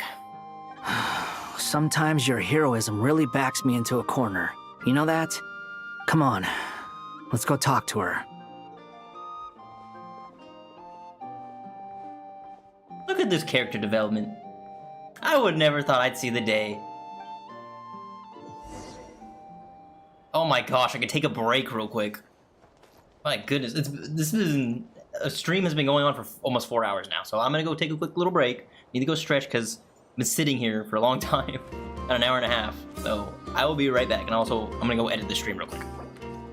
Oh, I can't even pause the game. What does the map look like? Oh, here we go. Don't even think about going here. God, look at this place. Holy crap. We're just limited to Nasha Town, that's it. Oh, man. Alright. I will be right back.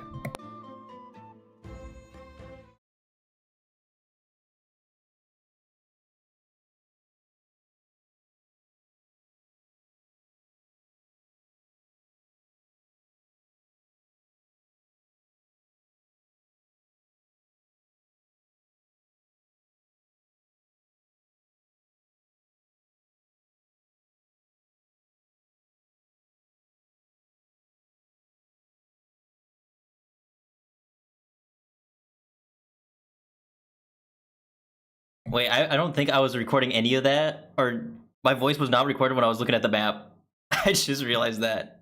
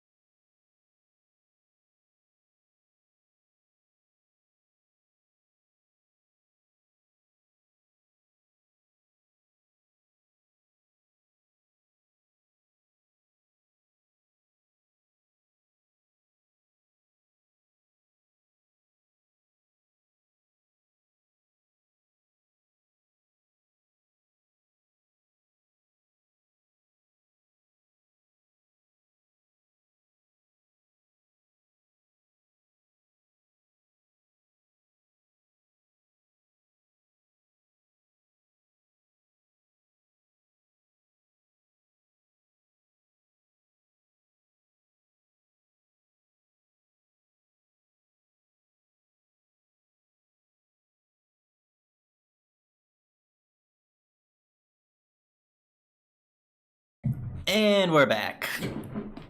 Ugh. Oh, God, sitting in this chair after a while. Oh, it really hurts. Probably need to get a new chair. Alright.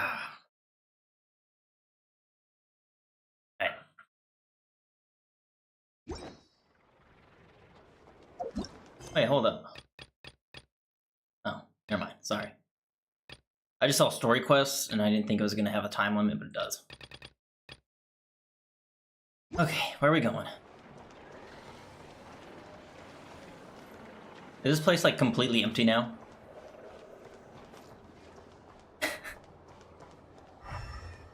Oh, I can't even go down. Can I even go down to the... I'm trying to find where the barrier is.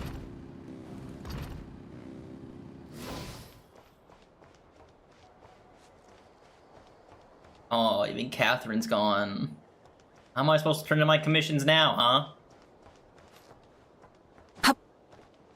Oh, I can't even use the crafting bench. They're like, Continue on with the main story so you can come back to Nod-Krai.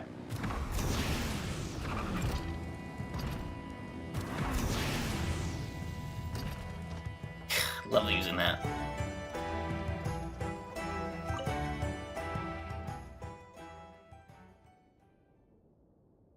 Miss Androne, Traveler. Albedo? Durin? Hey there. Paimon's here too! She was just helping them sort through their things. How did your chat go? That was fast. The call only just ended. Well, you said it was urgent, so we got here as quickly as we could. Albedo, I have some alchemy questions for you. I see. Looks like my knowledge proved useful after all.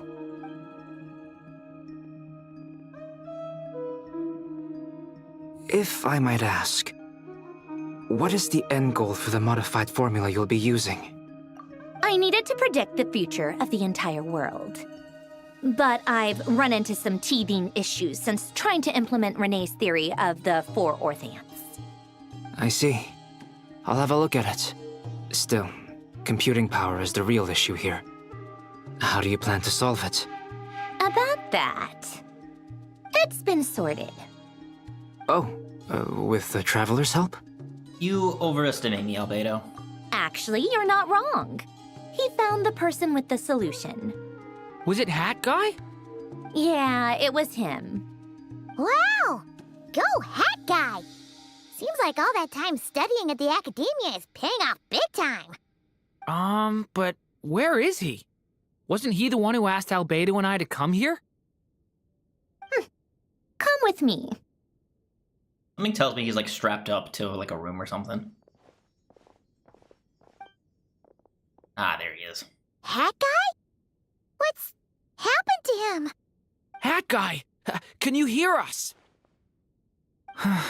No response. I guess he's in hibernation. Hat Guy mentioned that he was a puppet. It seems that his functions are currently shut down. I presume this has something to do with the solution to your computing problem. That's right. He and the Traveler came to see me. Wait, what? You have a solution? Would you calm down? Why do you always react so hysterically to everything? Excuse me? How would you know? You shouldn't be so quick to judge complete strangers. It's very bad manners. Oh, please. It doesn't take that long to figure out that you have a temper. Where does a mere student get that kind of confidence? I've actually published more papers than you. Not that status counts for much. Even Paimon's applied for academia admission. Huh? Are you serious? Yeah. See? This is why I can't be bothered to explain myself. She recognizes no one's skills but her own. Okay, fine. I'll hear you out. So, tell me, how do you propose to solve my computing power problem? This world itself is constantly processing all kinds of information. If it's the world's future you're trying to calculate, you need a processing device that's designed to cope with that volume. Easier said than done. Only Irminsul can handle that kind of... Wait, is that what you're suggesting? But surely we can't just plug my formula directly into the ley lines. You should be able to tell that I'm not human, right? Yeah, I noticed. The technology, though, seems pretty ancient. Very different from Fontaine's. It's a completely different system. Inazuman. Conrian, to be precise. Oh, my bad. I'm what they would have called a puppet. Puppets need an energy source and processing power. The artisans who built them sought out the materials most suited for that purpose. You? Do you mean... The Traveler and I have talked it over. He's willing to vouch for you. So, I'll allow you to borrow my core for your calculations. It was built using wood from a silver-white tree, which makes it a small part of Irminsul. Conrian technology and Irminsul wood. Who in the world could have built you? Are you sure about this? A puppet without its core will cease functioning completely. And if it's left in that state for too long, it might not recover. You could die if you do this. You do realize that, don't you? I can put two and two together, yes. No need to rub it in. I won't lie to you. This has never been done before. I cannot guarantee your safety. Doesn't matter. I'm prepared for the worst. Did you two actually talk this through? Is he... Are we really considering this? Yes, we discussed it. The bottom line is, he trusts me, and I trust you. Let's give it a shot, shall we? Honestly, I have no clue where this kid even came from. But for whatever reason, he lent me his core to use in my formula. I'm very close to finishing my calculations now, and the core is currently in use. So I'm sorry, but I can only show you a sketch right now. This is what the core looks like. A silver-white branch. It certainly matches the legends told about Irminsul. You know, the devs were not kidding when they said that they were gonna, tie up all the loose ends within Tevet, where we have the mentions of Irminsul, the King Deshret, hell, even just Varka and Mondstadt. Nothing in Liwa as of yet. The moon goddesses, the three moons, they really are just tying up like a lot of loose ends with all this. Is Hat Guy gonna be okay? Oh, and also the freaking Fontaine Guild. I can't ever remember the name of. Hence where Marionette came from. He's not gonna die, right? Right? Nah, I don't think they'll kill him off. In theory, he should be fine. As long as we put his core back in time. Beyond that, all I can say is that I'll try my best to avoid risk and make sure the core doesn't sustain any damage. I think I know why you called us here now. Someone needs to watch over his body and make sure it's protected until the process completes. Correct. He said that the only ones he trusts here are you two, and the Traveler. And the Traveler will have other work to do. Look after Fandango for me. He will have our undivided attention. Aw, Hat Guy. On a more positive note, things are progressing steadily on my end. I'll call everyone in for a meeting once the results are out. Adrona returns to her initial question. She and Albedo enter an in-depth discussion. You, Paimon, and Durin stand next to Hat Guy, keeping watch over his silent body. You've never seen him in this state before.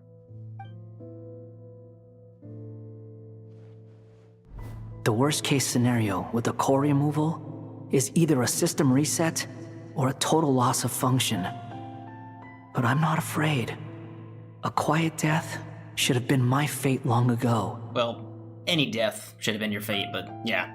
A core is completely different from a heart. It's like another vital organ entirely. I never believed it could be a true replacement for what I sought. But in the end, it turns out the core was more useful to me. Pretty funny when you think about it. It's like the punchline of my entire life. Do you think there's any difference between a puppet and a human? If not, then this would just be another samsara. I have already experienced both a past life and a next life. Part of me wonders whether I'm only capable of making this decision because I've become a real human. What's with that expression? Isn't this a good thing? He's a real boy. Sanjoni will succeed, won't she? She has to. She will. We all have to persevere until this is over. That's right. And I'll protect you all until a moment of victory arrives. You suddenly feel like the concept of time has become blurry. It rushes forward for you, yet marches backward for every step that Columbina takes. Silent, yet turbulent. Notori's words echo in your ears. These 4 divisions anchor the world and shackle those who live in it. He may be deranged, but he understands well the rules of the world, which now test you all. Saving.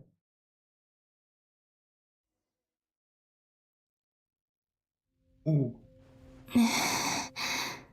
Who are you? Oh, this is gonna be good. I can feel it. Call me Sonnet. You have the same power as Canon. Sonnet. So, you're the goddess of the iridescent moon? Oh, goodness. You recognize me? Well then, what's your name? Columbina. Columbina Hyposelenia. Hyposelenia? What a lovely name. Did you choose it yourself? It was a joint effort between me and my friends. Friends? You mean your friends in the heavens? Huh? Oh, sorry. You must be exhausted. I apologize. Hang in there. Let me introduce you to my older sisters. Do you mean the other 2 moon goddesses? Arya and Canon? Wow, you sure know a lot. Hey, does that mean that our story goes on into the future? Oh, I guess that wasn't the best question to ask. It's alright. We were prepared for that possibility. You could say we were too prepared. I can't even remember how long my sisters and I have been here by this point. When did you get here? How long has it been? I can't say for sure, but it feels like it's been forever. I see. Are you feeling all right? You look a little unwell. I can hold out a while longer. This is so interesting. We don't have far to go. The place where my sisters and I are based is just up ahead. Don't worry, they're both really nice. I'll introduce you.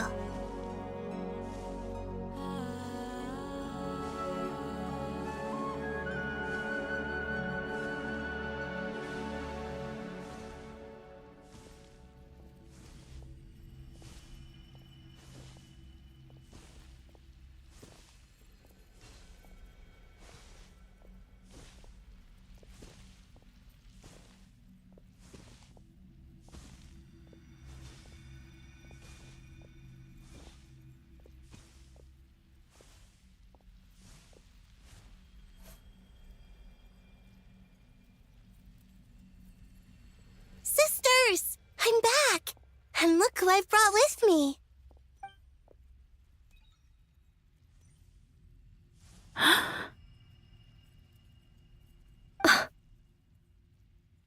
It's our lovely little sister, born in the far future. The pleasure is all mine.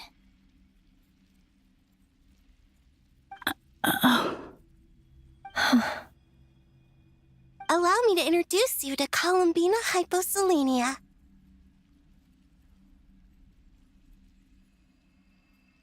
This is Arya, the goddess of the eternal moon. And this is Canon, goddess of the frost moon. Canon, don't you think Hyposelenia's power is similar to yours? Hello, Columbina. I apologize for our startled reaction just now. And please, forgive our little sister if she's been annoying you. She tends to talk a lot. It's fine. You seem shy. Don't worry, Columbina Hyposelenia. No one can hurt you here. Could you tell me where here is? Please. I must know.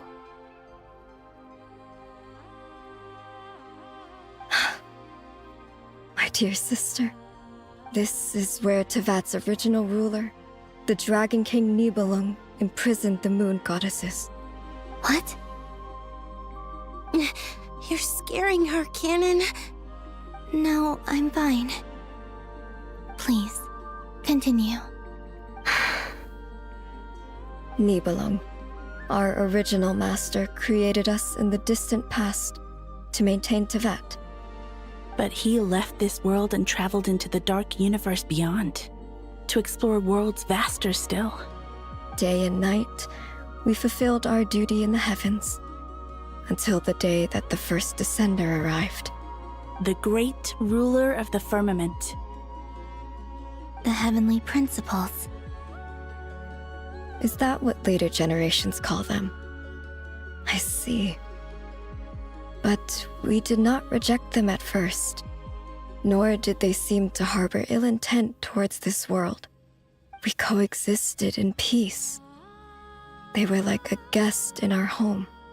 Slowly, however, we came to realize that our guest had a growing desire to change and dominate the world. And you didn't stop it? No. There was an order to the rules they set up that Nibelung never taught us. We wanted to know if this order would bode good or ill for Tevat.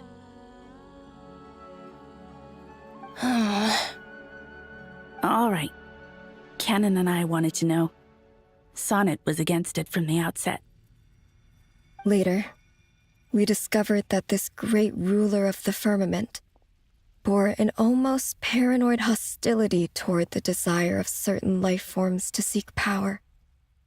Or perhaps they feared them. They would even cast down celestial nails as manifestations of their power, to punish the civilizations of the world below. Only this was far beyond mere punishment. Right. Their rules brought order, but the price people paid for merely testing the limits of those rules was far too great. I did everything in my power to help the punished escape catastrophe, but still, too many lives were lost. The ancestors of the Frost Moon Scions were some of the ones you helped. But just when we had decided to take countermeasures, the Dragon King, Nibelung, returned. And so began the War of Funerary Flame. So, that's the name the world gave that war in the future. Well, who won in the end? As far as I know, the Heavenly Principles won, although it came at a great cost. They remained in Tevat, where they continue to rule to this day. And the world's original master, the Dragon King Nibelung, was destroyed. And what of the moons? Are there still 3 moons in Tevat's skies? You can tell us the truth, Columbina. We know we are but remnants of a bygone age. We are prepared for the answer. Only the frost moon remains. But it has been cast beyond the false firmament by the heavenly principles. The eternal and iridescent moons were both shattered during the war. So death finally came for us in the end. Sonnet. But you're still here, aren't you? A moon goddess cannot live without her moon, Columbina. She's right. That's why I began to disappear. Because the frost moon is cut off by the false sky. How much worse it would have been if it were outright destroyed. Our souls may endure within this lunar palace, but if our moons are destroyed, Then we shall disappear the moment we depart from it. I'm sorry. There's no need to apologize to us, dear sister. If anything, we owe the world an apology. If only we'd decided to act sooner, rather than arguing amongst ourselves. all the more reason not to spend this time in regret and repentance. Instead, we should focus our efforts on how we might help our future sister. Sorry? Don't you see, Columbina, your story is not yet over. Is that not why you are here?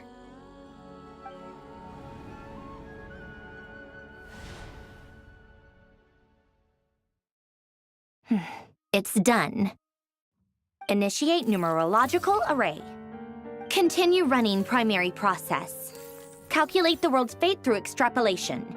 And identify nodes of potential change. Secondary process, scan for moons. Still 4. The number of moon marrows hasn't changed. Wait, let me think. Is it possible that there's something I've been misunderstanding about the moons all along? Variables. Variables in the world. I know where potential variables within the world come from. So what about the moons? Are there any variables there? Like their life or death, for instance. What if being alive or dead makes no difference to a moon? But that's so strange. Even immortal gods can die. Why would the moons alone be? Wait! Wait! I've got it! I've got it! Wait, before she explains it, my guess is that, technically speaking, since they are still stuck in the shadow of the moon, they're not dead. But if they ever leave the shadow of the moon, they would technically die because their moon has been destroyed. Is it also the possibility that the reason there's 4 moons is because Columbina kind of figured out her name and there's a whole new moon out there? If alive or dead is considered a variable, we might have had this wrong the whole time. No one ever said that a moon marrow equals a living moon. We just made that assumption ourselves. Initiate secondary process. Scan again. This time filtering out interfering perimeter, moon marrow.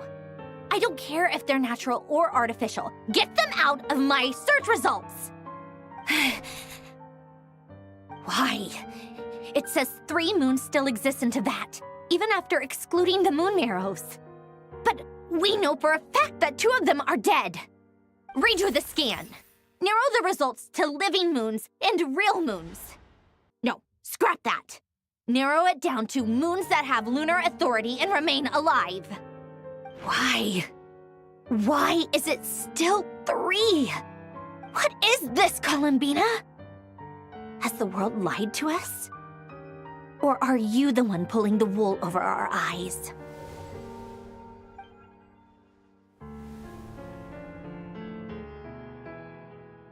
So, you think that the moon's reflection might be where Nibelung imprisoned the 3 moon sisters?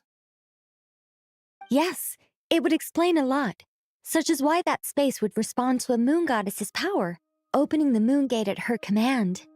It would also explain why Miss Columbina has been unable to leave, and why time flows in reverse there. In the messages she sent, Columbina promised us she'd find a way to return, but we have no way of knowing how, when, or where this might happen. The fact that she still has yet to reappear in this world indicates that returning from that place is no easy feat. We cannot afford to simply wait for her.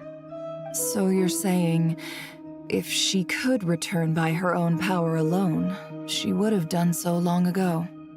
Yes, she certainly wouldn't leave it to this late stage when it's so touch and go.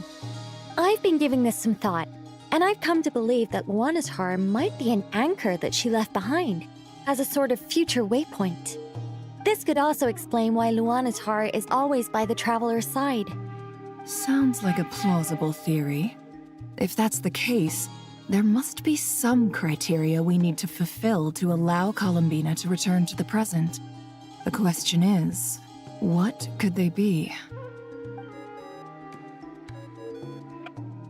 Someone else calling. Hello? Listen up! This is extremely important!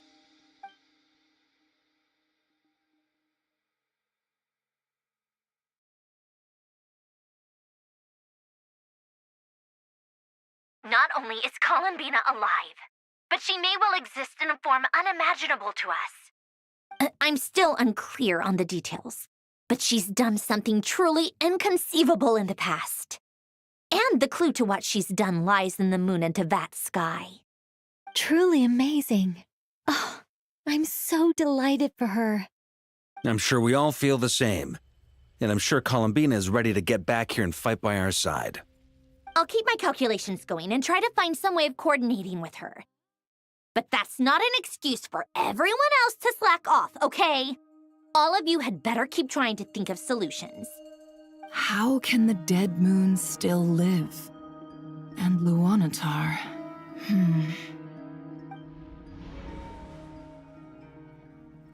We're back here. It's hard to believe that's what will happen in the distant future. Our authority is linked to the most fundamental rules of Tevat. I suppose it's no wonder that many would covet that power. I didn't realize that when you said friends, you meant people who live down in Tevat. That's so lovely. I always wanted to go down there and have some fun. Have you ever tried leaving this prison? Of course. Between us, we've tried everything. But no matter where we go, this space will eventually bring us back here. It's like the center of a whirlpool. Everything ultimately converges here, at the moment when Nibelung imprisoned us. Could it be because they haven't left this place, so there's no time for them to go forward, unlike Columbina? In that case, have you tried using any of those pathways that connect this space to the real world? Sorry? What are those? They're passages through which you can make small-scale changes to reality by using Kuvaki. Or am I the only one who can use those passages? Because part of my soul remains in reality. Kuvaki. What is that? You don't know? It's a unique kind of elemental energy found only in Nod-Krai, the land from which the moons arose. Oh. Well, it's true that the moons first rose up from the part of Tevat you say is called Nod-Krai. But there is no difference in the elemental energy between there and anywhere else. What? Could you show us some of this Kuvaki hyposelenia? Maybe if we see it, it'll make more sense. Okay. Isn't that just your power? What? But it's everywhere in Nod-Krai. In the air, in the land. Even the creatures who live there have adapted to its influence. How curious. This Kuvaki certainly did not exist anywhere in the world before we were imprisoned. let alone influence living creatures. So, how exactly does it affect them anyway? Can they float in the air like us? This is so strange. Why would their reality differ so much from mine? Columbina, you're looking for more than just a way out of here, aren't you? Yes. If I am to help my friends, I will need tri-lunar authority on par with that of our foe. You mean...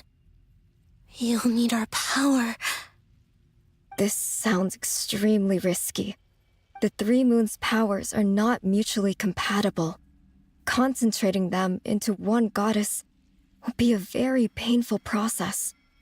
And if anything goes wrong, it could tear you to pieces. I know. But I'm willing to take that risk. Even so, let's say we successfully transfer our authority to you. How will you take it outside this prison? Niblin constructed this realm specifically to prevent us from using our powers to interfere in his war. No moon goddess can leave this place alive. What if I don't leave alive? Huh? Where do we even start? How are we supposed to figure out what we're meant to do to help Columbina?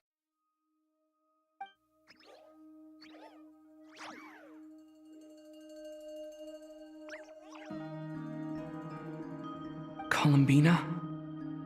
What do you need from us?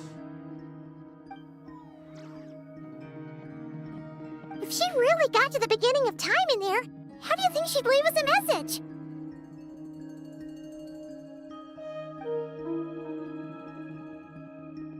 You don't think she'd write it down on a stone tablet somewhere in the hopes that we'd find it, do you?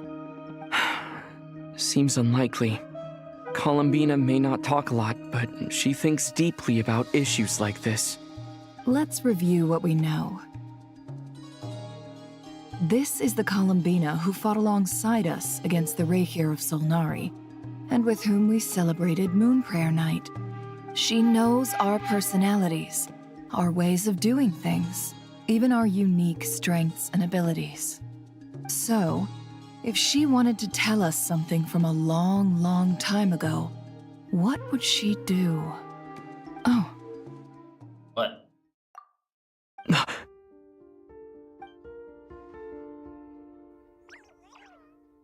Traveler, you once said that those golden ripples also appeared when Luanatar was born. What if Columbina left Luanatar here, not just as an anchor to the real world, but for some other purpose? If she is part of Columbina, and Columbina knows that I can see past events through her... Oh yeah! Like when you peeked into Rarer's past through his heart! Never, wait. If you're right about this, and you can really see past events through Luanatar, your eyes, they'll... Oh, I know. Looking at Rarier's past in Conria was already enough of a strain on my eyes. Looking this far back into the past, it'll surely blind me. But it's our only chance. This is the only way. Boss. We spoke about this once, a long time ago. Do you remember what I said, Yehoda? The day I lose my sight, the Curatorium of Secrets will be yours to run. But... What's wrong? I'd be overjoyed if I were you. This day's come a lot earlier than either of us expected. I need to know you'll honor our agreement, Yehoda. Promise me. Yes, Boss Neff. I promise. Are you sure you don't want some time to think this through? What is there to think through? I should have gone blind after our battle with Rarier. Frankly, it's almost criminal that I got away with it for this long. Then at least let me take some precautions on your behalf. And if you really do lose your sight, I'll visit your office every day and make sure you're well looked after. Oh, please, anything but that. I was actually ready to go through with this. Are you trying to scare me into backing out? As if I could ever scare you. I'll assume you're just joking to calm your nerves. All right, enough chit-chat. Let's do this.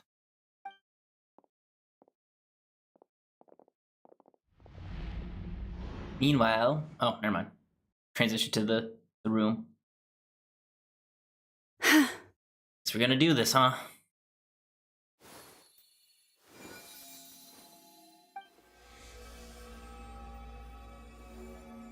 All done.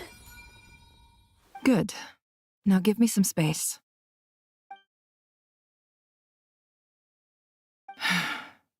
Come on then, little one. Show me what happened in the past.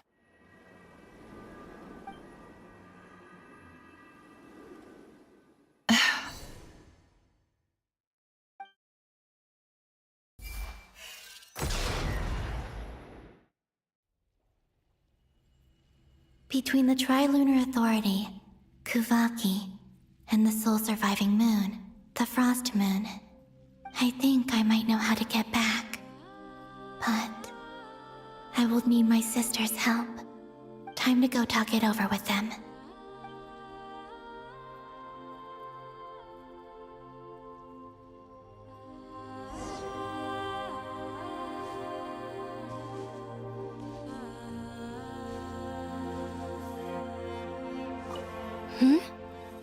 Have you decided what to do? I hope it's not too dangerous. You really scared me when you said that thing about not leaving here alive. Come on, let's go find the other two. This is gonna be very, very trippy. It seems you have reached a decision. I'm all ears. What do you propose?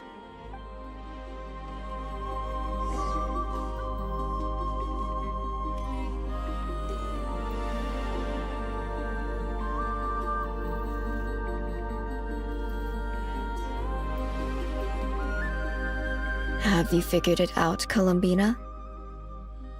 Tell us, how do you plan to leave this place? I intend to die here, in this moment, and then be reborn in the future with the help of my friends. What? What are you saying? How can the dead be reborn? And how will you inform these future friends of your plans? You can't exactly leave oracles. Nothing can escape this place. Not a single ray of moonlight. And even if you found a way, what if they never find the message you left for them? You'll... No, that won't happen. Come again? They will find my message. I'm sure of it. I'm not following. How exactly will you achieve this? It's quite simple, really. First, I will leave my soul here.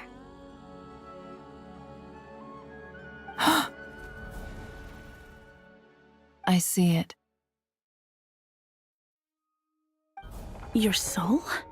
You mean, you're a divinity? Yes. I once left a portion of my soul in the future. One so small that this prison barely noticed anything. In this very moment, she can resonate with my soul across time. When the time comes, I believe that she can serve as an anchor to pull my soul from here back to the future reality. Just as gravity connects the world to the moon. Exactly. In the future, where I came from, the moon has been cast beyond the false sky, but I can still feel that it is there. In a similar way, I can feel a connection to the soul fragment I left behind even now. My friends can use it to detect my presence. But how do you just leave your soul here? Is that even possible? On my way here, I met an ordinary mortal who entered this place long before I did. Her body is long gone, but her soul remains.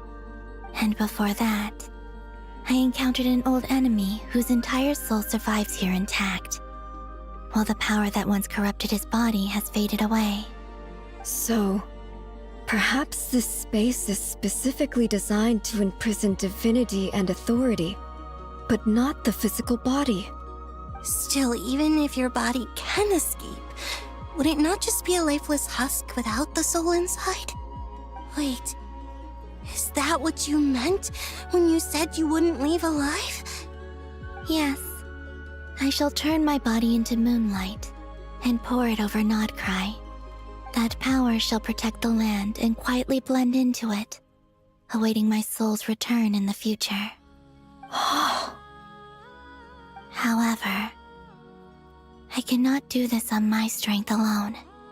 I would need your help to do this, so I'm humbly asking for your assistance. Oh, dear sister, you need not be so formal. As I said before, we are but remnants of a bygone age. You, on the other hand, were born alone in that distant future, and you have walked a long and lonesome road since then. How could I bear to let your story end here in this dungeon? Don't forget, we are your sisters, your family.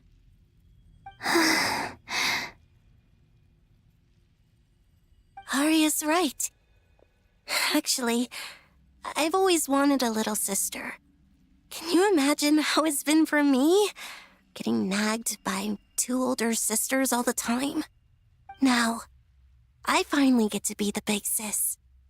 And not just that, but I get to help you return to your world, too. How could I say no to that? Sonnet. Canon?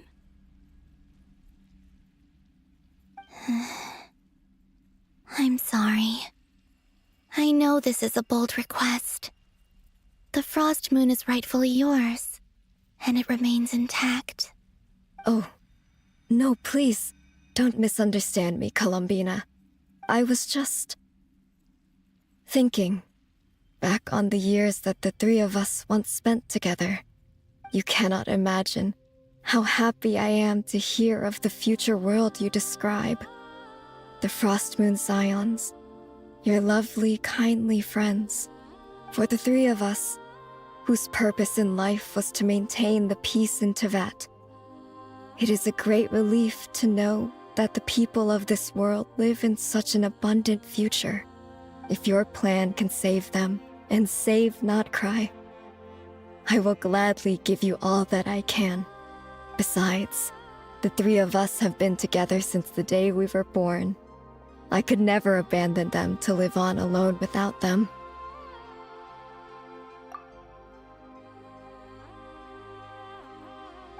Canon. Still, I do have one question I would like to ask you before we proceed. Certainly. What is it? Why do you cover your eyes?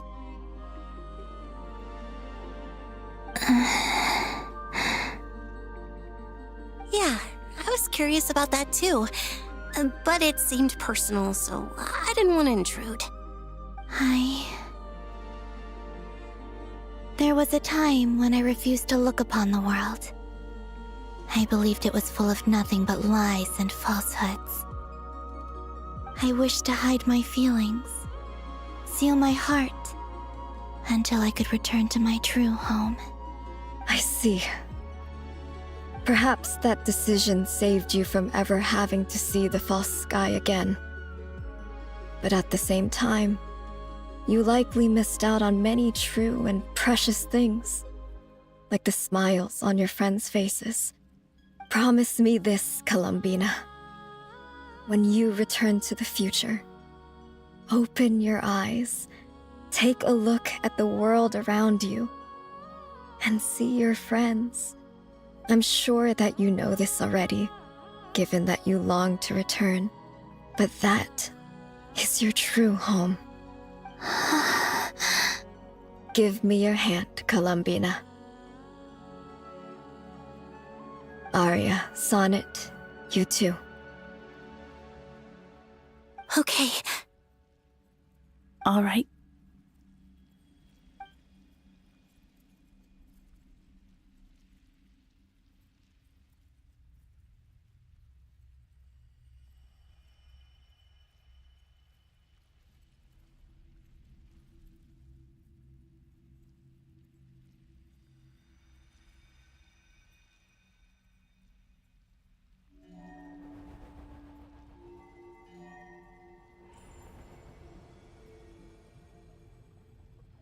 We once were the song sung for eternity, but now it is you who must continue to sing. We once were the tides in the great river of time, but now we subside, and you arise. We were the messengers of madness and inspiration. But now, the lies have faded, and your truth must endure. We are souls awaiting the sun. You must return to be with those who smile when they see your face.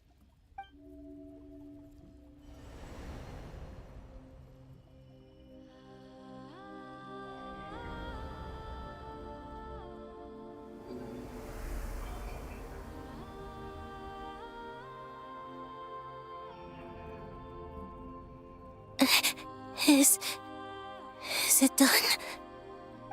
Yes. We have transferred the authority over all 3 moons to Columbina Hyposelenia. From this moment on, she is the Tri-Lune Goddess, the one and only moon goddess of this world.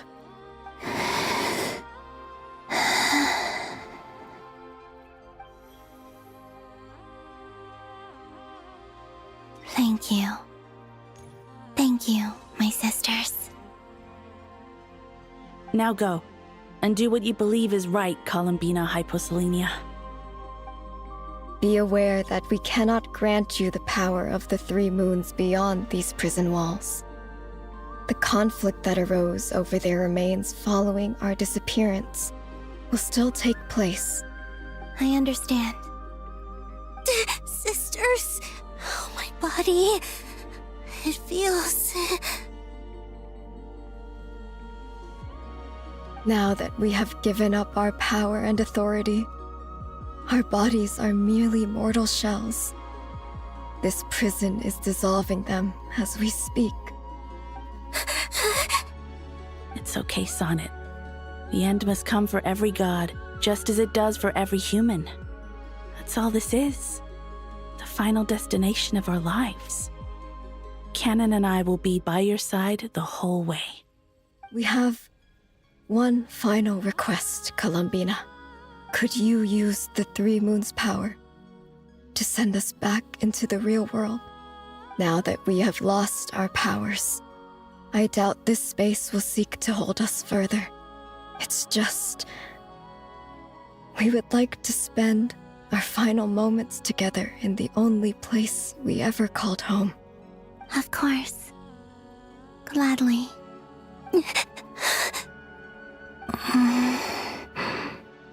Sonnet? Yes? Don't... I wish I could tell her not to give in to the abyss. Not to be afraid.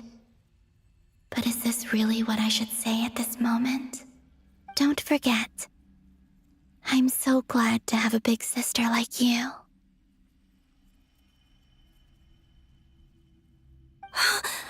No, Hypo. Thank you. I'm okay. I'm not afraid. As long as my sisters are with me, I won't be afraid.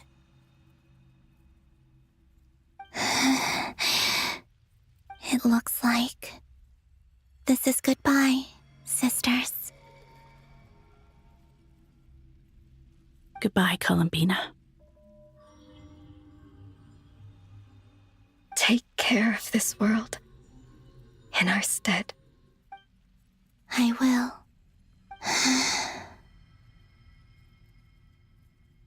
And now, it's time for me to bid farewell to my body, too. May it become the moonlight that keeps Nod-Krai company through the long years ahead. So this is why Nod-Krai was not always home to Kuvaki. It only appeared after I poured my body out upon this land, and only this land. Kuvaki responds to me because it is me, my body, answering the call of my soul. And the golden energy I've encountered on my way here was, in fact, that very soul, which I am about to leave here to guide me.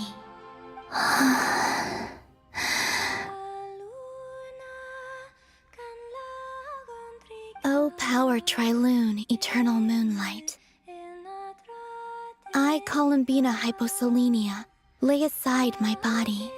Let it be cast into the dark night to illuminate the future.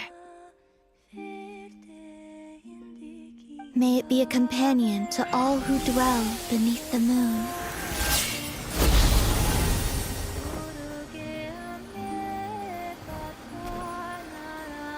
Until the time comes for me to return home.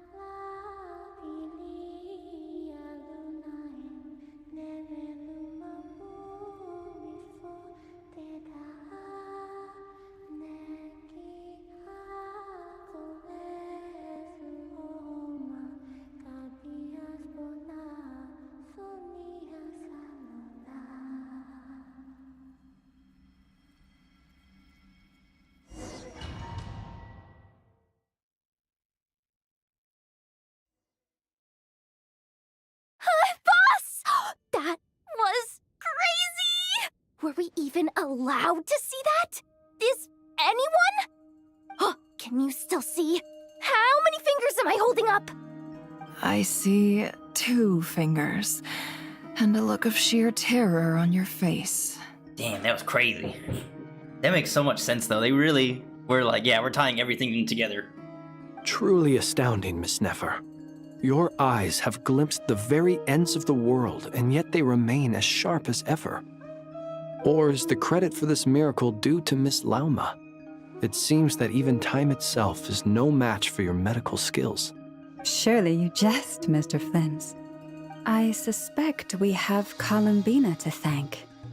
She must have realized the immense toll that the ritual would take and purposely set aside some of her power in the past to protect Nefer's eyes when this moment arrived.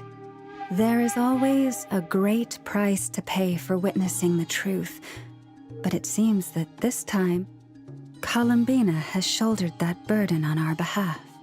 She chose the perfect method of getting a message to us. Though her eyes were always shut, she was clearly so perceptive. She knows us well.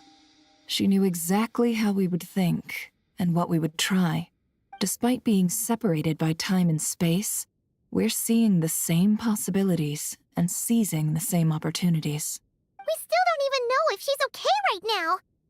But as long as there's a chance we can do something, we'll fight to make it happen. We'll get you back somehow, Columbina.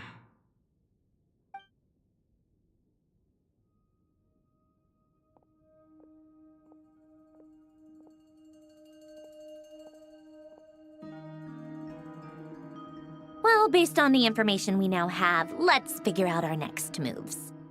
Thanks to these gentlemen, we have a much clearer picture of the situation with Dottore.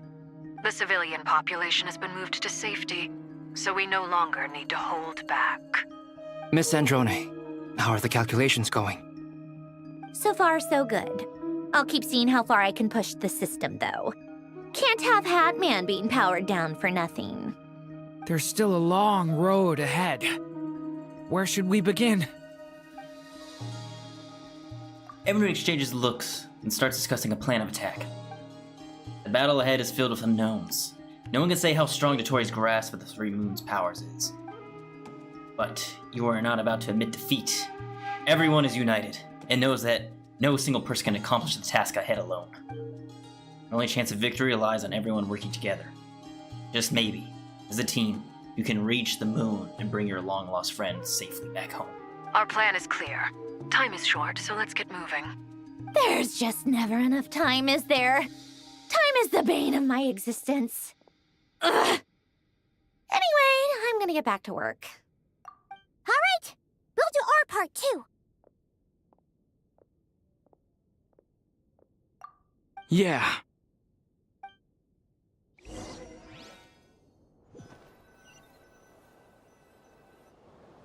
Albedo's theory says that elemental energy can dilute the light realm's power, but I'm no expert in building elemental defenses.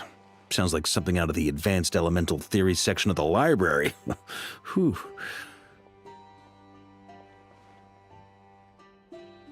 You seem quite troubled. Well, yeah. I mean, who doesn't get a little flustered when they're completely out of their depth? You were the very picture of confidence back when you approached the Hexen Circle. Yeah, I could have been faking it through that whole meeting for all you know. Who's to say I'm not just a ball of nerves in a charming and gregarious package? Oh gosh, really? I'm so sorry, I had no idea. Well, you're all the braver for it. Still, I was much more in my comfort zone than I am here. At least in Mondstadt, you can cry for help from a cliff top and actually stand a chance of summoning Barbados himself. Things have never looked bleaker than they do now. If we don't pull this off, Tevat's doomed, isn't it? Oh, you think so? Actually, yes. Yes, it probably is. It's a shame. Don't put too much pressure on yourself. Tevat has faced annihilation many times in the past, but it also gave us you, didn't it? Hey, don't give me that. It's not like I'm anyone special. I disagree. Every human born in this world is special. We angels have always believed that. In that case, this humble human being has a big favor to ask of you. I thought you might say that. I'm sure Alice, in her great wisdom, sent you here precisely to help us in this difficult time, yes? Well, that has less to do with her wisdom and more to do with my power.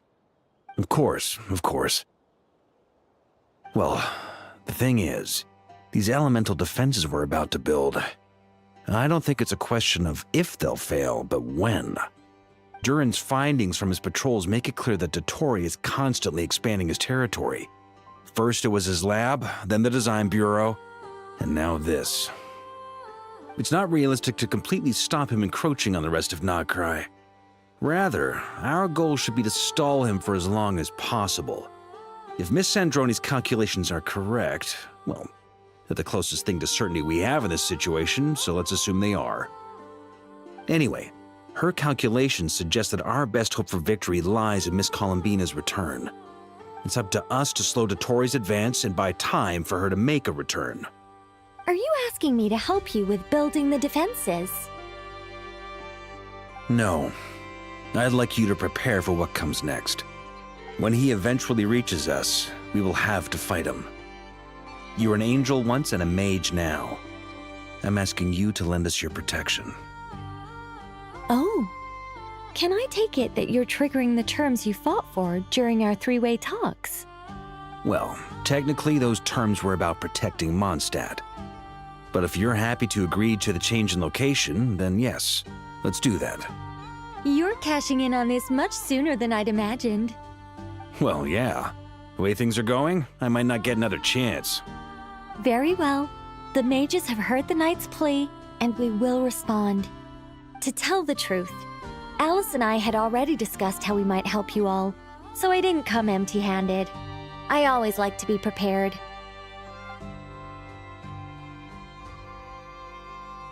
This is... wow, yeah. This is great. Seriously, thank you. Dang, I don't get to hear the plan. It's been many long years since I had a chance to dazzle humanity with a little divine intervention. To humbly serve as a reliable and responsible guide. Anyway, Knight of Boreas, please accept this gift in recognition of your great virtue. Go now. May the angel's blessing deliver you safely to your destination.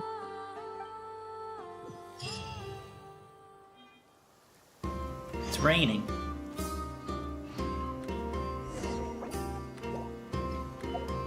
Oh, I can't even change the party. I was thinking, like, I already know that the Torre has a fire resistance, so you can't bring out Wika. But I'm hoping they just give you trial characters, go fight them. I'll go from there anyway. Androne?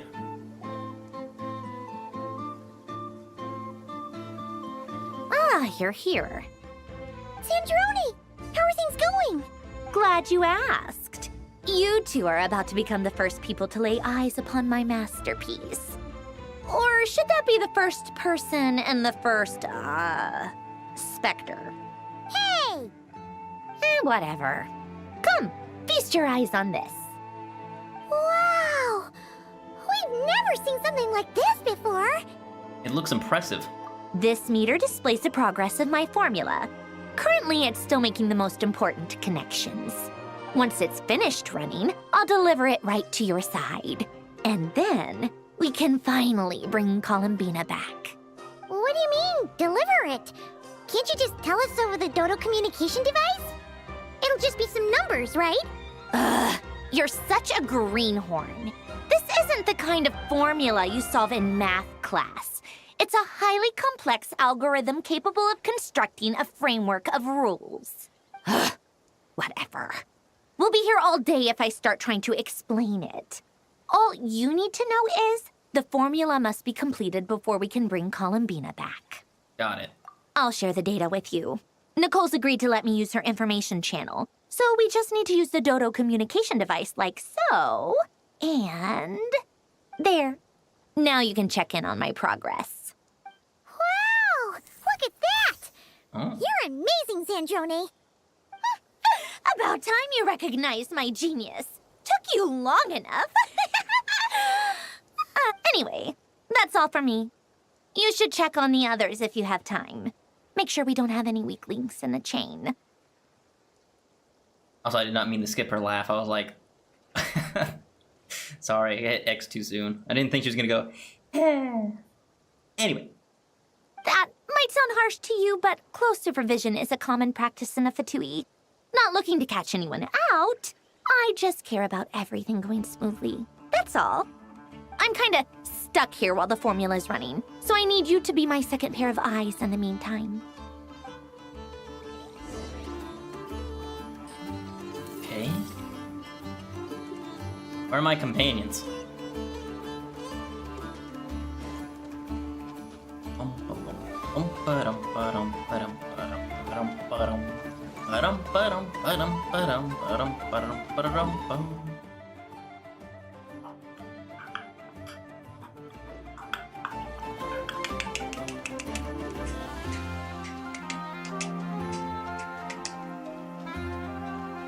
Albedo? Durin? Thankfully, Miss Nicole has come to our aid. Nasha Town is now looking very well defended. Golden Flame. Yes, that's Nicole's power, all right. Based on the latest message from Grandmaster Varka, it sounds like they've reached an agreement. The situation should be more stable with her assistance.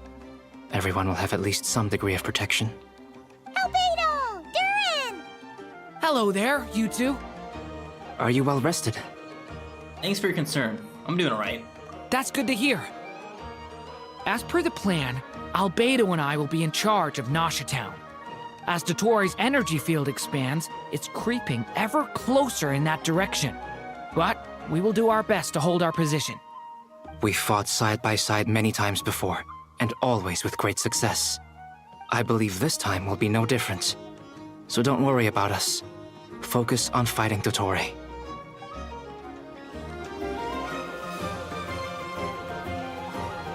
Moons. Traveler, Paimon, a pleasure to see you both. Friends! How's everything coming along? Fairly well, if I do say so myself. Personally, I am ready to confront Dottore head-on. Ooh, you sound much more serious than usual. To be honest, I am not usually fond of exercising my full strength. For one thing, it's hardly conducive to maintaining a low profile. Besides, I believe one should have the right to choose when to show their hand. I am conserving my strength until the moment of battle is upon us. Anything to boost our chances of victory. Seeing you get into the zone like this really puts Paimon at ease. Huh, Traveler? Yeah, me too. Most at ease indeed. I consider it an honor to have your trust. Rest well. I look forward to seeing you both in your element during the battle.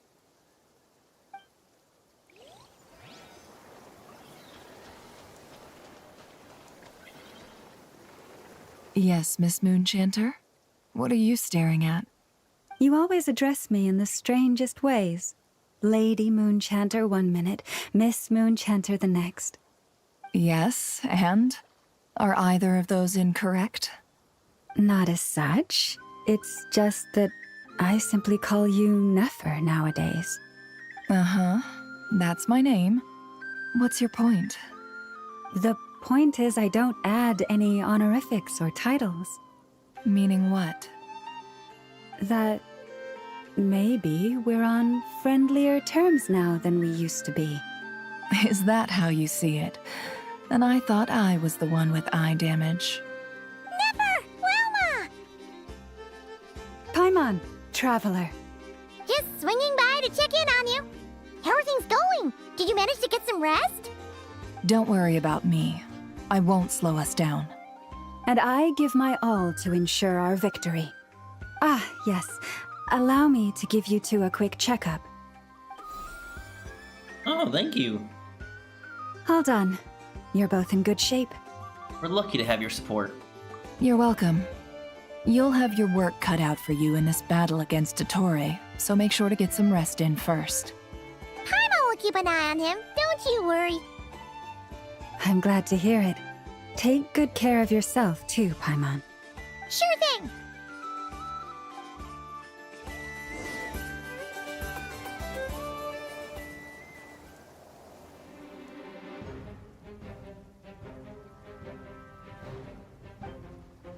Hostiles incoming. Are these the doctor's minions? Here they come. That's quite a horde. As we expected. Get ready, everyone! Take your positions and prepare to engage. Let's begin. I'm at the ready. Let's do this.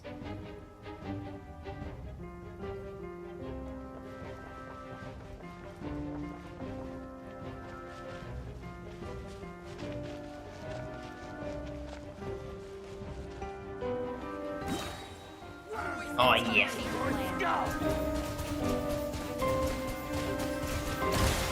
Oh, shoot, looks like they're enhanced.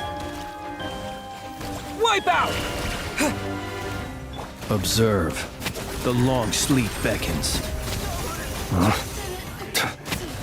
my gosh. You're doing a lot of damage. Gotta be careful. Be silent. Water jet! Observe. Close your eyes.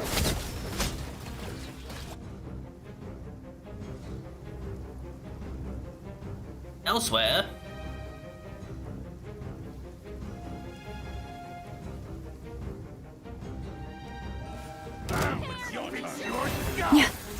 It all adds up. These Okay. creatures cannot stand against us. Oh, fighting talk. Just don't let your guard down. That goes without saying. I'm hardly the risk taker in this group. Excuse me? Nice.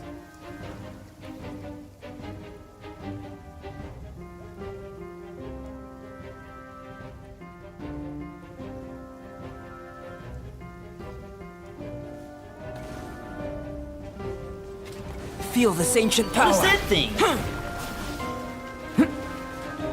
A turning point in fate! Thunder! Good lord.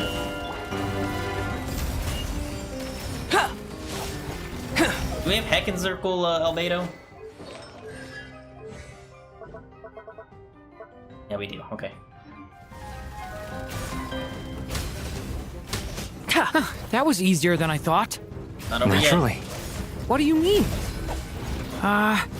Is it because as created beings go, we're of a higher level than them?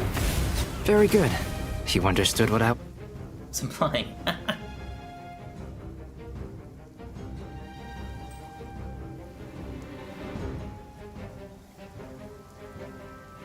We still got Durin's burst going.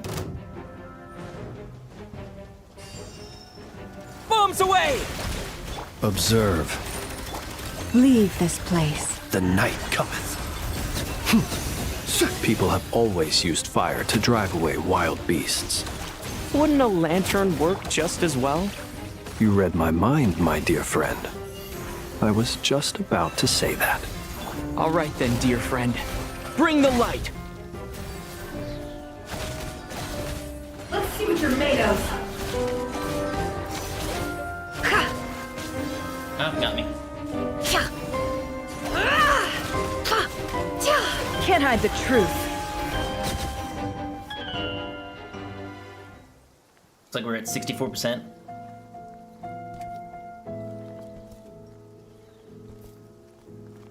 You're looking well. I trust you've had a good couple of days. Dottore. It's actually a good thing, in my view. If the subjects of my experiment were to die prematurely, it would throw quite a wrench in the works. And so, I must thank you all for your resilience. We are no longer on the same level, but you are nonetheless worthy of my respect. A creator god should be merciful and gracious after all. And in any case, it is only right that before I end your lives, the world is informed of the arrival of their new god. Round two?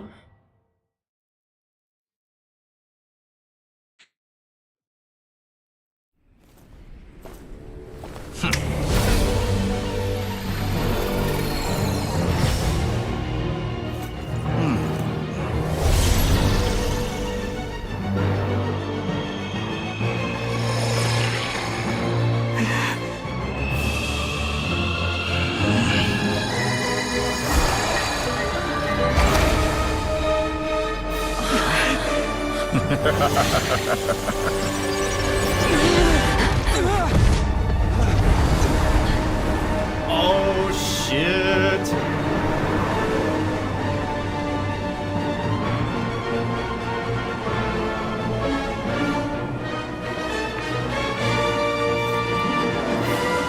The experiment begins. He split the false sky. Oh, let's do this. Water jet!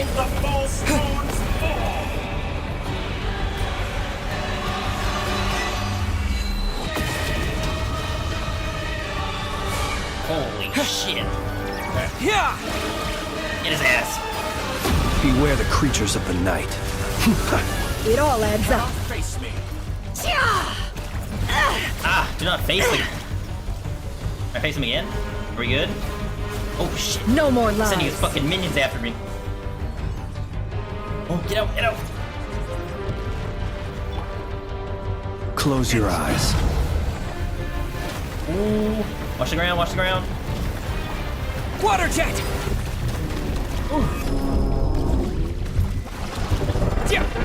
Can't hide the truth. Oh, shit. Let's see what you're made of. You poor lost lamb. Be silent.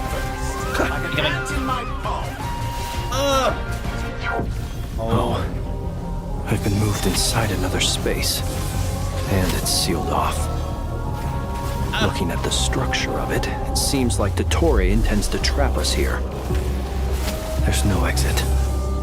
Our endurance is about to be put to the test. Oh! What again? It all adds Ain't got Flint no more, he's still trapped in that realm. Incoming. Go!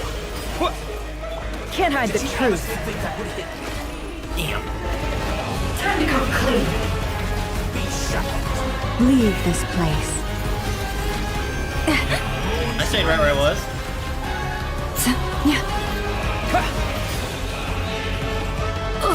It all adds up. Incoming.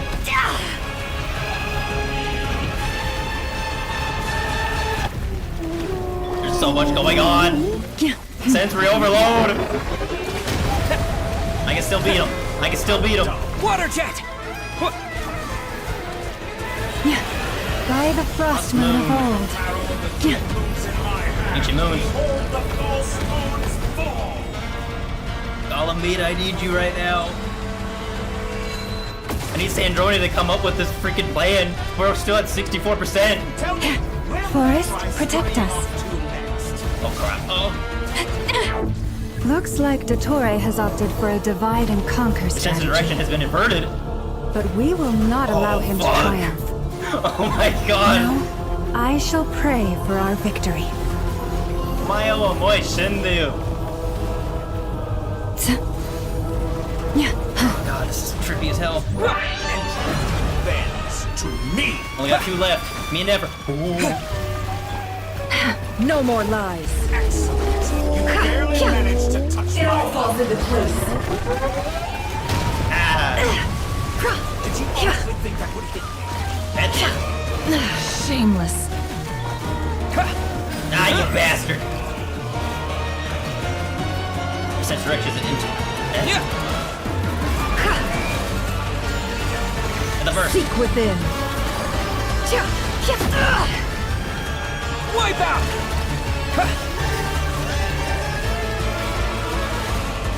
What a joke.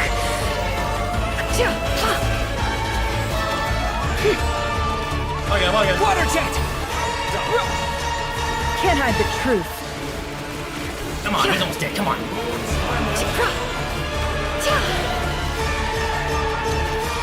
Alright, get ready. Water jet! Now face the doctor. Oh, incoming. Be annihilated. Which cannot stand against you. Oh, there goes Never. What's this supposed to be? Oh A god. knockoff version of the space Columbina got trapped in? There really is no way out. Oh god, don't die. We'll see about that. The sense of direction is all fucked. Oh my god. Oh, I can't. Okay, we can't die. My apologies. I had not intended to take your It's team. you and me now, asshole. But you have a choice in the matter. Obey, and I can release them. An excellent deal, if you ask me. I Won't will you not consider? obey. Die, you fucking prick. I'll kill you for everything you've done. Incoming. Go! Come on, we got this. Lock in. Lock the fuck in. Come in. To the rear.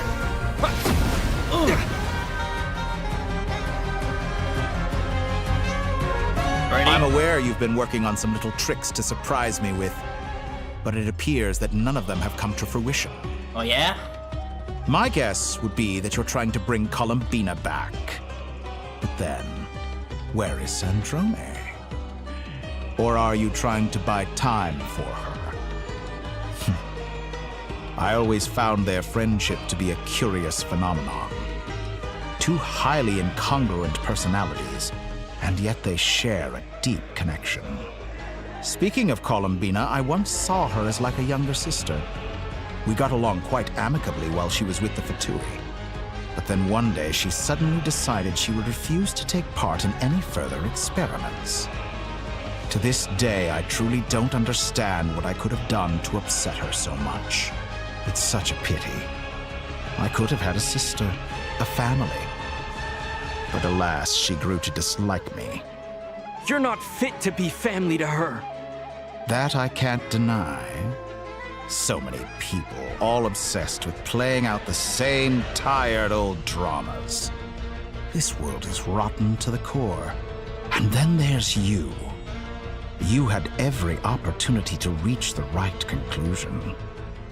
The thought of killing you off like this? But I maintain that I approached you in good faith, so I will offer you another chance. Will you work with me? You have until I count to 10 to make your choice. 1, 2, 3. Not in a million years. Huh?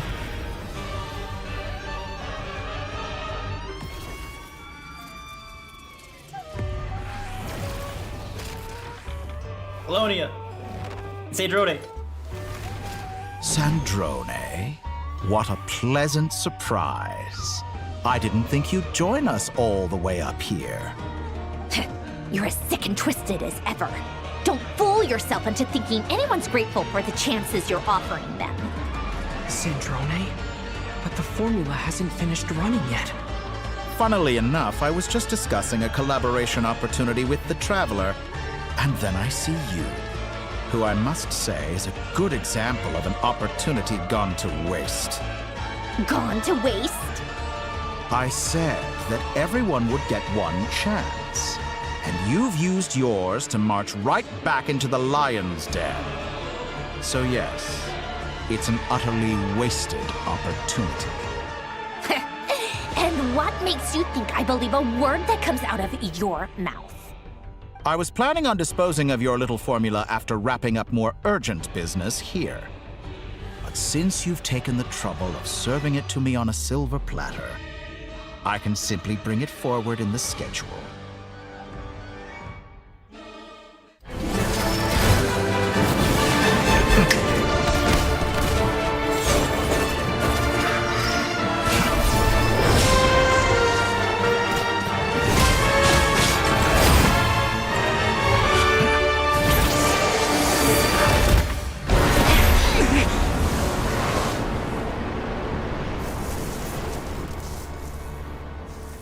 Colonia's down.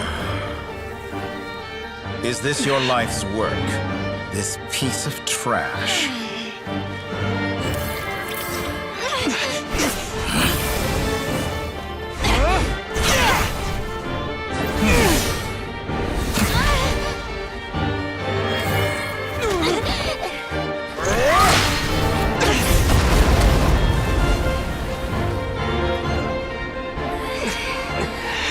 Your formula runs too slowly, Sandrone. You put your hope for success on others instead of fighting dirty. That is why you have failed. Now, whom should I slay first? Any volunteers? No one? How nice of you to leave the decision to me.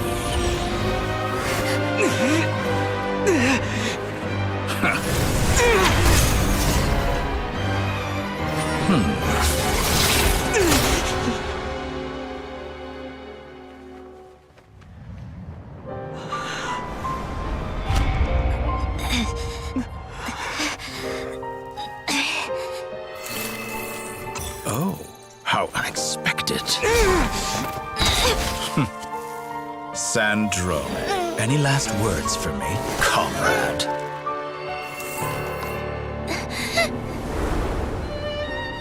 Is there anything you wish for? Not really. But I've always known what I don't want. Go to hell, Dottore.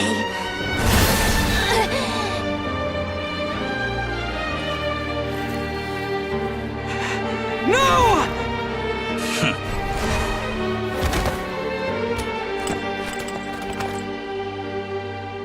And now, you have failed.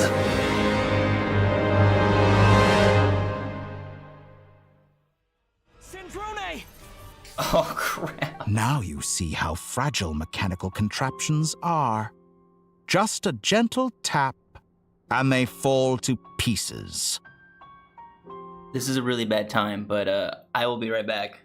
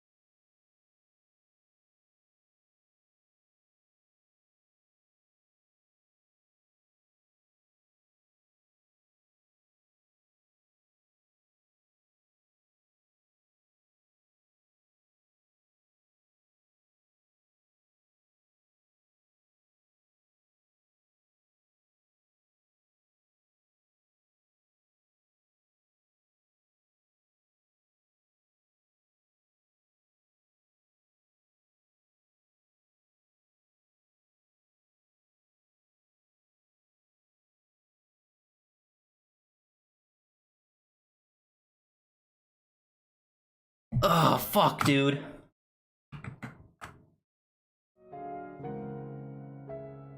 Oh, it's so sad. Come on. However keen of an inventor Sandrone may have been, her death spells the end of the formula that was running inside her body. Of course, I have to commend her for making it this far. As her colleague, I have to admire her stubborn tenacity. Now, it is time for you to take your place by my side. My count was interrupted, but the second chance I extended to you still stands. Once again, you are welcome to join me. By now, I'm sure you have gained a greater appreciation for the power and authority I wield. What is stopping you from embracing a new world of endless possibilities? Not in the mood to talk? As you wish. You seem less talkative than usual today. I'll change the topic to something more apropos. Sandrone was always like this, never trusting anyone, always so reluctant to share her research with them. Objectively speaking, she had her strengths. It is remarkable how she extracted and even optimized the world formula from so much data. But her inability to trust was her undoing. Had she allowed someone else to monitor or run the formula for her, you might still have a chance at victory even now. But regrettably, she was a stubborn fool. As much as it pains me, she had to go. Dottore, maybe this is news to you, but people can change. Columbina surprised you when she escaped. And I think Sandrone would surprise you too. Change? You can twist the truth however you want, but I see it clear as day. You're the one who can't trust other people. Is that how you see me? By this point, what can you hope to do about it?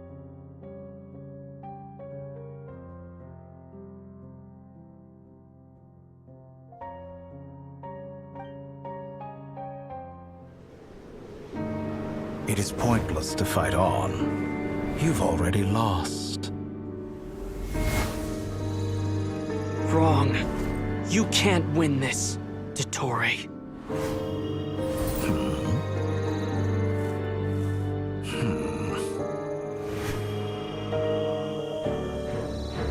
What?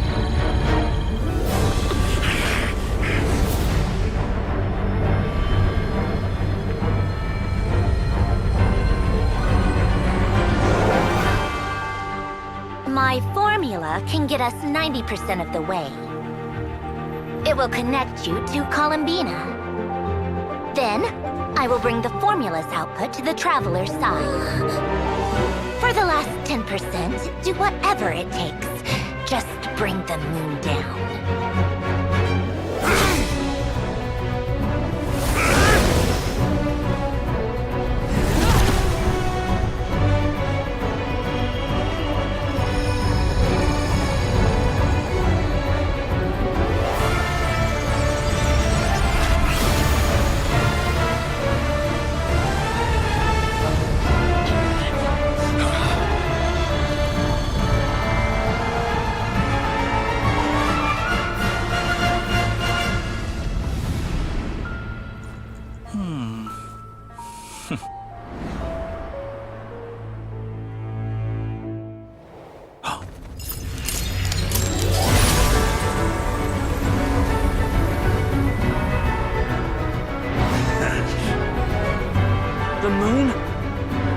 never be yours!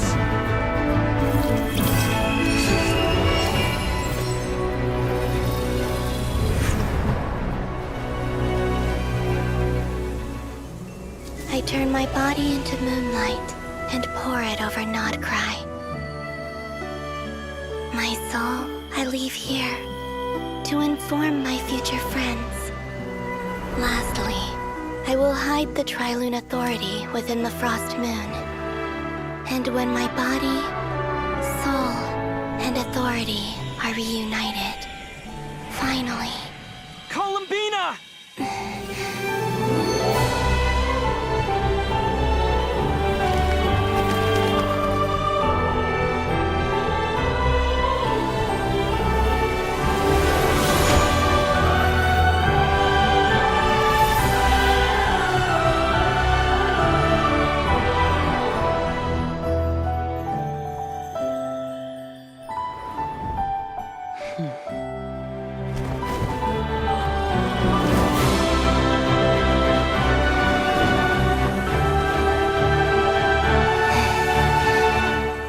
It's been too long. I'm back.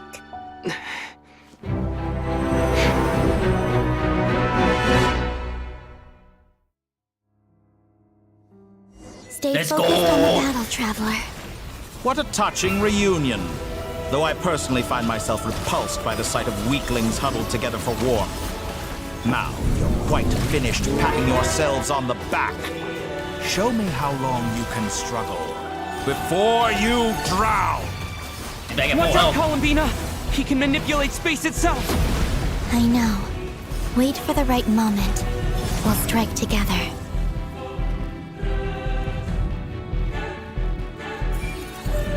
Moon's remnants fall.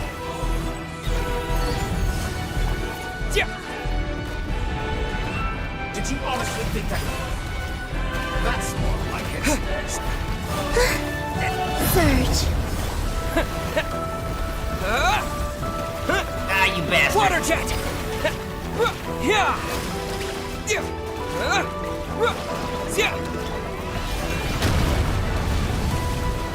Enough! Like an ant in my palm.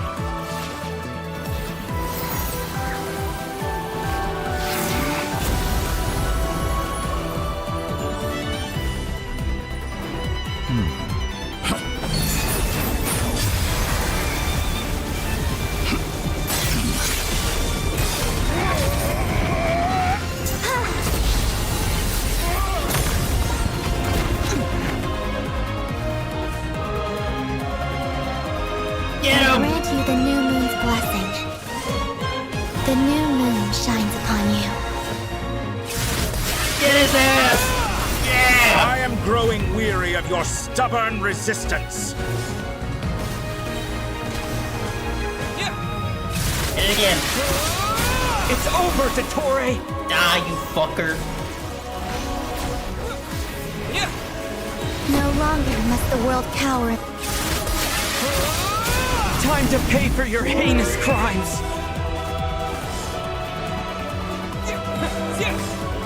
Let the moonlight dispel the darkness. Our future is not yours to command!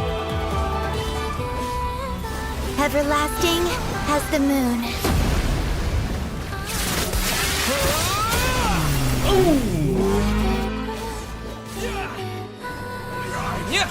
Shape the new world.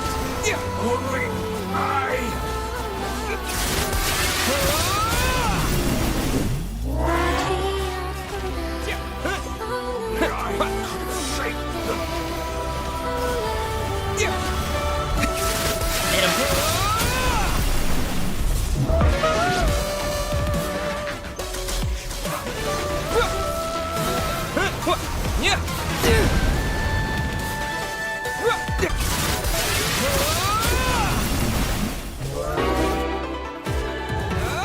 I gotta give him a little lower. Shape the new world. Only I.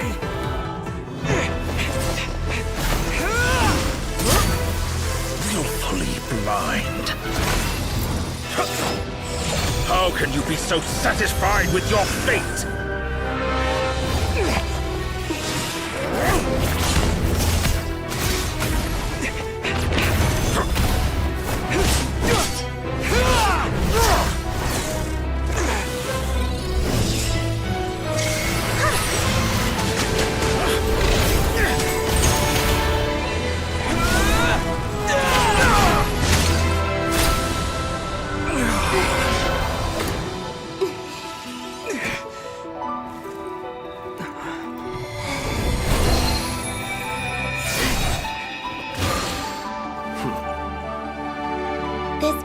was never about fate. It's about friends, family, and the home you stole from them. So dull. Only the weak rely on each other for comfort. You shall see. Once I transcend fate, you will be nothing but fodder for my grand experiment! That will never happen.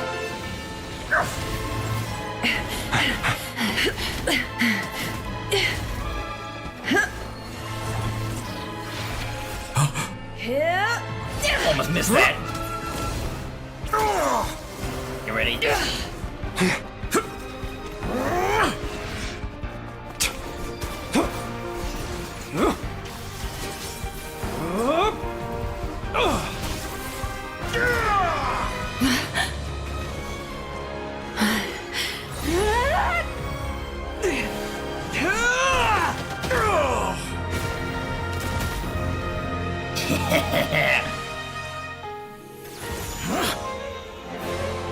Today, the moon lights up this world once more.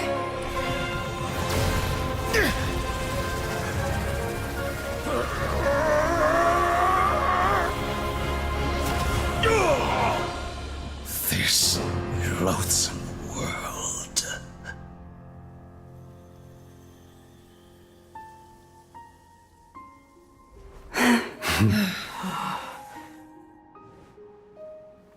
No, this world is our home.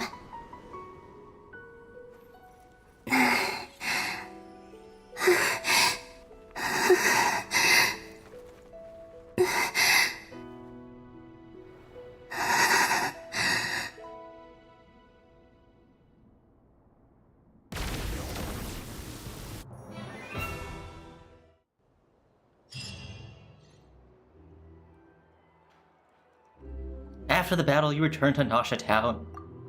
The scars left on Nod-Krai by the doctor slowly begin to heal. After learning of the crisis end, people gradually return to Nod-Krai. And the frost moon in the sky also remains within this world. No, you're doing it wrong. The moon looks like this now. What are you drawing, children?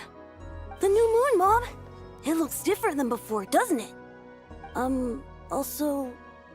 Can I go buy a sugar sculpture today? Please? Just one? All right. I suppose today is a special day after all. Almost like a festival. Extra, extra! Get the latest Nasha Express here! Post-disaster report! Nasha Town reborn beneath a new moon! The voyage begins today! The future looks bright thanks to the League. Want a copy? I knew things would be different. But I didn't think that would include the moon. They say a new moon goddess has been born. A new moon goddess? Who's saying that? The Frost Moon Scions? I guess so. I'm not too clued up on the details. As far as I'm concerned, the moon's still in the sky and it's business as usual. Hey, since we've come all this way, shall we grab ourselves a free meal while we're here? Are you a convert now? Or are you just here for the free lunch? Oh, come on. What does it matter? After everything we've all just been through? That smells good. All right, that's it. I'm hungry. Time to eat. Come on! We gotta get there early, or there won't be any good spots left! Shh, keep it down. This is a residential area. What if people are still sleeping?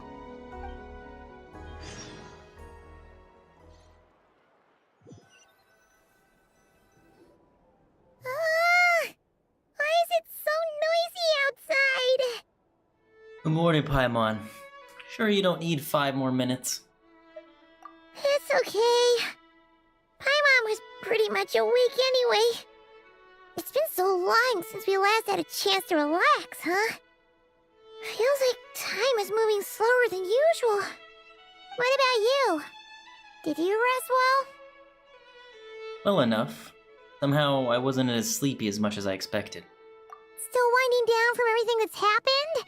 Or are you wondering how our friends are doing? Or is it about what Dotori said to you? Bit of everything, I think. Okay, if you say so. But don't push yourself, alright? Let Paimon know if you need to talk. What we just went through was a lot. It's totally normal if you need some time to get back in your groove. Luanatar disappeared after Columbina came back. Apparently, she was part of Columbina's soul or something. Still, Paimon kind of misses Luanatar somehow. But anyway, you did great. So did Paimon. We all worked our butts off to contain this disaster, and in the end, we made it. So, chin up, Traveler. You should be proud of yourself. You're not usually this sharp when you've just woken up. Hey, don't poke fun. You should be glad that Paimon's growing as a person. Sorry. On a more serious note, I bet you were worried about me again, weren't you? Paimon didn't think you'd mention it. I'm sorry, Paimon. You have no idea how anxious Paimon was. She was worried sick about you. So I heard. I understand how you feel. Well, if you really want to show Paimon you're sorry, you're gonna need to make it up to her. You better be ready to splash out on a lavish meal. Anything for you. My treat.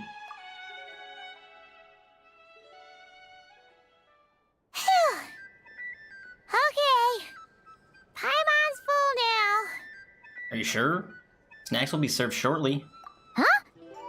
Oh, well... Hey there, Traveler and Paimon. Good morning. Yehoda, good morning. Yehoda. Here for some breakfast? Oh, I've already eaten.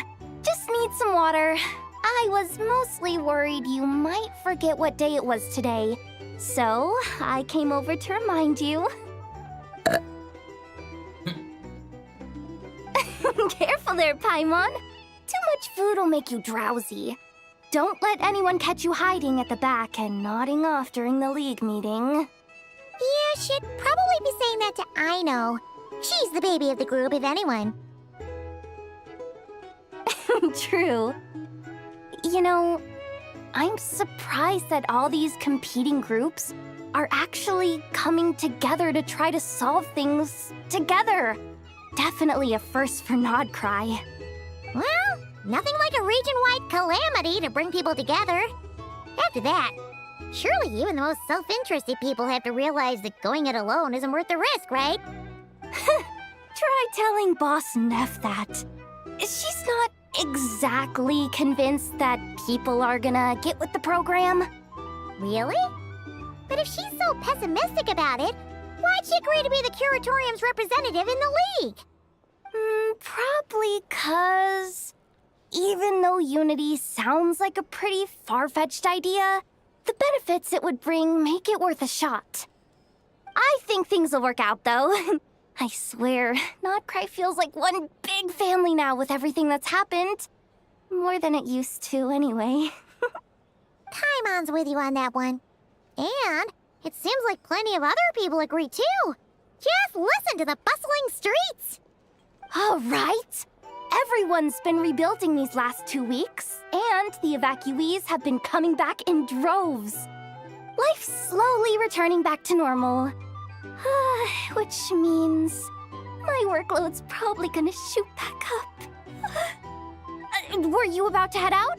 There's still some time before the ceremony begins, you know. Yeah, we were gonna take a stroll around the square and say hi to some friends first. Sounds good. See you later then. Let me just say, that was a lot that was going on. Holy shit. That's what they meant when you brought the moon back. With the lantern right.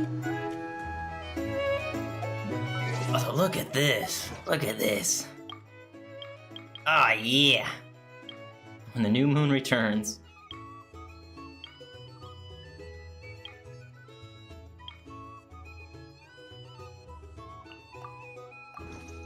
Claim those in a bit. I feel like there's gonna be more coming. But Sandrone, man. Oh, I didn't think she would step in and take the blow. Please accept today's boon. Have a nice day. Nefa giving out Paimon's boons? eyes deceiving her? Or is that Inefa handing out food for the Frost Moon there. Would you like a feast of the moon, along with some snacks of the day? So, what's new, Anefa?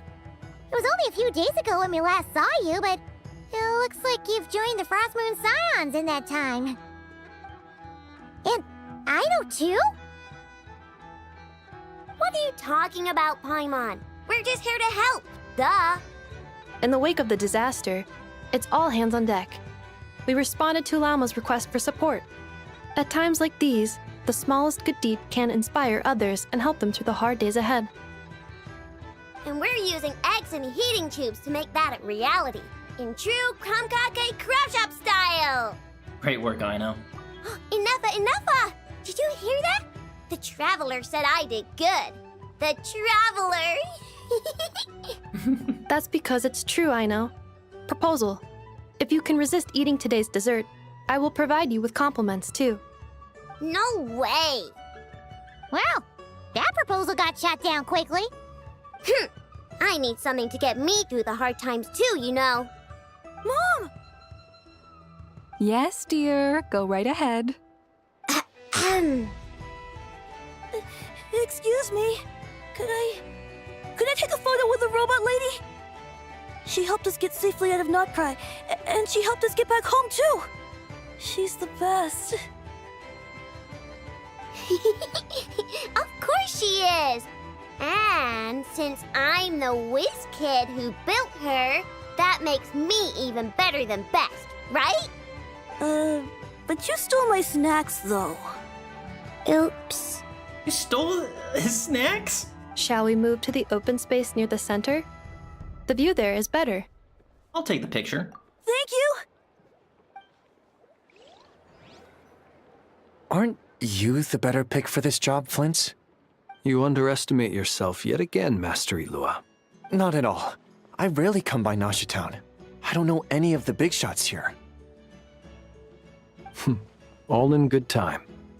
Socializing is a step-by-step journey. But you're much further ahead on that road, aren't you? You're not seeing the full picture. You know the truth now. My friends do not understand my habits. There is no question about it. The Lightkeepers need a representative in the League. Someone who is upright, cares about other people, and can realize their self-worth through group action. You say it like you wouldn't make the cut. I am most flattered that you think I would. Sigh a little less, Master Ilua, and have more faith in yourself. All the Lightkeepers agree that you're a very promising young man. That is precisely why Starshina Nikita felt safe delegating such important work to you. I'm sure we all also agree that we would sooner die of dehydration than manage to wrangle anything out of you in a discussion. My apologies. I am not in the habit of bringing water with me when I go out. Whatever. I'll take the job. By the way, who else is part of this? Oh, it's quite the who's who of Nod-Krai. There's the Moon Chanter of the Frost Moon Scions, the boss of the Curatorium of Secrets, a representative of the Voynich Guild, and even someone from the adorable Krumkake Craft Shop. I'm sure you will find speaking with them to be a genuine pleasure. If you say so. I've never done this work before, so I'm honestly a little scared of making mistakes. But I'll do it. Not only is it our duty as Lightkeepers, but because I want to make Nod-Krai a more welcoming place. An admirable attitude to take. The beacons are lit, Ilua. We're but one step away from breaking through the blizzard. The beacons are lit. Gondor calls for aid. Sorry, wrong franchise. We have the chance to band together and build our shared homeland into an Elysium. This is unprecedented for Nod-Krai. An opportunity not to be missed. Yeah. You're right. I'll do my best. Quite a few familiar faces have arrived. Let's go, shall we?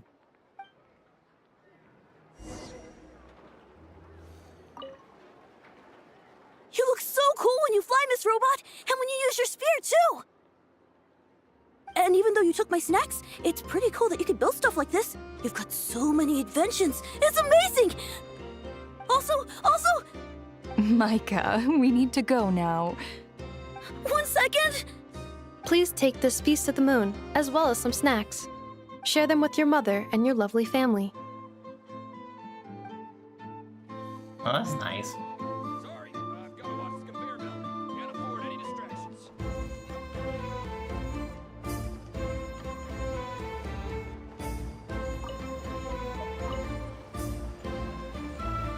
Varka. I think I saw Durin too. Wow! Everyone's here! You seem well rested. I know no one's asked, but I'm sure you all want to know, so let me just say, we're doing great. Thanks. I figured. Thanks for bringing down the moon. Well, great, but not perfect. I'm starting to lose my mind from boredom. Can't drink a drop of alcohol while I'm waiting for my wounds to heal. Can you just put the alcohol on your wounds? I'm sure you had a sneaky swig or two. What? No, he's a man of his word. Wait, how'd you find out? Oh, never mind. I'm sure you must be missing Mondstadt after all these years away, Grandmaster. And that's why the flagship event is you coming back. Yeah, you could say that again. Every time I get news from Mondstadt, it makes me want to go back and see the place for myself.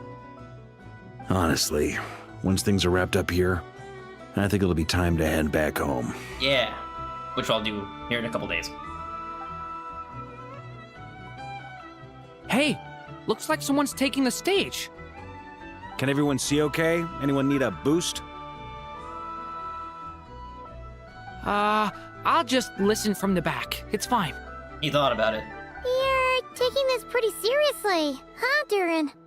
Well, it's not every day that I get the chance to see how people speak in official settings. Soak it up like a sponge. I'll make sure you get a chance to practice for yourself later down the line. Actually, I know just the thing. You can debrief the Knights of Favonius for me. Mr. Varka, are you forgetting that I'm not a Knight of Favonius? You could be, though. I could knight you. Any particular title you'd like? Is he joking? I really can't tell. He probably would make you a knight. You'll have to figure this one out for yourself. It'll be a good learning experience. It is my honor to host the opening ceremony for the League, and to have this opportunity to speak to you all in my capacity as Voynich Guild representative. Could this person also have been pushed onto the big stage by the real big shots? Guess I'm not the only one then. We come here today, having weathered the trials and hardships of yesterday, and having learned from them the importance of unity and cooperation. All right, here we go. Uh-oh, looks like Aino's off in Dreamland already. Wait, Boss is looking kinda drowsy too. What's up with her? Come on, get the speech over with already. Like, boring. Nod-Krai is our home, the land we rely on for survival. And as we chart a course for the future, may we persevere through the storms ahead as we sail towards a new era of prosperity, freedom, and hope. Good speech.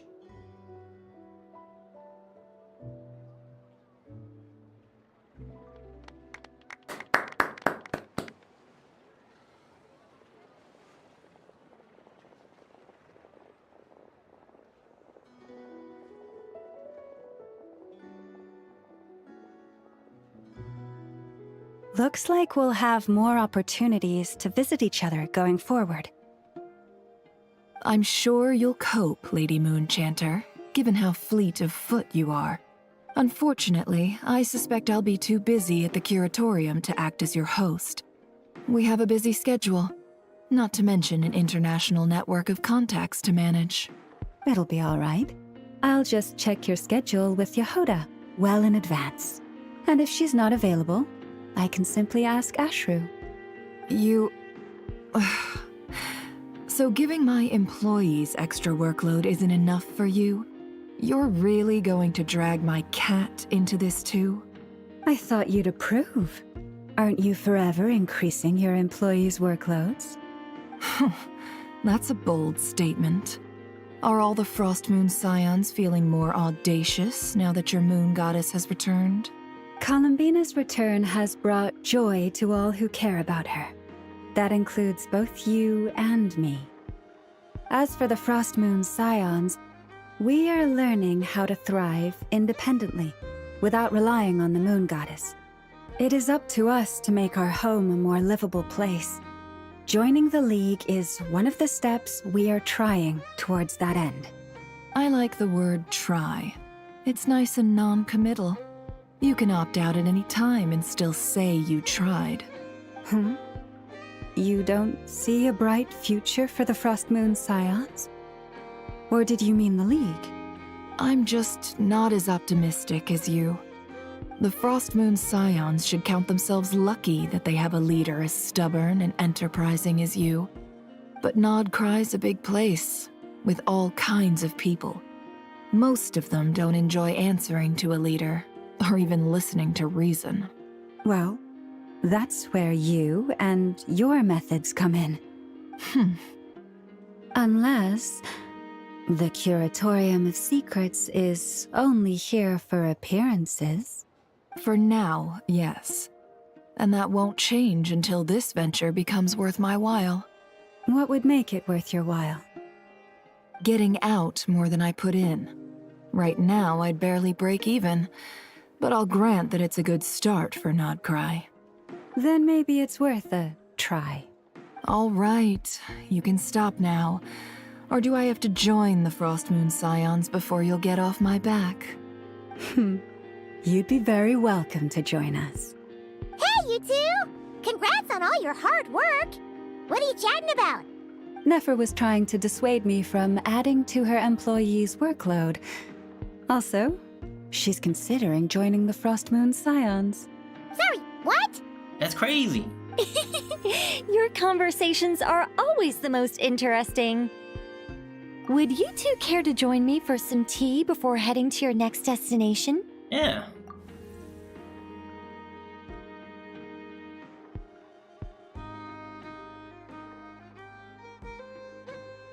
Nicole? Wait, where are you? Aren't you gonna show up today? Sadly not. I'm otherwise occupied right now. I'm sorry, Paimon. I can hear how disappointed you are. If it's any consolation, let me say that how things appear on the surface is a far cry from what they are at their core. Perhaps you'll feel better if you focus on the fact you have a special line of communication with the great mage herself. Okay? Has something happened? No, or not yet, anyway. What do you mean? I mean, other than the so uncalled for war that's coming to the vet. Well, that's not ominous at all. Is there something we could be watching out for? Not for the time being. Okay. Just think of this as a general check-in to make sure this communication system is still running smoothly. Besides, it's good to chat once in a while if we want to maintain our friendship. You could have just said so. Paimon got all worked up for nothing. Still, the best friendships are built through face-to-face interaction, you know? It's never gonna stop being weird having tea with you when you're not there and just talking to thin air.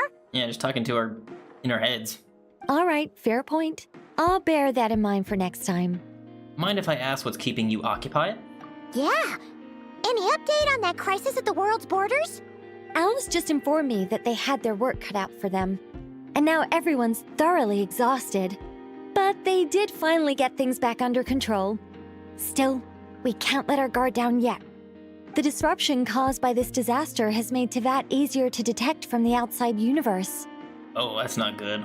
She plans to wait for things to stabilize, then reschedule her Mondstadt vacation plans. As for me, I agree with Hat Guy's perspective. This is a time when many new variables are emerging, and the situation is changing constantly. Plus, most of this change is for the worse. That's true. If that's opening up the gates to have others see Teyvat, I wonder if Sir Delogi's probably heard that too, along with maybe some of the dragons who also escaped this world. We have to remain vigilant and ensure that the embers of chaos are not rekindled. I did notice that the energy in Nod-Krai changed somewhat after the War of Funerary Flame, but since it was still aligned with the Light Realm, I never gave it a second thought. It looks like I'll have to examine the connections between phenomena I observe more closely in the future. Sounds like you got a lot on your plate. Just doing my duty. It's more or less second nature by now. Of course. To give you the full picture, I'd have to start with the substance from which angels were formed. Never mind. Paimon's right. Showing off my knowledge would be much more satisfying in person. By the way, you did receive the gifts from the Hexen Circle, yes? I'm not trying to claim credit or anything, but my pride demands that I at least mention it. They're quite similar to the protective talisman that Alice gave Dory, but with some very special enhancements. Oh! So that's what kept our friends safe when Dotori trapped them! Indeed. We went to great lengths to make sure they were invisible to his eyes. See. Thank you. I'm so happy they came in handy. Still, not fishing for gratitude, by the way. I just want you to be aware that sometimes your friends may be protecting you in ways you cannot perceive. Anyway, I'll contact you if anything else crops up. If not, you know what they say, no news is good news. Oh, my angelic instincts are tingling. They say you should head to the docks next. Your friends are about to board their ship home. To the docks. Sailing toward tomorrow.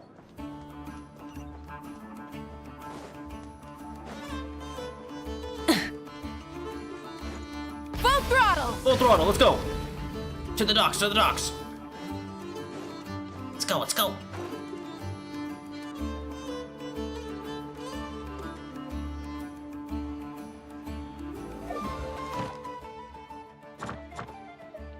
Be taking that, thank you.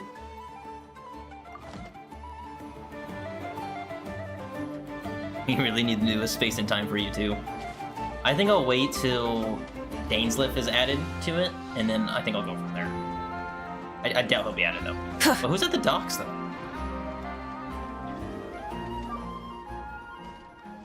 Ah.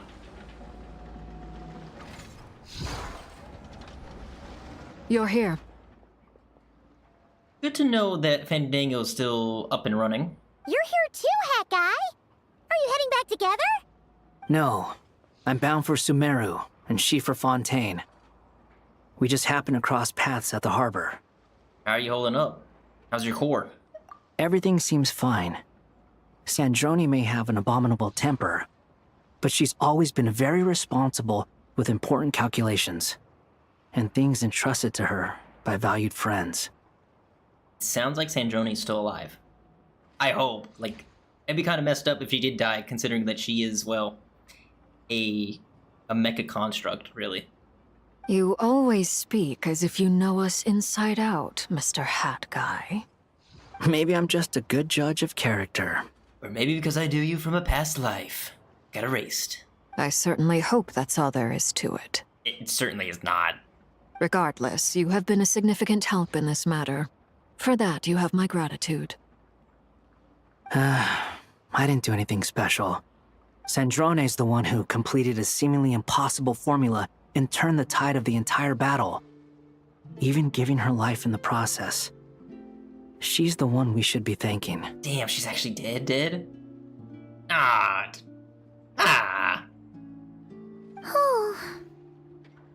Even we were unaware that Sandrone had hidden the real formula inside Polonia's body.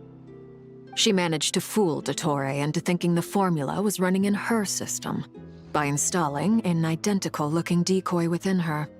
She probably realized that she didn't have the strength to stop Dottore. But this way, she could at least get him to lower his guard. She always worked like that. Always had a backup plan. What happened to her body? Well, that's why I'm traveling to Fontaine. She made a request of me long ago, and the time has come to fulfill it. Think of it as her will. What was the request? She said that should she ever fail in a mission, she'd like me to deliver her core and Polonia's to the Fontaine Research Institute. Oh. She also mentioned that she had made arrangements for people there to set her affairs in order. Oh, fuck, she is actually dead. Fuck. Some of her personal effects, such as her notes, were left to me. I've decided to take them back to the House of the Hearth. For safekeeping, primarily, but also as mementos, I suppose. However, there is one book among them that I'd like to leave in your care. I'll have someone deliver it to your residence at the flagship at a later date. Does Columbina know about this? No. I was specifically warned not to tell her. I can understand why. This is her last wish, and I will abide by it. Is it also some kind of backup plan? I can only hope so, but none of us here can know for certain. I bade farewell to Columbina earlier today. As promised, she turned the iridescent moon's marrow over to me. She spent a long time with Sandrone's body, saying her goodbyes. Oh, is she alright? Sandrone's passing has left a great wound in all of our hearts. It will take time to heal. Damn, dude. But Columbina surprised me. She offered me some words of comfort before I departed. Despite being grief-stricken herself, she showed an awareness of the feelings of others around her. She never used to act like this. Clearly, she has grown. And I suspect that we have you to thank for much of the change we are seeing in her. It was a group effort by all of her friends. Huh. After these recent events, the Tsaritsa has revoked the Pale Star Edict. Snezhnaya now realizes that the arrest warrant for Columbina was just a ploy by Dottore, who coveted her powers. I shall return to Nod-Krai to see her as soon as I find the time. I hope that from now on, she too will explore more of the world. Columbina Hyposelenia's journey is only beginning. My ship is here. Traveler, Paimon, we shall meet again. You too, Hat Guy. Bye, Arlecchino. What are you still bumming around for? Isn't Columbina waiting for you? I thought today was the day you'd agreed with her to go find out the truth about your sibling. I'm a little nervous. You're afraid you won't like the truth when you see it. Yeah, because the truth might shed some light on more of my answers, or more answers to my questions, and leave even more questions. Well, this is new. I was starting to think that nothing could scare you. Don't say that! Wouldn't you be if you were in this situation? Fair point. But I'd say I have more experience facing up to unpleasant truths than the Traveler. Yeah. Yes, that's true. They say blood's thicker than water. I know how much you need your family back. More than you need any of your friends. And I'm sure that all your real friends understand that too. No matter what the truth turns out to be, they will stick by you and support you, whatever decision you make. Finding the truth is important. But more important still is what you choose to do once you've found it. Fandango. At least, that's the life lesson I've learned from my experience, grappling with the truth. You feel better now than you used to? What? Now that Dottore's dead and gone? A little, I guess. But it hasn't solved everything. That's true. But I'm glad he's dead and gone. Rest in piss, motherfucker. Maybe I regret not getting to end his life with my own hands. Or maybe it's something else. But for whatever reason, I still feel like I have a chip on my shoulder. I honestly could have used you in that fight. I feel like if you were there, Sandrone would have stayed alive. Either way, I'm going back to Sumeru. Lesser Lord Kusanali is gonna need help dealing with all the chaos Dottore left in his wake. Not just from this incident, but everything he did in the past, too. You should continue with your journey, as you've always done. Who knows? Maybe we'll meet again someplace else. Bye, Fandango. So, what should we do now? If you want to explore a bit more to steady those nerves, Paimon's game! Damn, dude, how am I a freaking ally with Fandango now? I can't even. I used to hate that motherfucker, but now he's just grown on me. Oh, it's so weird to see and feel. After all, when Columbina said she knew where your ship was hidden, Paimon promised to give you two some alone time with the truth.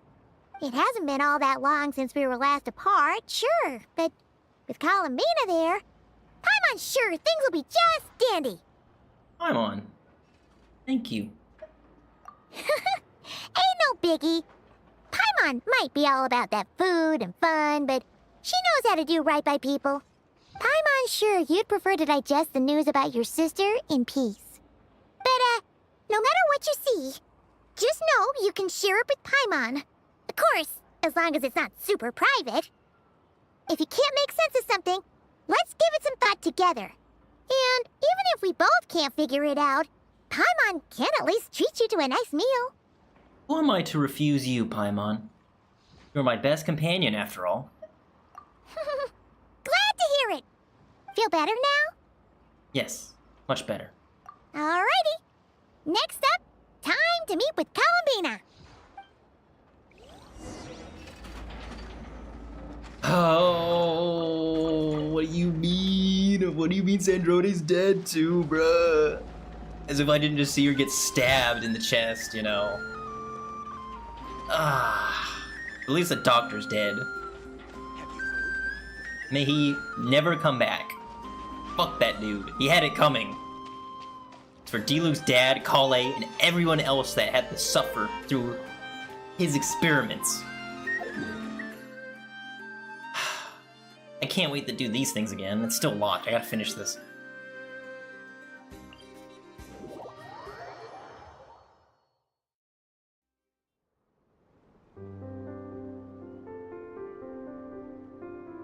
Columbina, we're here!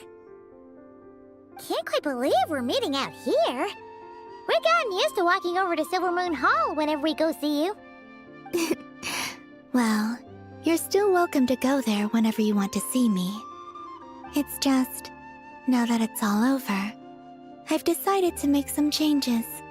Try and fit in with the Frost Moon Scions, like Llama suggested. And how's that been going? The older generation are still timid around me. They don't dare get too close, and they bow their heads when I walk by. But things are much better with the children. I see more curiosity in their eyes.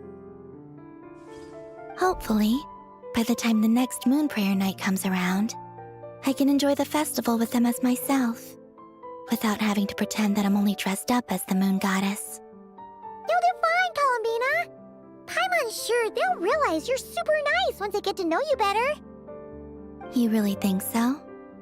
When we first met, you thought I was a little up in the clouds. Oh, we were just starting out then, come on! So Llama told you, huh? I'm only teasing. I know that I have you to thank for pulling me back down to solid ground. It feels good to finally stand firm on the earth where I was born.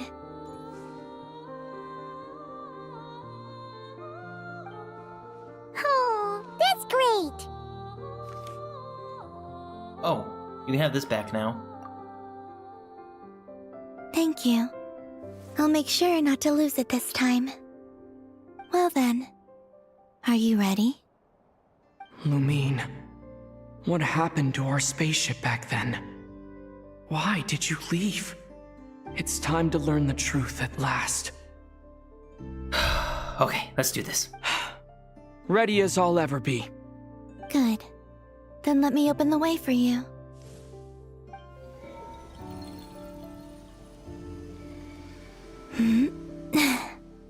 Where does this lead? To our shared destination. Huh? Do you remember me telling you about my missing prologue back when we just met? I said that my story began on the moon. But while I was inside the moon's reflection, I realized that my prologue was really hidden in the future. I just had yet to discover it at that point. The story of the time before I was born was in fact the story of my distant future. It's truly fascinating. But When I obtained the Trilunar Authority and returned to our present reality, I sensed something I hadn't expected. Your prologue. So you mean? Yes, your spaceship. All this time, it has been hidden on the Frost Moon, which lay beyond the sky. What? But why? Who could have done this? The great ruler of the firmament. The heavenly principles. One of the heavenly principles threw my spaceship on the moon? Wait, them? Why would they do that? It would only make sense it was them anyway. Nobody could move that thing, and no one could destroy the thing. It would only make sense that the heavenly principles just grab it from where it crashed and just threw it on the moon. I don't know. Perhaps your ship contains something that is incompatible with Teyvat. Or something that cannot be known. Oh, did I pick a bad time to say this? I know it must have been hard to work up the courage to do this. Maybe I should have waited until you were on the moon, with no chance to back out. That would have been kind of mean, you know. Take me there. Take me to the moon. Oh? Whatever is hiding in that ship, it belongs to me and Lumine. Those memories belong to us. No one else has the right to decide whether I should or shouldn't know about it. Not even the heavenly principles. Very well. Then let's go. You two take care, alright? And don't forget to come back soon! Rest assured, Paimon. We will. Traveler, after you. You got this. Thinking about the story that we'll find hidden on the moon? Yes. And hoping that it has a happy ending. Please. Stories like that don't exist, you know? You don't believe in happy endings? I don't believe in endings.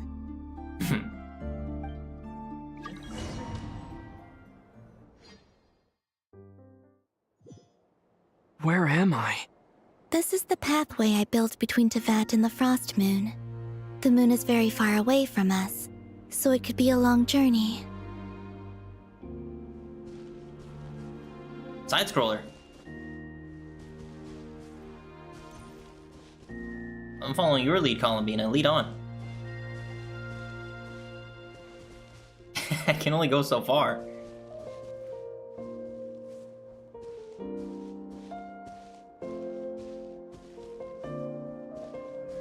After I obtained the Trilunar Authority, I unwittingly saw past events from many of my friends' lives. One was Lauma. She was so young when they chose her to be the Moon Chanter. From then on, the Frost Moon Scions looked to her to bring messages from their goddess. But, for better or worse, I had left Hisi Island before she was ever born. It was not until much, much later that she met me. I think it's for the best. Because of the way things turned out, you had the opportunity to become friends. You're right. In that sense, I think we were both very lucky.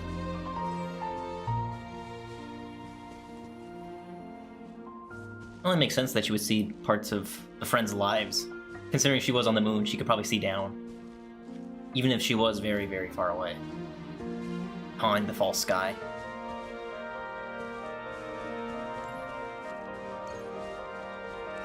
Who's this?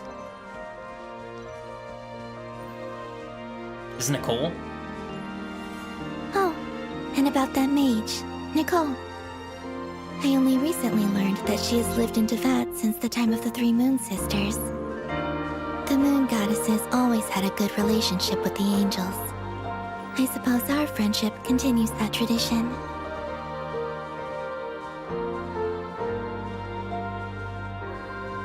I forgot to look at the moon. We gotta look at the moon later.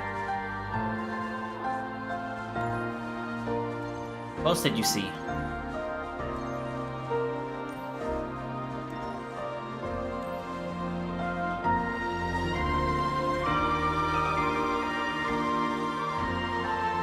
And then, there's Sandrone.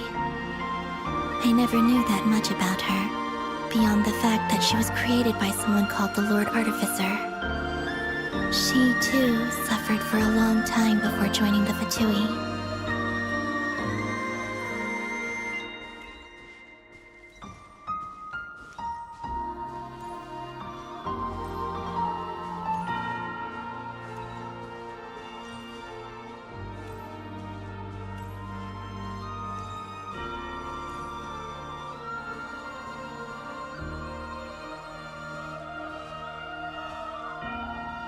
How I wish I could talk to her again, even if only to hear her say nasty things to me.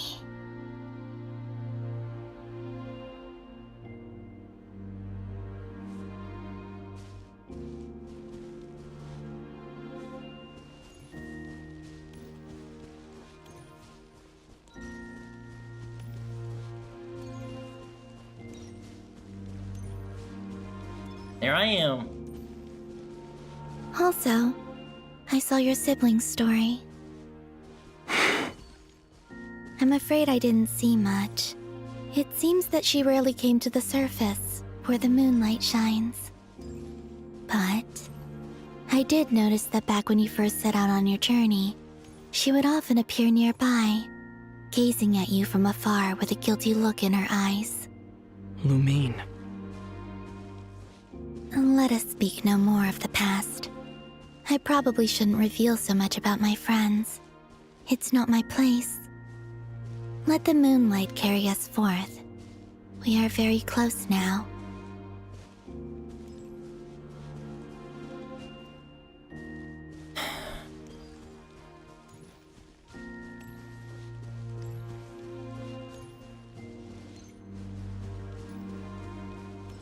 Oh, we're almost there.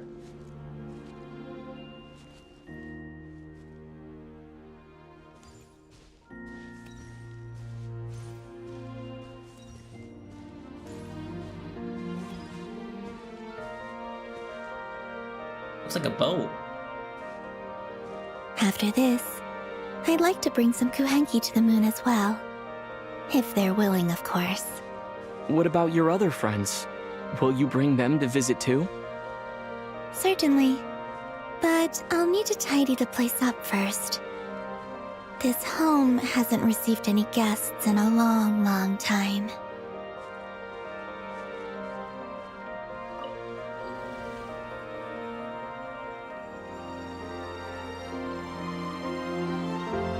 I remember writing something similar with you on Moon Prayer Night.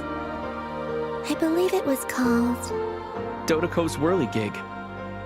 Yes, that was it.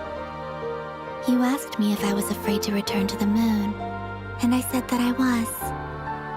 The idea that I had gained something precious, only to lose it so quickly. That frightened me. But I'm not afraid anymore. Besides, this time, we're traveling together.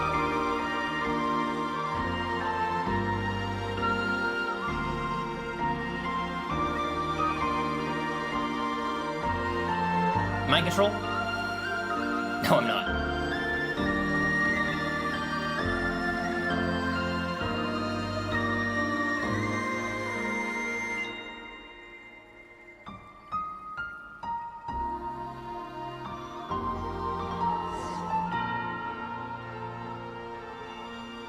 The moon. Wait, no, that's the world, Tibet.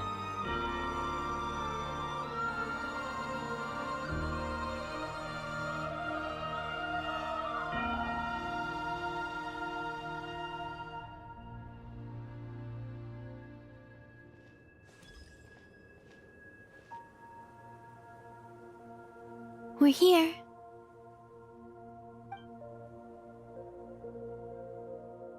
Nice place. Kinda empty, though. Over there.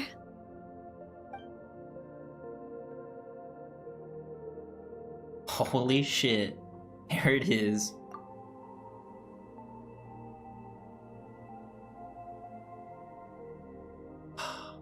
Tibet looks so beautiful from up here.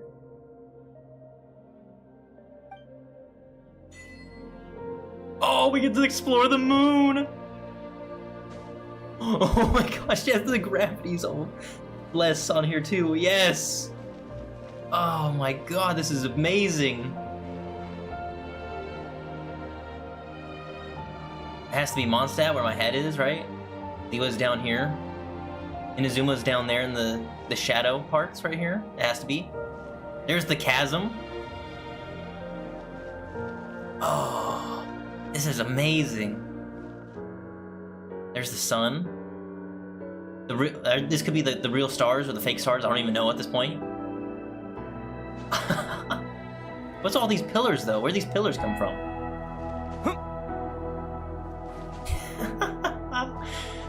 Oh, does the glider work still? Alright, glider works the same. Oh, this is amazing. I gotta get a screenshot of this, hang on. I gotta try and do this with one hand, hang on.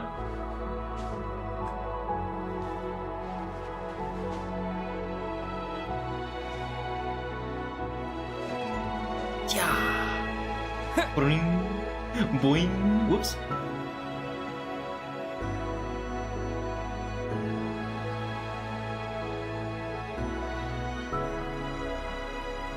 Our spaceship. It's huge. I suppose that the moon is the only place one could hide it. It'll be all right. Huh? The way you feel in this moment, I went through it too, on Moon Prayer Night. The door was right in front of me, but I struggled to find the courage to step through. Solitude for me once meant living a life in which even I was absent. Before I met you, that was the only life I knew. But that night, solitude meant throwing away the life I had gained after meeting all of you. Columbina. Go. Retrieve the part of your life that was once lost. Trust me, you will lose nothing by doing so. Look, Teyvat is right there. All of our friends are down there, waiting for us. You're right. Thanks, Columbina.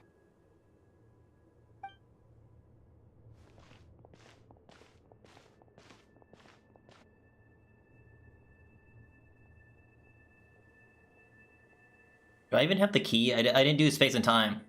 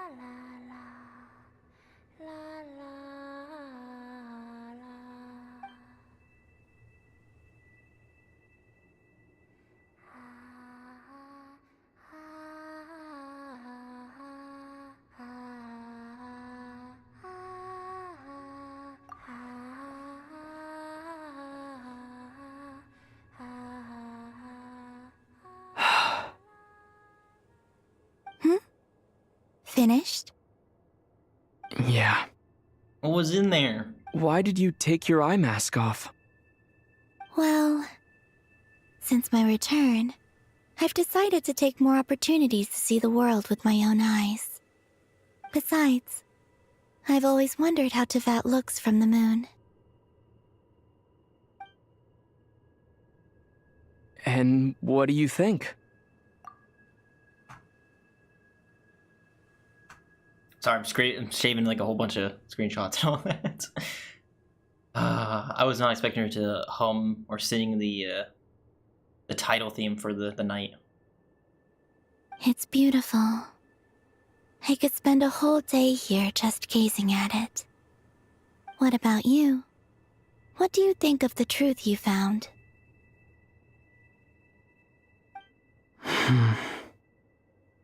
I haven't looked at another person's expression in a long time, but I think yours is saying, it was neither good nor bad? Did it leave me with more questions than answers again? Keep this up, and it won't be long before you give Nephra a run for her money. Oh, I don't think that's going to happen.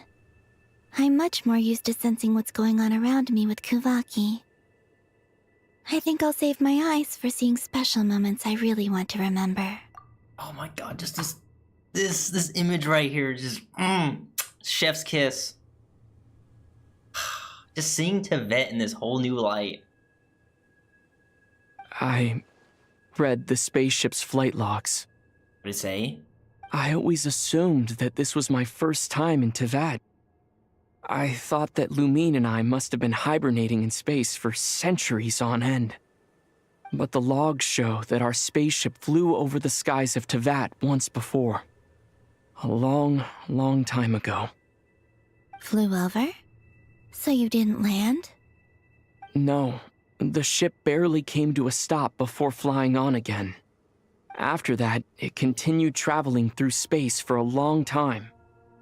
Some of the data is corrupted, but I suspect that it kept flying for thousands of years. It was only after that that the ship made a forced landing in Nod-Krai.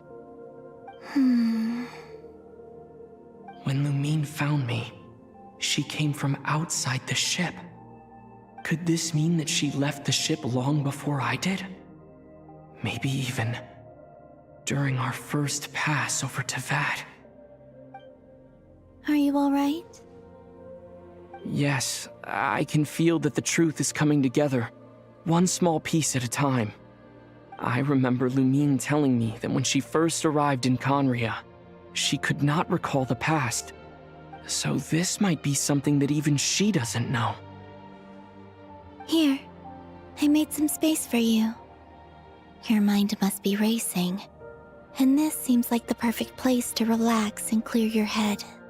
Oh, wait, there's one more thing. What is it? What is it? Wait here a moment.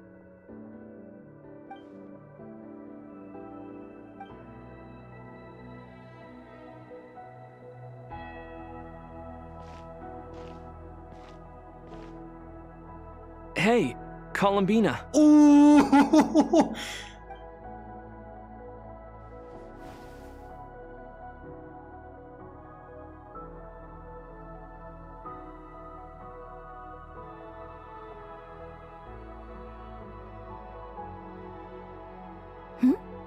Is that a new outfit? He got it on! He got new drip! New clothes! An old one, technically. It's been in a cabinet inside the ship this whole time. It's a matching pair with Lumine's. She always liked this set more. Huh. I don't think there's a huge difference. Really? Yes, it's still the same you. You're the same person, no matter what clothes you wear.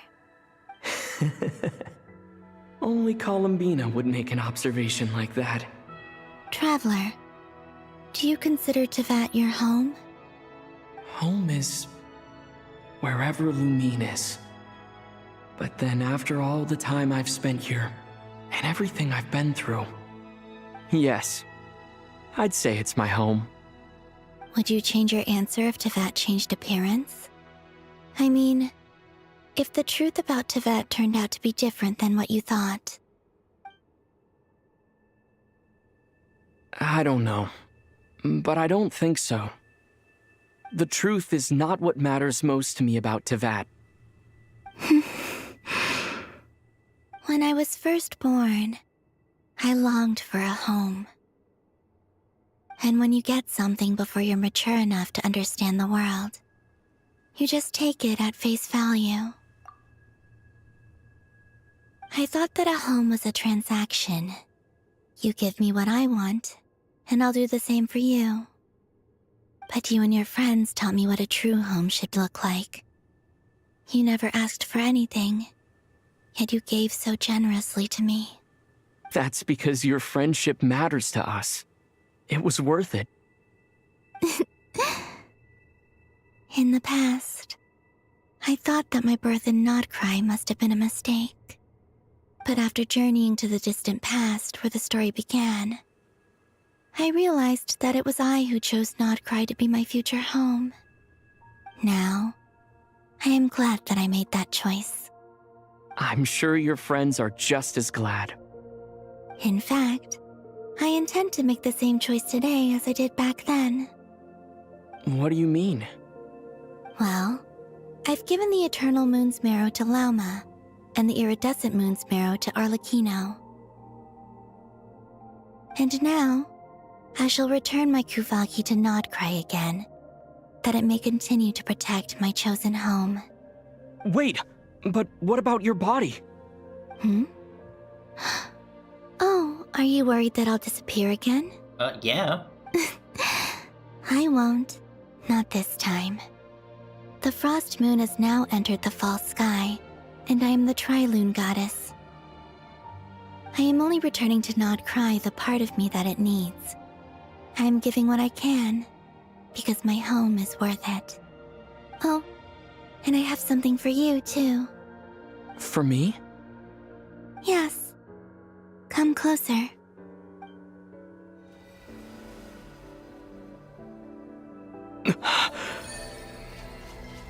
Ooh.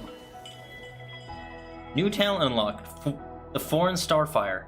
Traveler, all elemental types. Attacks is increased by 20%. Additionally, when nearby party members trigger Night Soul Burst, Traveler will receive 1 blade of the Sacred Flame stack. After obtaining 2 blades of the Sacred Flame stacks, performing a charge attack will consume all blade of the Sacred Flame stacks and transform it into the special charge attack Inferno, dealing increased Night Soul aligned pyro damage.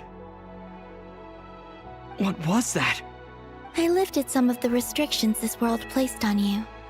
I trust this will help in your future adventures. My power. It feels like it's grown. I can use the elements more freely now. I just got a buff! Let's go! Thank you. This will be a great help. You're welcome. I see you as family, and after everything you've done for me, In fact, no. It's not because I owe you. It's because you're worth it. Here, this flower is for you.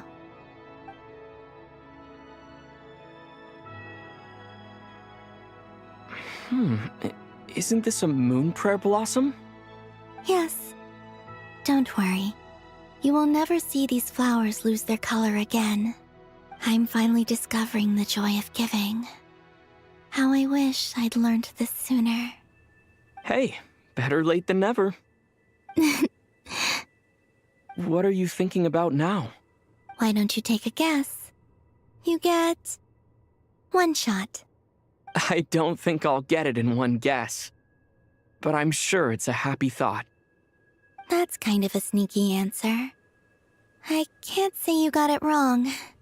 Down into that, the moon seems so far away. I felt it might always lie beyond my reach. But on the moon, everything feels so close by. The haze that once enshrouded the skies has finally been dispersed. I feel like a traveler on a winter's night, starting a new chapter in my tale by the warmth of a bonfire. I don't have a lot of luggage, but I do have a lot of hope for the future. Well, what's next? Next? To start with, I want to stay here just a little longer. After that, let's return home and continue our journey.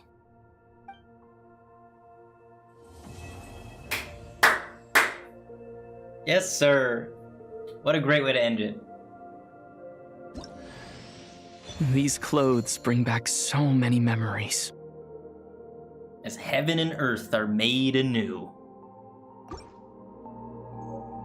Oh, hell yes.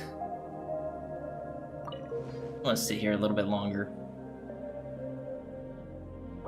Oh, I can't even. Not right now. I can't even take a picture right now. Damn it. This is blocking her.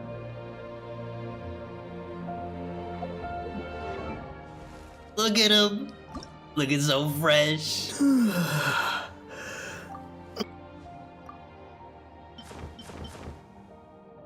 Hell yeah, looking quite dapper, I must say.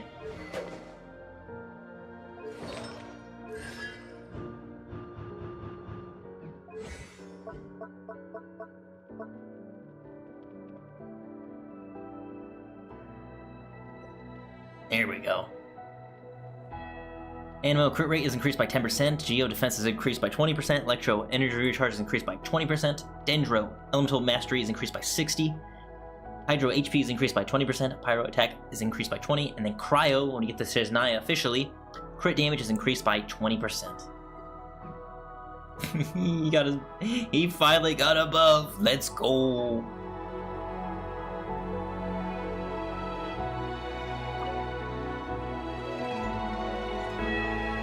The journey goes on. For you, and for me. Like I said, this is not the end. I don't believe there has to be an ending. Could you tell me a little bit more about Seznaya? Oh, is that your next destination? Mm-hmm. Most people would probably tell you to pack some warm clothes. But I experience things differently than most people, so I can't know how cold it is. In fact, it is home to quite a wondrous heat source. I think they call it Kreshnik's torch. Every city in Snezhnaya is built around one of those. I sensed the energy it gave off as I was passing by on a railway train. It felt grand and distant. I also recommend the Korolievsky troupe in Snezhnograd. They give performances quite regularly, and entry was free for harbingers. I liked them a lot. What do you know about the Tsaritsa? Ice cold and sharp. Crystal clear in some ways, yet profoundly unfathomable in others. Like the thick layer of ice on top of a frozen lake. That's just the impression that Tsaritsa gives me. I was never able to glimpse what truly lies beneath that icy exterior.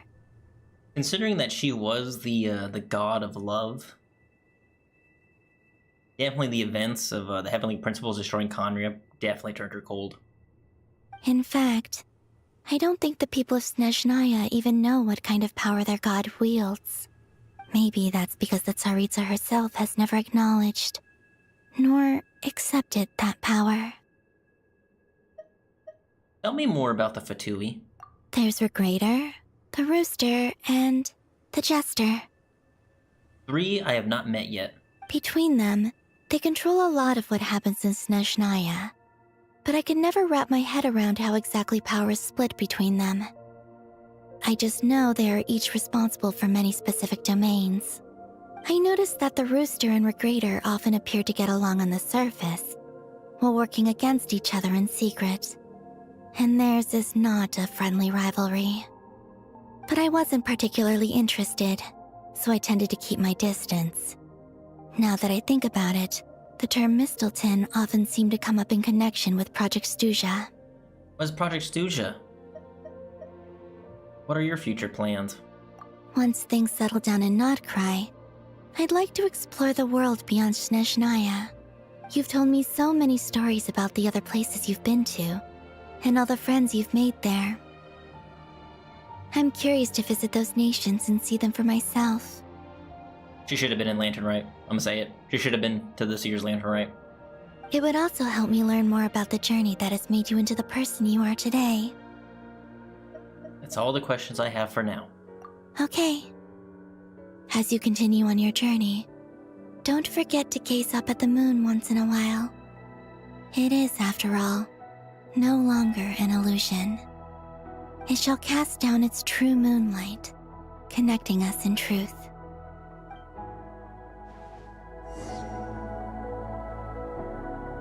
Can I always come back up here?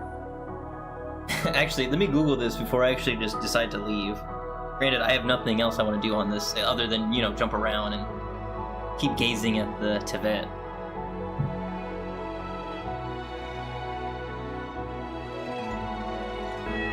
Oh, that was the top answer. Can I go back to the moon?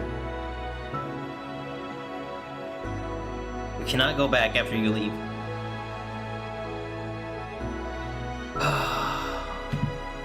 Well, I'll take another picture, or it will last longer. God, it's so beautiful. I could just watch it all day. And the spaceship. I wish we could actually go inside and look inside. The fact that I can't even see through it through elemental vision is crazy too. How far can I go? Welcome to experimentation with Wolverine Plays Games. Dude, this stream is almost like 7 hours.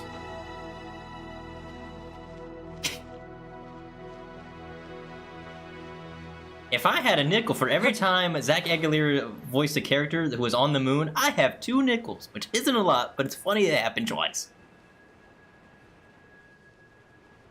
You know what I'm referring to? The other character is David from Cyberpunk Edgerunners. Also, I just ran into the barrier there. It won't let me climb. Oyo, make this an actual explorable area I can come back to. Please, I want to come back to this place. I love it here. Granted, there's not that much to do, but like, dude, I'm on the fucking moon. Look at it. It's so fucking cool.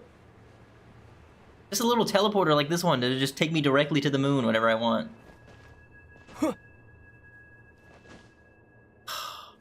Oh, freaking cool. Alright, return to the vet. I've seen enough.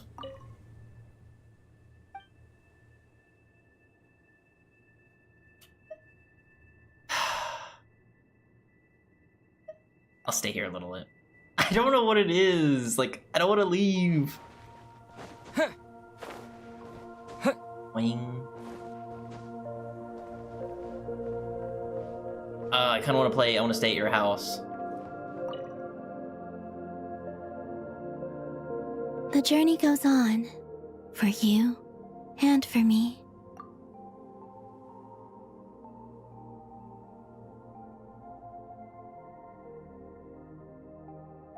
Actually, you know what I'm gonna do? I'm gonna save a clip of this and just have it on repeat and make it into like a little short with I Really Want to Stay at Your House. It'll just be reminiscent of Edgerunners. Like I said, this is not the end. I don't believe there has to be an ending. Okay. As you continue on your journey, don't forget to gaze up at the moon once in a while. It is, after all, no longer an illusion. I really want to stay at your house. It shall cast down its true moonlight, connecting us in truth. I wonder if Layla noticed. The moon looks different tonight. Alright, let's go back to Tibet. Even though I don't want to. We must. We should probably head back. Oh.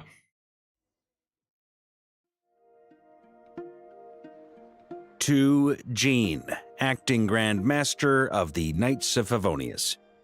Ugh, this preamble is such a pain to write. It's probably high time we got rid of this acting business.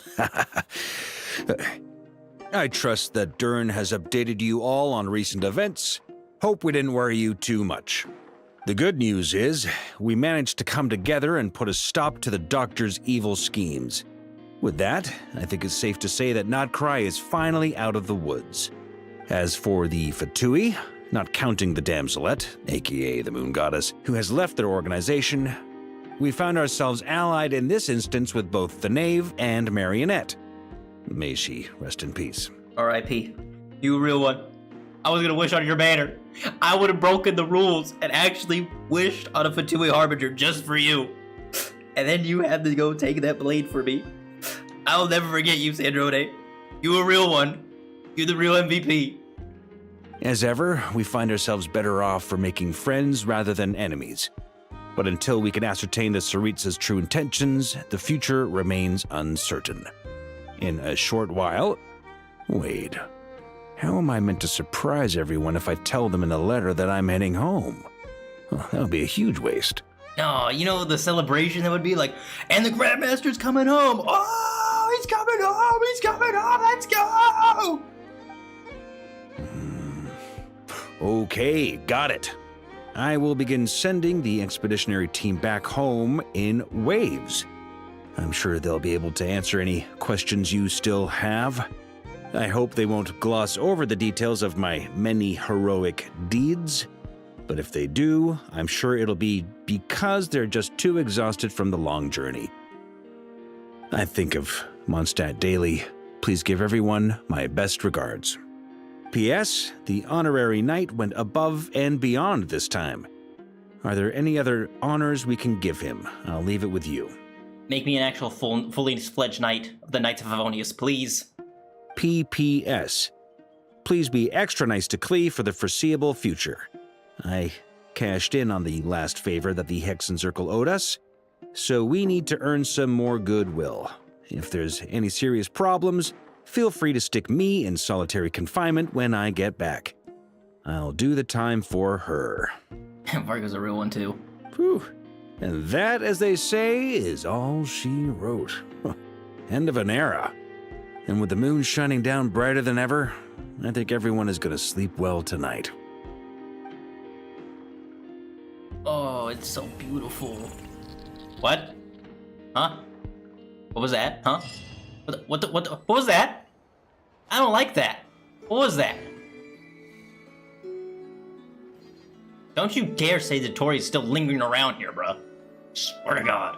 I hope it's just the Heavenly Principles kind of messing with us because the moon is finally back within the false sky. Holy shit. Can I just say this? Holy shit, dude. That was a long ass stream. This is 7 hours now. Holy fuck. Also, some frames dropped a little bit. It dropped like 426 frames. I don't know when that happened, but... Oh my god. That was crazy. What else did I get? Oh, Shenhe's birthday. While serving the dishes, I noticed a guest from Fontaine rinsed the fish briefly in plain water before eating it. Zhongling kept glancing at the guest. The ladle in her hand moved with more force than usual. Eventually, she approached and asked whether the dish was too spicy. She then prepared a milder version of black-back perch stew and brought it to their table. The guest appeared satisfied. They nearly finished all of the sauce. When the restaurant grew quiet, Zhongling asked what I would like for my birthday. I told her I wished to learn how to make the milder version of the dish. That way, when you visit next, whether you prefer it spicy or not, I would be able to cook it for you. Cute Shen, huh? Also, all these achievements. Give me that. Traveler on a winter's night. Boom. The Wanderer in the Shadow. Boom. The Heretic's Utopia. Boom. Moonlights from ages long past. Boom. That was crazy too. The Moon Sisters. Finally freeing them from their prison. Perfect. When the new moon returns. Sailing toward tomorrow. To the moon. Reach the moon's surface. And then true moon. Complete the true moon. Ah, yes. Arco wishing funds right there, ladies and gentlemen. And then do I get the... Yes! Heaven and the earth are made anew. Trust me. Now what else? I guess it just unlocks Farka's story quest, doesn't it? Nope. I'll unlock it in a moment. As much as I do need to do Durin's, I will probably wait a little bit. Definitely going to jump into Varka's and then go knock out the limited time event. Because I'm running out of time. I might Nod-Krai. Or Nalian.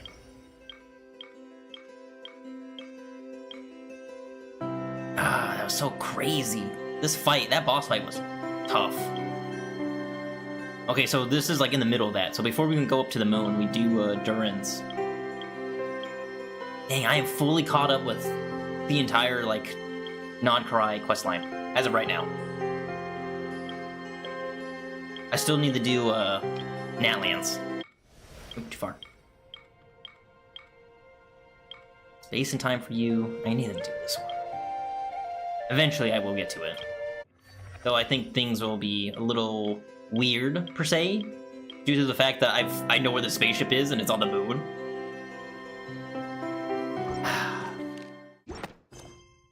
Yeah, I think I'm gonna end the stream here now. I am quite tired.